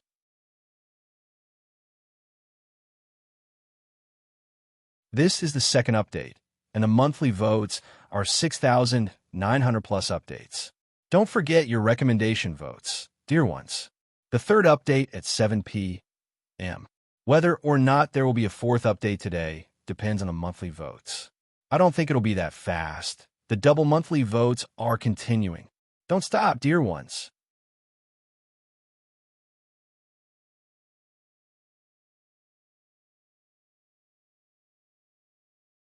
Chapter 745. When the time comes, your husband's name will go down in history. You don't have to thank me too much. I've always been easy to talk to, don't hold grudges, and repay evil with good. Song Jinning finished in one breath and felt the resentment in her chest slowly dissipate. Song Jinning was scared to think that she, as his mother, didn't know anything when Hua Xiaoheng was in danger. She was obsessed with scientific research, but her love for her son was no less than her love for scientific research. Both were existences that could make her give up her life. Hearing Song Jinning say that, Kai Songyin completely gave up on trying to build a good relationship with her. Director Song, it's meaningless to say that. Our family has never troubled your son. Even if something happens in the future, it will definitely be business. Don't worry. Kai Songyin glanced at Hua Guanchen as she spoke. Hua Guanchen nodded slightly at her, indicating that she should stop talking to Song Jinning. We still have things to do today, so we won't disturb you. Please help yourselves. Kai Songyin's neck stiffened as she quickly nodded twice and dragged Tan Guiran out. Tan Guiran's eyes were swollen from crying. She kept asking, Mommy, why did Director Song say it was my fault? I didn't mean it. I didn't know those people would kidnap me. If I knew, I would definitely come back on time. Mommy knows. Mommy knows. Our little darling is the best. Don't listen to that Song's nonsense. She's just jealous. All women with sons are like that. Don't take it to heart. Kai Songyin tried her best to comfort Tan Guiran. Tan Guiran gradually stopped crying and wiped her tears with a tissue. She sobbed, Mommy, don't try to persuade me. I know it's my fault. What do I have that Director Song is jealous of? She looks even younger than me. Why are you so stubborn? Kai Songyin spoiled her daughter very much and couldn't bear to say anything harsh to her. To cheer her up, she blurted out, Director Song must be so mean to you because Hua Xiao likes you. Seeing that she's about to lose her son, she's mentally upset. Yes, that's it. Really? Tan Guiran was embarrassed.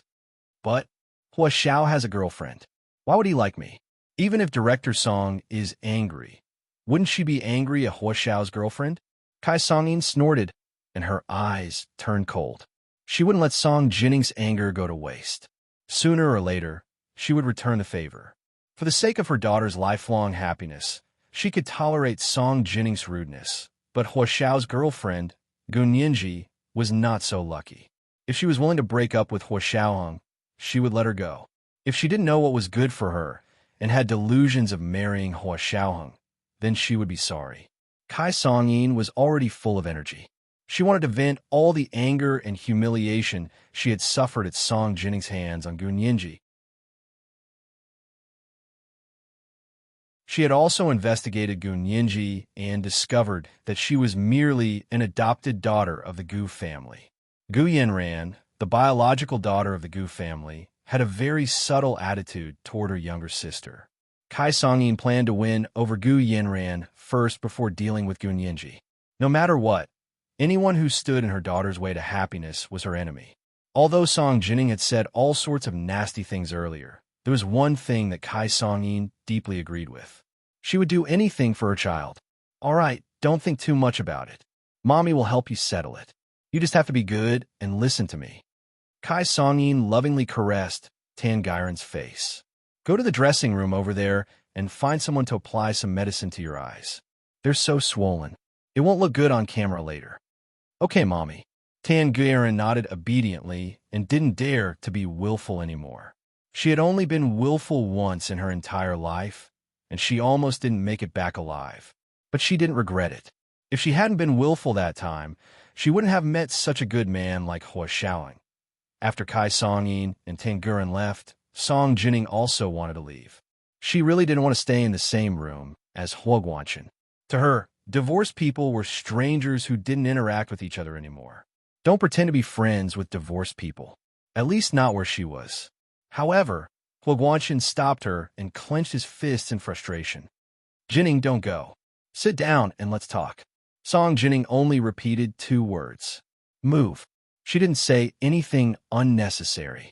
Hua Guanchen looked at her in pain and whispered, Jining, how much longer are you going to be angry? Song Jining didn't look back and continued walking forward as she said, I'm not angry. As long as you don't mess with my son, I'm not angry at all. What she meant was that if you mess with my son, then you'll be angry at all kinds of things. That's still my son. Hua Guanchen growled in a low voice. Why would I hurt him? Jining, you're a scientist. You're always in the lab and don't know the ways of the world. I don't know the ways of the world. Song Jining turned around and looked at Hua Guanchen coldly. Isn't that so? How did you treat Mrs. Tan just now? Do you think you're just trying to win with words? Before Hua Guanchen could finish, Song Jining interrupted him. She tilted her head up and chuckled. Why don't you think that way? I don't want to use the ways of the world on them, because they don't deserve it. As she spoke, she extended her index finger and waved it at Hua Guanchen. You don't deserve it either. Song Jining turned around gracefully, her fishtail skirt drawing a perfect arc in the air. Like the ebbing waves of the ocean, it revealed the hidden treasures at the bottom of the ocean. Hua Guanchen looked at Song Jining's back and felt that even her back view was so beautiful it made his heart ache. How did he manage to lose such a beautiful woman? Hua Guanchen hugged his head and sat down on the sofa weakly. Song Jining came out of the private room and looked around. Then, she walked straight to where General Ji and Speaker Long were sitting. Half an hour was almost up. The waiters were cleaning up the wine glasses and arranging the tables and chairs. The inauguration ceremony was about to begin. General Ji, Speaker Long, you guys are having such a lively conversation. I wonder if I can sit here? She pointed to a seat next to Speaker Long. Speaker Long smiled and nodded. Have a seat. There's no one here. General Ji asked Song Jining with concern. Director Song, where was your seat originally? Song Jining smiled and shook her head. In the private room with the Hua family. You know that Guanchen and I divorced a long time ago. How could I have the nerve to be in the same room with them? So I came out. Huh? Why did they arrange the seats like that? That's so inconsiderate. I'll help you talk to them if I get the chance in the future. The people in the Prime Minister's office are so careless. General Ji complained and wanted to call Prime Minister Tan Dongbang immediately. Song Jining guessed that the mother and daughter were crying to Tan Dongbang. So she took the initiative and said to Speaker Long, Speaker Long, I just had an argument with Mrs. Tan. I'm a little worried now. Will she tell Prime Minister Tan pillow talk and find an opportunity to trip us up in the future? Will she purposely cut the Institute's funding? Huh, you would argue with someone. Speaker Long and General Ji laughed together. That's something I have to tell you. Why would you argue with someone? In their impression, Song Jining had only argued with people over scientific data for decades. She had never argued with anyone over anything else. Kai Song-yin wasn't someone from the academic world, so General Ji and Speaker Long couldn't figure out why Song Jining would argue with Kai Song-yin.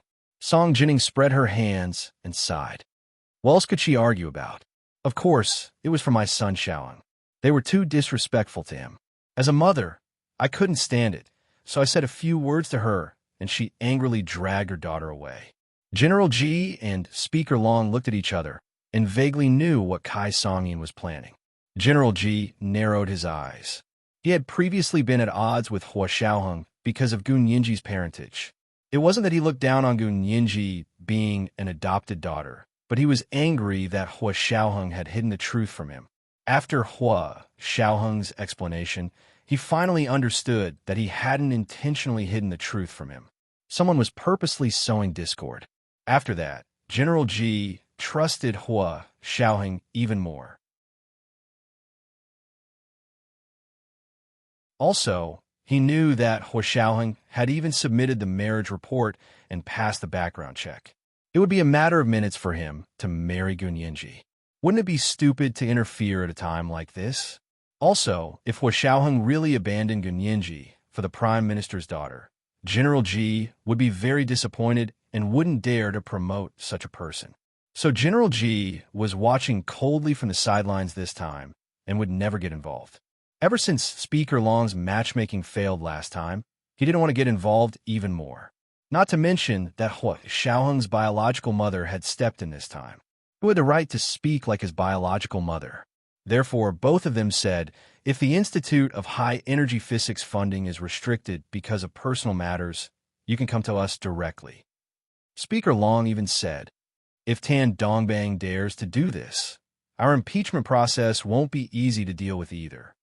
It was the third night watch. Dear friends, don't forget your recommendation votes. It's already 2 o'clock in the middle of the night here, and the monthly votes are still a little short, so there won't be a fourth night watch today. Dear friends, come back tomorrow for the third night watch. Moi.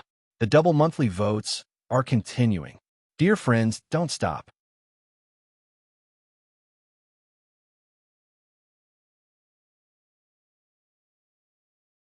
Chapter 746.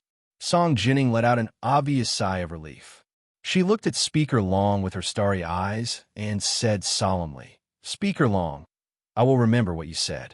If our Institute of High Energy Physics funding is blocked by someone in the future, I can only ask you for help. Speaker Long nodded repeatedly and agreed immediately. No problem. The matters of the Institute of High Energy Physics are also matters of national importance. Besides, Prime Minister Tan isn't someone who doesn't know what's important. Song Jining laughed softly. I hope Prime Minister Tan can live up to your expectations and truly have the bearing of a Prime Minister of a great nation. At that moment, Tan Dongbang and Kai Song-yin were in the VIP room of the National Center of Performing Arts, making their final preparations. They were about to step out of the room and onto the stage for the inauguration ceremony. Charlie, go see how little darling is doing. It's about to start, so tell her to hurry up. Kai Song-yin discreetly sent Tan Dongbang's personal assistant away. Only Tan Dongbang and his wife were left in the VIP room. Kai Song-yin saw that there was no one else around and finally told them about the disagreement she had with Song Jining in the private room. After she finished, she said with a gloomy expression, What should we do? It wasn't easy for Nanan to take a fancy to someone, and we all agreed, but this future mother-in-law is really too terrible. The relationship between mother-in-law and daughter-in-law had been unresolvable since ancient times. Kai Song-yin herself had never encountered this kind of problem because she and Tan Dongbang were childhood friends. Their families were well matched, and the two families knew each other very well. Tan Dongbang's mother had always loved Kai Song-yin. Tan Dongbang's mother had passed away due to illness only a few years after she and Tan Dongbang had been married, so she had never personally experienced the relationship between mother-in-law and daughter-in-law. However, she had heard many terrifying rumors about it from her close friends. Today, she saw that Song Jining was not only beautiful, but also aggressive. Her words were like knives stabbing people's hearts. How could her little sheep-like daughter fight against such a mother-in-law? For a moment, Kai Song-yin almost wanted to persuade Tan Guren to back out. However, Tan Dongbang listened to Kai Song-yin's recount and muttered, I've met Director Song a few times because she wants to apply for funding for the Institute of High Energy Physics. She is very familiar with the people from the Ministry of Finance and the Ministry of Education. I've never heard of her being such an unreasonable person. What do you mean? You think I'm lying? Kai Song-yin was immediately enraged. She glared at Tan Dongbang and thought about the breathtaking Song Jining she had seen today.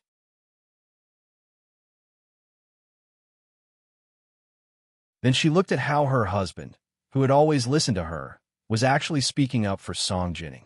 She couldn't help but overthink things. Tan Dongbang, did you see Song Jining's beauty and soften your heart for her? Kai Songyin raised her slanted eyebrows and jabbed at him. She must have undergone plastic surgery, and her entire body must have undergone surgery. Otherwise, how could she have such a face and body? Don't forget, she's already in her 50s. She's 2 years older than me. How would you do that? You're making it sound so bad. Am I that kind of person? Tan Dongbang patted Kai Song-yin's shoulder lightly. I'm talking about serious business. What day is it today? Why are you so jealous? It's good that you know. We're husband and wife, and we've worked hard for so many years to get to where we are today. Just like you, I cherish the days we have now. Kai Songyin hugged Tan Dongbang's waist and leaned her head against his chest. Dongbang, we've been husband and wife for so many years, and we've always been harmonious. We're much better than Song Jining and Huo Guanchen. Today, they were like enemies in the private room, and it was very ugly. Tan Dongbang patted her back. It's good that you know. Don't worry. As long as Song Jining is still the director of the Institute of High Energy Physics, she won't dare to go overboard with little darling. How could she not bow her head when she was under someone else's roof? Yeah, Kai Songyin thought about it and agreed. If Song Jining was a housewife, she really wouldn't know how to deal with her. She couldn't just barge into someone's home and teach them how to live their lives, right? However, Song Jining was the director of the Institute of High Energy Physics. Although it was an academic institution, it was also a subordinate of the Ministry of Education. Nominally, it was also under the jurisdiction of the cabinet, and the head of the cabinet was currently her husband, Tan Dongbang. Wasn't it easy for a boss to make things difficult for their subordinates? Kai Songyin curled her lips into a smile. The couple hugged each other and stood quietly in the middle of the VIP room, trying to calm their excited emotions. Tan Guirin pushed the door open and entered before they quickly separated. Of course, Tan Guirin was happy to see her parents so loving. Covering her eyes, she turned around and said mischievously, "You guys continue. Continue. Don't mind me. You're such a naughty child." Kai Songyin's pale face was flushed, and she finally felt a little better. She took out her phone and called her assistants in. I don't need to say more about the importance of tonight, right? I believe you guys know what to do. The two assistants were her confidants, so they quickly said, "Mrs. Tan, don't worry. We know." After leaving the VIP room, Assistant A winked at Assistant B. What do you think Mrs. Tan means? You still don't know what she means? Assistant B lifted her chin towards where Song Jining was sitting in the hall. That person got herself into trouble today, so of course she has to be erased. 5 minutes later, all the lights in the National Center for the Performing Arts were extinguished, and the four corners of the hall slowly lit up with dots of light that looked like candlelight. Of course, it wasn't real candlelight, but candlelight simulated by LCD lights. Then, a sweet female voice sounded from the first-class echo equipment in the hall and began the countdown. 10, 9, 8, 7, 6, 5, 4, 3, 2, 1. Let us welcome our new Prime Minister, Mr. Tan Dongbang, Mrs. Kai Songyin, and the Prime Minister's only daughter, Miss Tan Guirin, with a round of applause. At that moment, the lights in the National Center for the Performing Arts suddenly lit up again. It was dazzling, and the crystal lights on the roof looked like huge, blooming lotus flowers. On the raised platform in the center of the National Center for the Performing Arts, 2 rows of LCD lights lit up instantly, illuminating a long and straight corridor. The corridor was covered with reflective tape, and when it was illuminated by the cold light of the LCD on the side of the corridor, it sparkled like lotus flowers blooming on the corridor. The Tan family of 3 walked out from the end of the corridor and leisurely waved to the guests in the National Center for the Performing Arts, their steps blooming like lotus flowers. The Prime Minister's daughter, Tan Guirin, was dressed like a little princess today. She had shoulder-length black hair, and she wore a small diamond tiara on her head. This was a piece of jewelry that had been passed down from the Kai family's ancestors. Because Kai Songyin's husband, Tan Dongbang, was the most outstanding son-in-law in the Kai family, the diamond tiara was given to Tan Guirin as a congratulatory gift. They were close relatives, and the tiara was given to Tan Guirin under her maternal grandmother's name. Therefore, although the diamond tiara was extremely valuable and almost priceless, it wouldn't be considered a bribe. The reason Tan Dongbang was able to get to where he was today had a lot to do with how much he cherished his reputation. He wasn't interested in women, nor was he greedy for money. He just loved fame and power, and he doted on his daughter very much. He was a perfect father who adhered to the 24 filial piety rules. Therefore, the position of Prime Minister was the most suitable for him. Today was also the day his long-cherished wish and dream of many years had finally been realized. He was extremely excited, and his fair and refined face glowed as he proudly walked up to the raised platform. At the same time, all of the Huaxia Empire's television stations, social networks, newspapers, magazines, and other media outlets focused their attention on the Prime Minister's inauguration. It was being broadcasted live on television and online. The Water Army on Weibo was already in position, and they began to click, like, and share the photos of the Prime Minister's family at the inauguration. Kai Songyin had two assistants who were experts in this area. They were professionals that she had poached from a small website with a high salary. They were the best at creating public opinion online and setting the pace. Of course, they were also good at digging holes, stirring up trouble, and adding drama.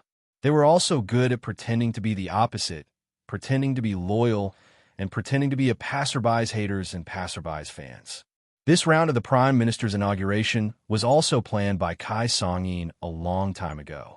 It was a great opportunity for her and her daughter, Tan Guirin, to create a public persona.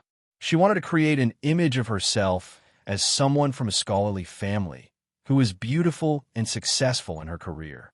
Her daughter, Tan Guirin, was from a prestigious family.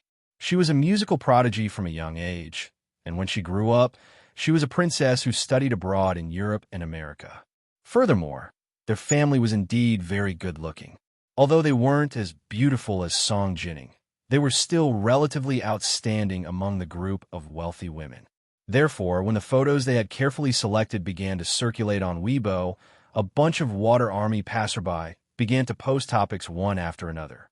Hashtag, oh my god, the Prime Minister's wife of the age of beauty. Hashtag the Prime Minister's little princess with a soft body. Do you want to go on a date? Hashtag Prime Minister Tan is so handsome. Hashtag let's see what it means to have a family that is better looking than you and smarter than you. Hashtag very quickly. These topics spread like wildfire on Weibo. In most of the TV and online broadcasts, Song Jining's footage was quietly erased, and only the Prime Minister's family was highlighted. It couldn't be helped. Song Jining's outfit was too outstanding today, especially since she and the Prime Minister's wife were wearing similar evening attire. When the two of them appeared on TV at the same time, Kai Songyin was immediately outshone. However, for some reason, when the Huaxia Empire's largest national TV station was broadcasting the Prime Minister's swearing-in, they actually displayed a live comparison photo. On one side was the Prime Minister's wife, Kai Songyin, who was wearing a bright red off-shoulder mermaid dress. On the other side was Song Jining, who was wearing a crabapple red mermaid dress. When they only looked at Kai Songyin, everyone felt that she was indeed a beautiful woman. However, when the two were put together, everyone immediately felt that Kai Songyin's evening gown was too tight, and the flesh on her waist was exposed. Her arms were too thick, and her fair flesh was exposed. It was truly an eyesore in this kind of situation.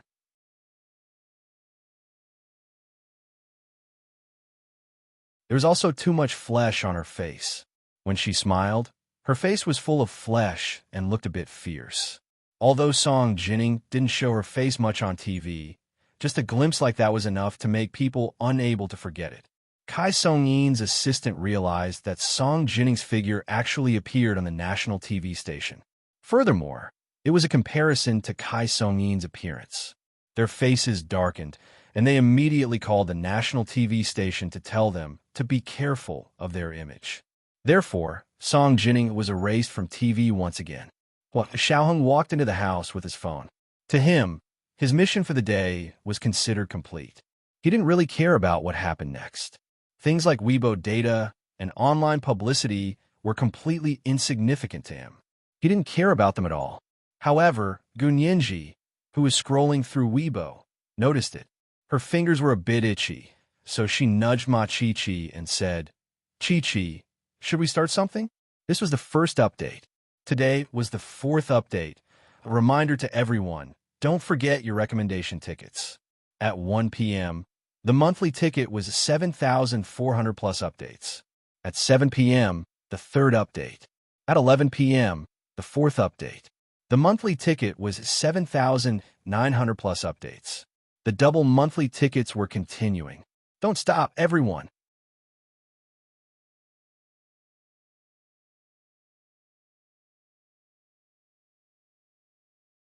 Chapter 747. In the chess room on the second floor of the three-story villa in the outskirts of the imperial capital, Gunyinji and Ma Chi-Chi were already sitting cross-legged on the carpet. He Jichu and In Shixiang watched TV for a while, but they had no interest in the reception at the National Center for the Performing Arts. Instead, they returned to the table to study new ways to play Texas Hold'em. Gunyinji and Ma Chi-Chi were both scrolling through Weibo without blinking. Causing trouble? What trouble are you trying to cause? Ma Chi-Chi turned to see Gunyinji's large eyes practically glowing. She smiled as she looked at Gunyinji's phone. Yeah, Chi-Chi, don't you think the Prime Minister and his wife are posting articles to buy trending searches again? Gunyinji's fingers slid across her phone thoughtfully as she quickly scrolled through the news on the front page. Of course. Ma Chi-Chi clicked her tongue. This water army is so good that I can't bear to watch. With that stunning beauty in front of her, how can she have the nerve to boast about her beauty? The truth was, Ma Chi-Chi thought Kai Songyin was still very beautiful before seeing Song Jining in her best clothes. At least among the wives of the high-ranking officials, Kai Songyin's beauty was definitely top 5. However, after seeing Song Jining on TV, Ma Chi-Chi realized she had never seen the world before. I really don't know where the Prime Minister's wife got her face from. Look at this Weibo hype. Does she really think we're stupid and easily brainwashed? Ma Chi-Chi snorted.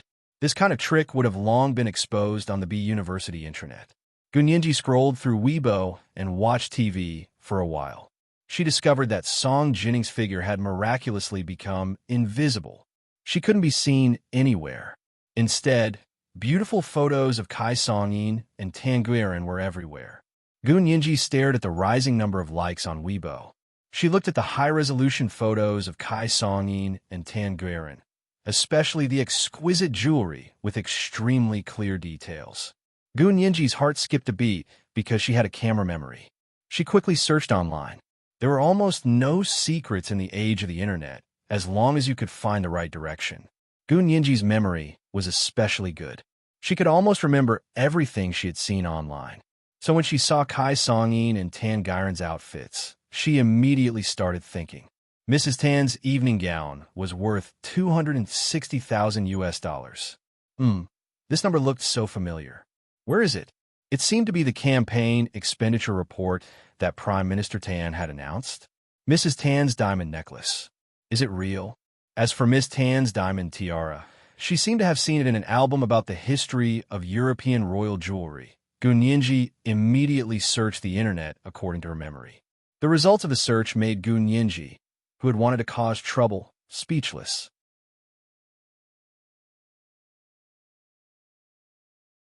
So did the family owe her? Owe her? Is he here to repay his debt? Gunyinji knew that she wasn't a generous person.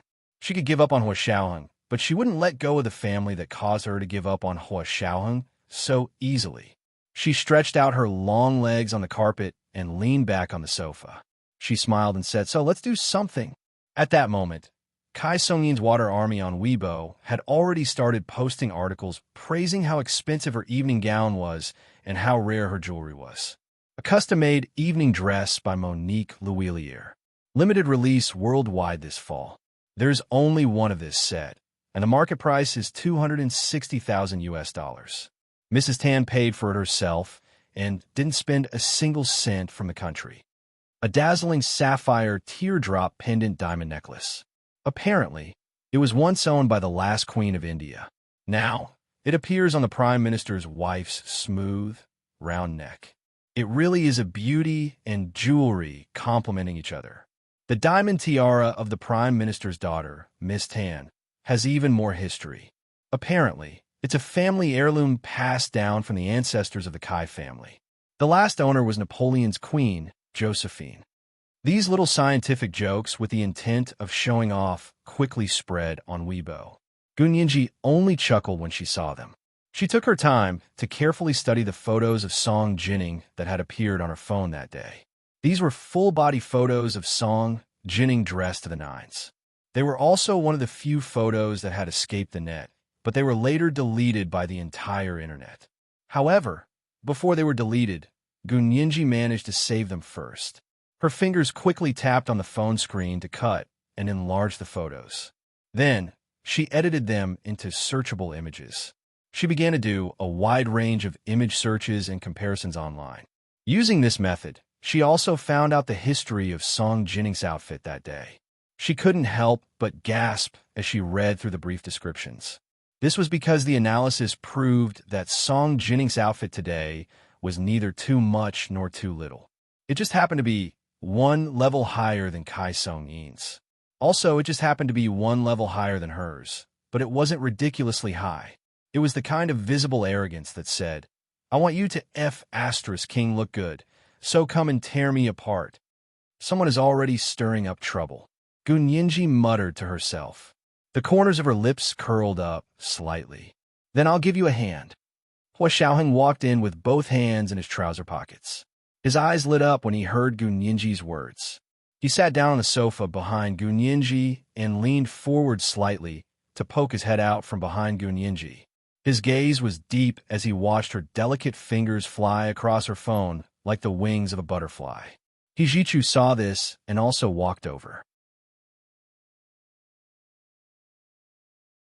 He sat on the other side behind Gunyinji and occupied the two ends of the sofa with Hua Xiaoheng. Gunyinji was completely immersed in the excitement of stirring up trouble. "Chi-Chi, I'm making a long Weibo post about Director Song. Of course, the main content will be about the First Lady's press release. Then I'll find someone to repost it. Remember to follow the content of the long Weibo post and go to the trending topics about the First Lady." Gunyinji lowered her head to edit the long Weibo post on her phone. At the same time, she nudged Ma Chi-Chi with her elbow. Ma Chi-Chi couldn't stop smiling. Come on. Let's do something together. Hurry up and post it. I'll go retort." Fighting with people online was Ma Chi-Chi's favorite pastime. For now, there was no other activity. Gunyinji's long Weibo post was quickly made. She used a secondary account that she didn't use often. After layers of IP camouflage, she finally transferred it back to the Hua Xia Empire from a French library. Ma Chi-Chi looked at it and said in surprise, "You're using her outfit to retort? Isn't that a little low?" Gunyinji tilted her head and smiled. "It is. People like us think it's low. But if you want to retort, do you want to make the other party angry or yourself angry?" "Of course I want to make the other party angry. If I'm angry first, what's the point of retort?" Ma Chi-Chi waved her hand disapprovingly. "Yeah, that's why when we retort, we have to retort in the way that the other party cares about the most. Only then can we retort until her heart, liver, spleen, lungs, and kidneys explode." Anyway, even if we think it's low, as long as the other party thinks it's high, then we'll retort. Because at the end of the day, we have to retort until the other party doubts the value of her life and feels like she's better off dead. Gunyinji raised her right hand and flicked Ma Chi-Chi's forehead. "Come on, let's get to work." Soon, Gunyinji's long Weibo post was made and became a fashion influencer on Weibo. She used a small program to push her content to the front. The fashion influencer who was paying attention to Weibo immediately saw the long Weibo post from Gunyinji's secondary account. After skimming through it, he immediately reposted it. Needless to say, such a detailed, graphic, and trending long Weibo post would definitely be reposted. Ma Chi-Chi also used her secondary account to follow the influencer. When she saw the fashion influencer repost Gunyinji's secondary account's long Weibo post, she couldn't help but give Gunyinji a thumbs up. Then she looked through the posts one by one and smiled as she quoted the content from Gunyinji's long Weibo post. She retorted under the Water Army's topics that praise Kai Songyin. My Meng Chi Chi. Come, come, come. Take a look, take a look. Director of the Institute of High Energy Physics. Ms. Song's custom-made evening gown was also personally made by Monique Lhuillier. It's a limited edition, and there's only one set. The market price is $520,000, and it was all paid for by Ms. Song herself. My Meng Chi Chi. But was Mrs. Tan's evening gown really paid for by herself? Why did I see this $260,000 in the expenses of your husband, Prime Minister Tan's campaign finance report? May I ask if Mrs. Tan's evening gown was paid for by Prime Minister Tan's campaign funds? My Meng Chi Chi.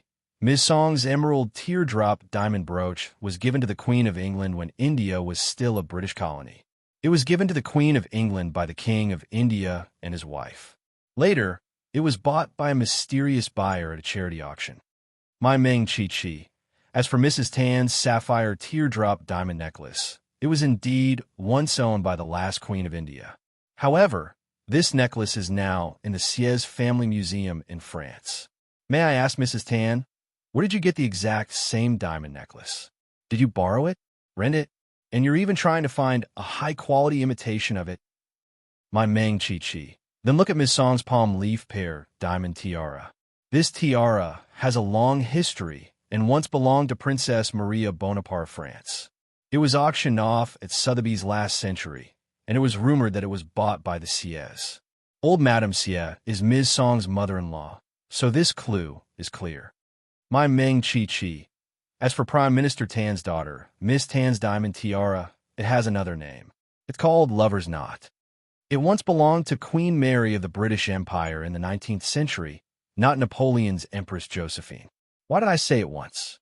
Because this diamond tiara was stolen from a royal exhibition, and its whereabouts are still unknown. Oh, wrong. Didn't appear now.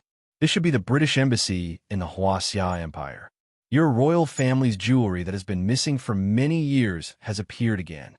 This is the second update, and the monthly vote is 7,400 plus updates. Today is the fourth update. Remind my dear friends not to forget your recommendation votes. Next is the third update at 7 p.m., fourth update at 11 p.m., and the monthly vote is 7,900 plus updates. The double monthly votes are continuing. Dear friends, don't stop.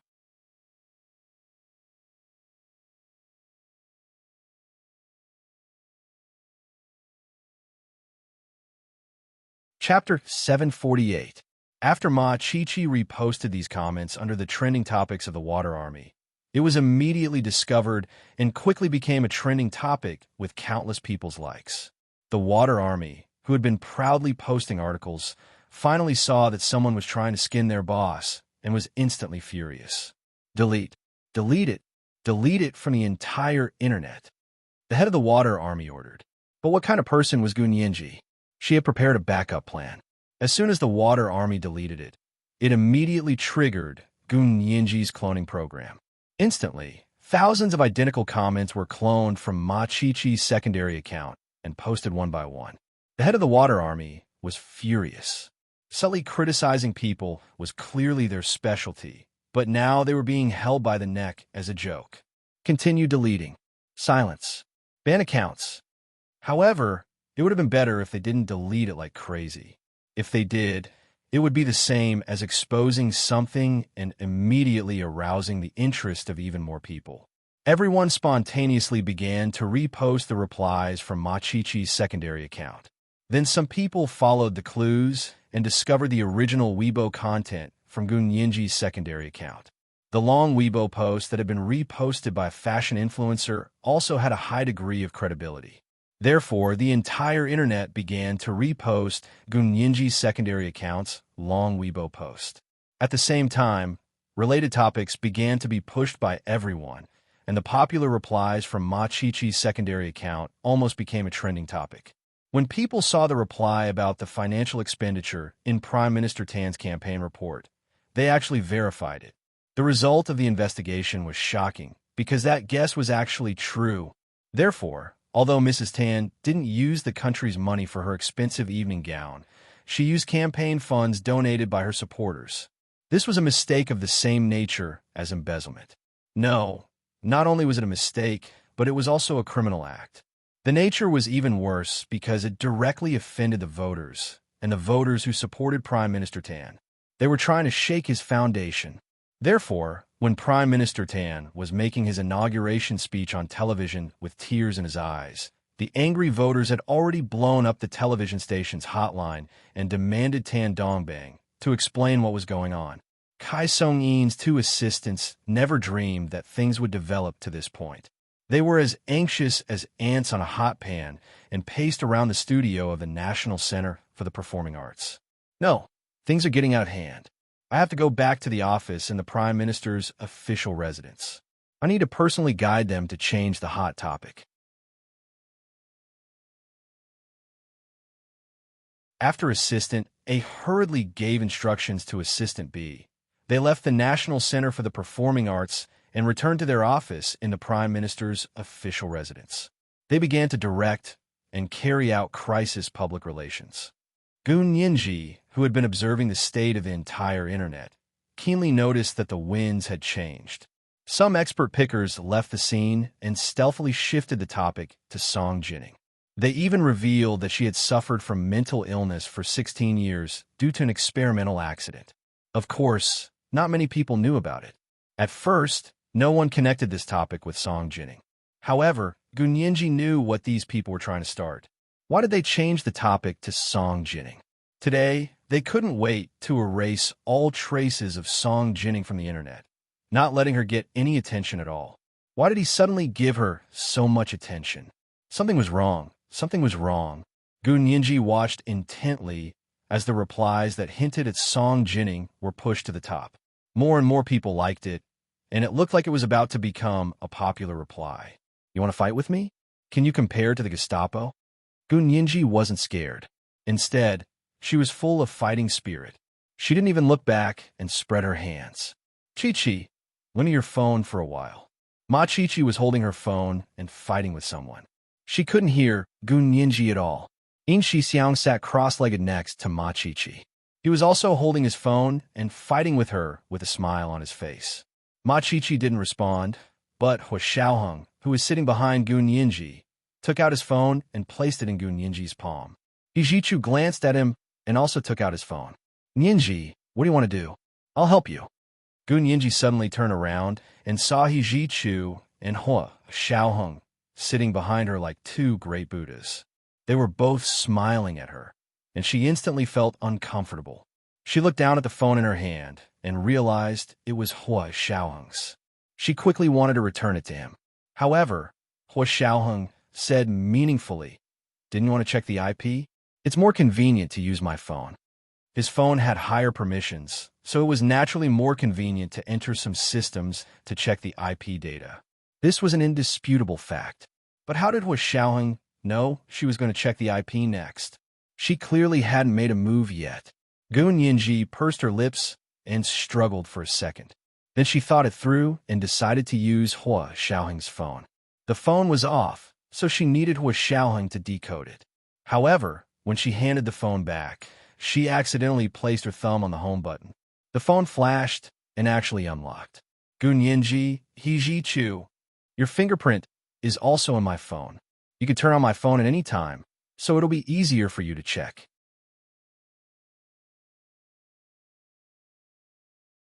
Hua Xiaoheng said calmly and didn't feel embarrassed at all. He Jichu frowned and looked at Goon Yinji. Check what? Didn't you guys break up? Goon Yinji nodded vigorously and said with some confusion, Yes, we broke up. Check what? You broke up, so you can't pursue me again? Hua Xiaoheng leaned back on the sofa and said slowly, I'm not your professor, so I'm not restricted by the school's rules and regulations. I can continue to pursue you. The words, I'm not your professor, hurt He Jichu 10,000 times. His face darkened as he looked at Hua Xiaoheng and said coldly, Nianji is still young. Her main focus should be on her studies. If you really want the best for her, don't harass her. Hua Xiaoheng smiled and stretched his long legs noncommittally. He leaned forward to look at Gu Nianji and said, "What are you waiting for? Hurry up and check it." Gu Nianji snapped back to reality and found an IP search app on Hua Xiaoheng's phone. She typed in the fake accounts from the Weibo Water Army. Soon, she found the IPs used by these accounts. As she expected, there were hundreds of these accounts, and they all used 3 IPs. Gu Nianji used her own account to post the results of the investigation under the topic and pointed out, "This is so funny. There are so many fake accounts, but there are only 3 IPs. May I ask if you're sharing the same office or the same router?"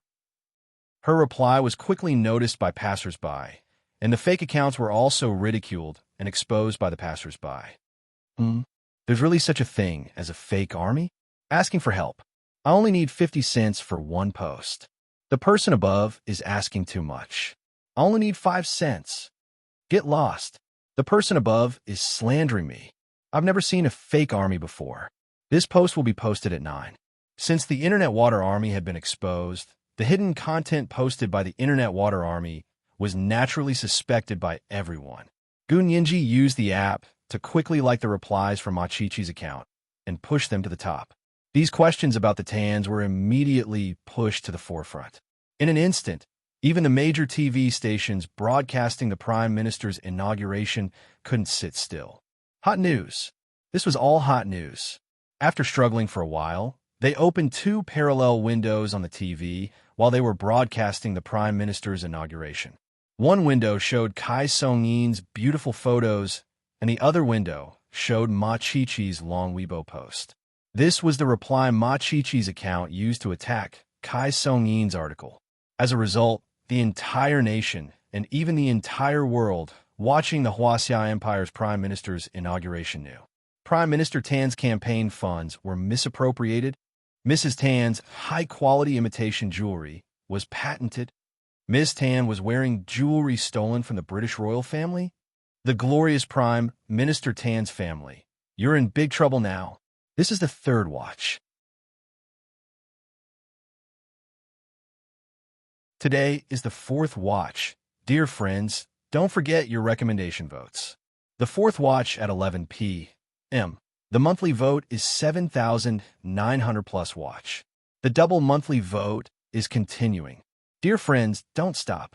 You're tuning in to the Romance Rendezvous YouTube channel.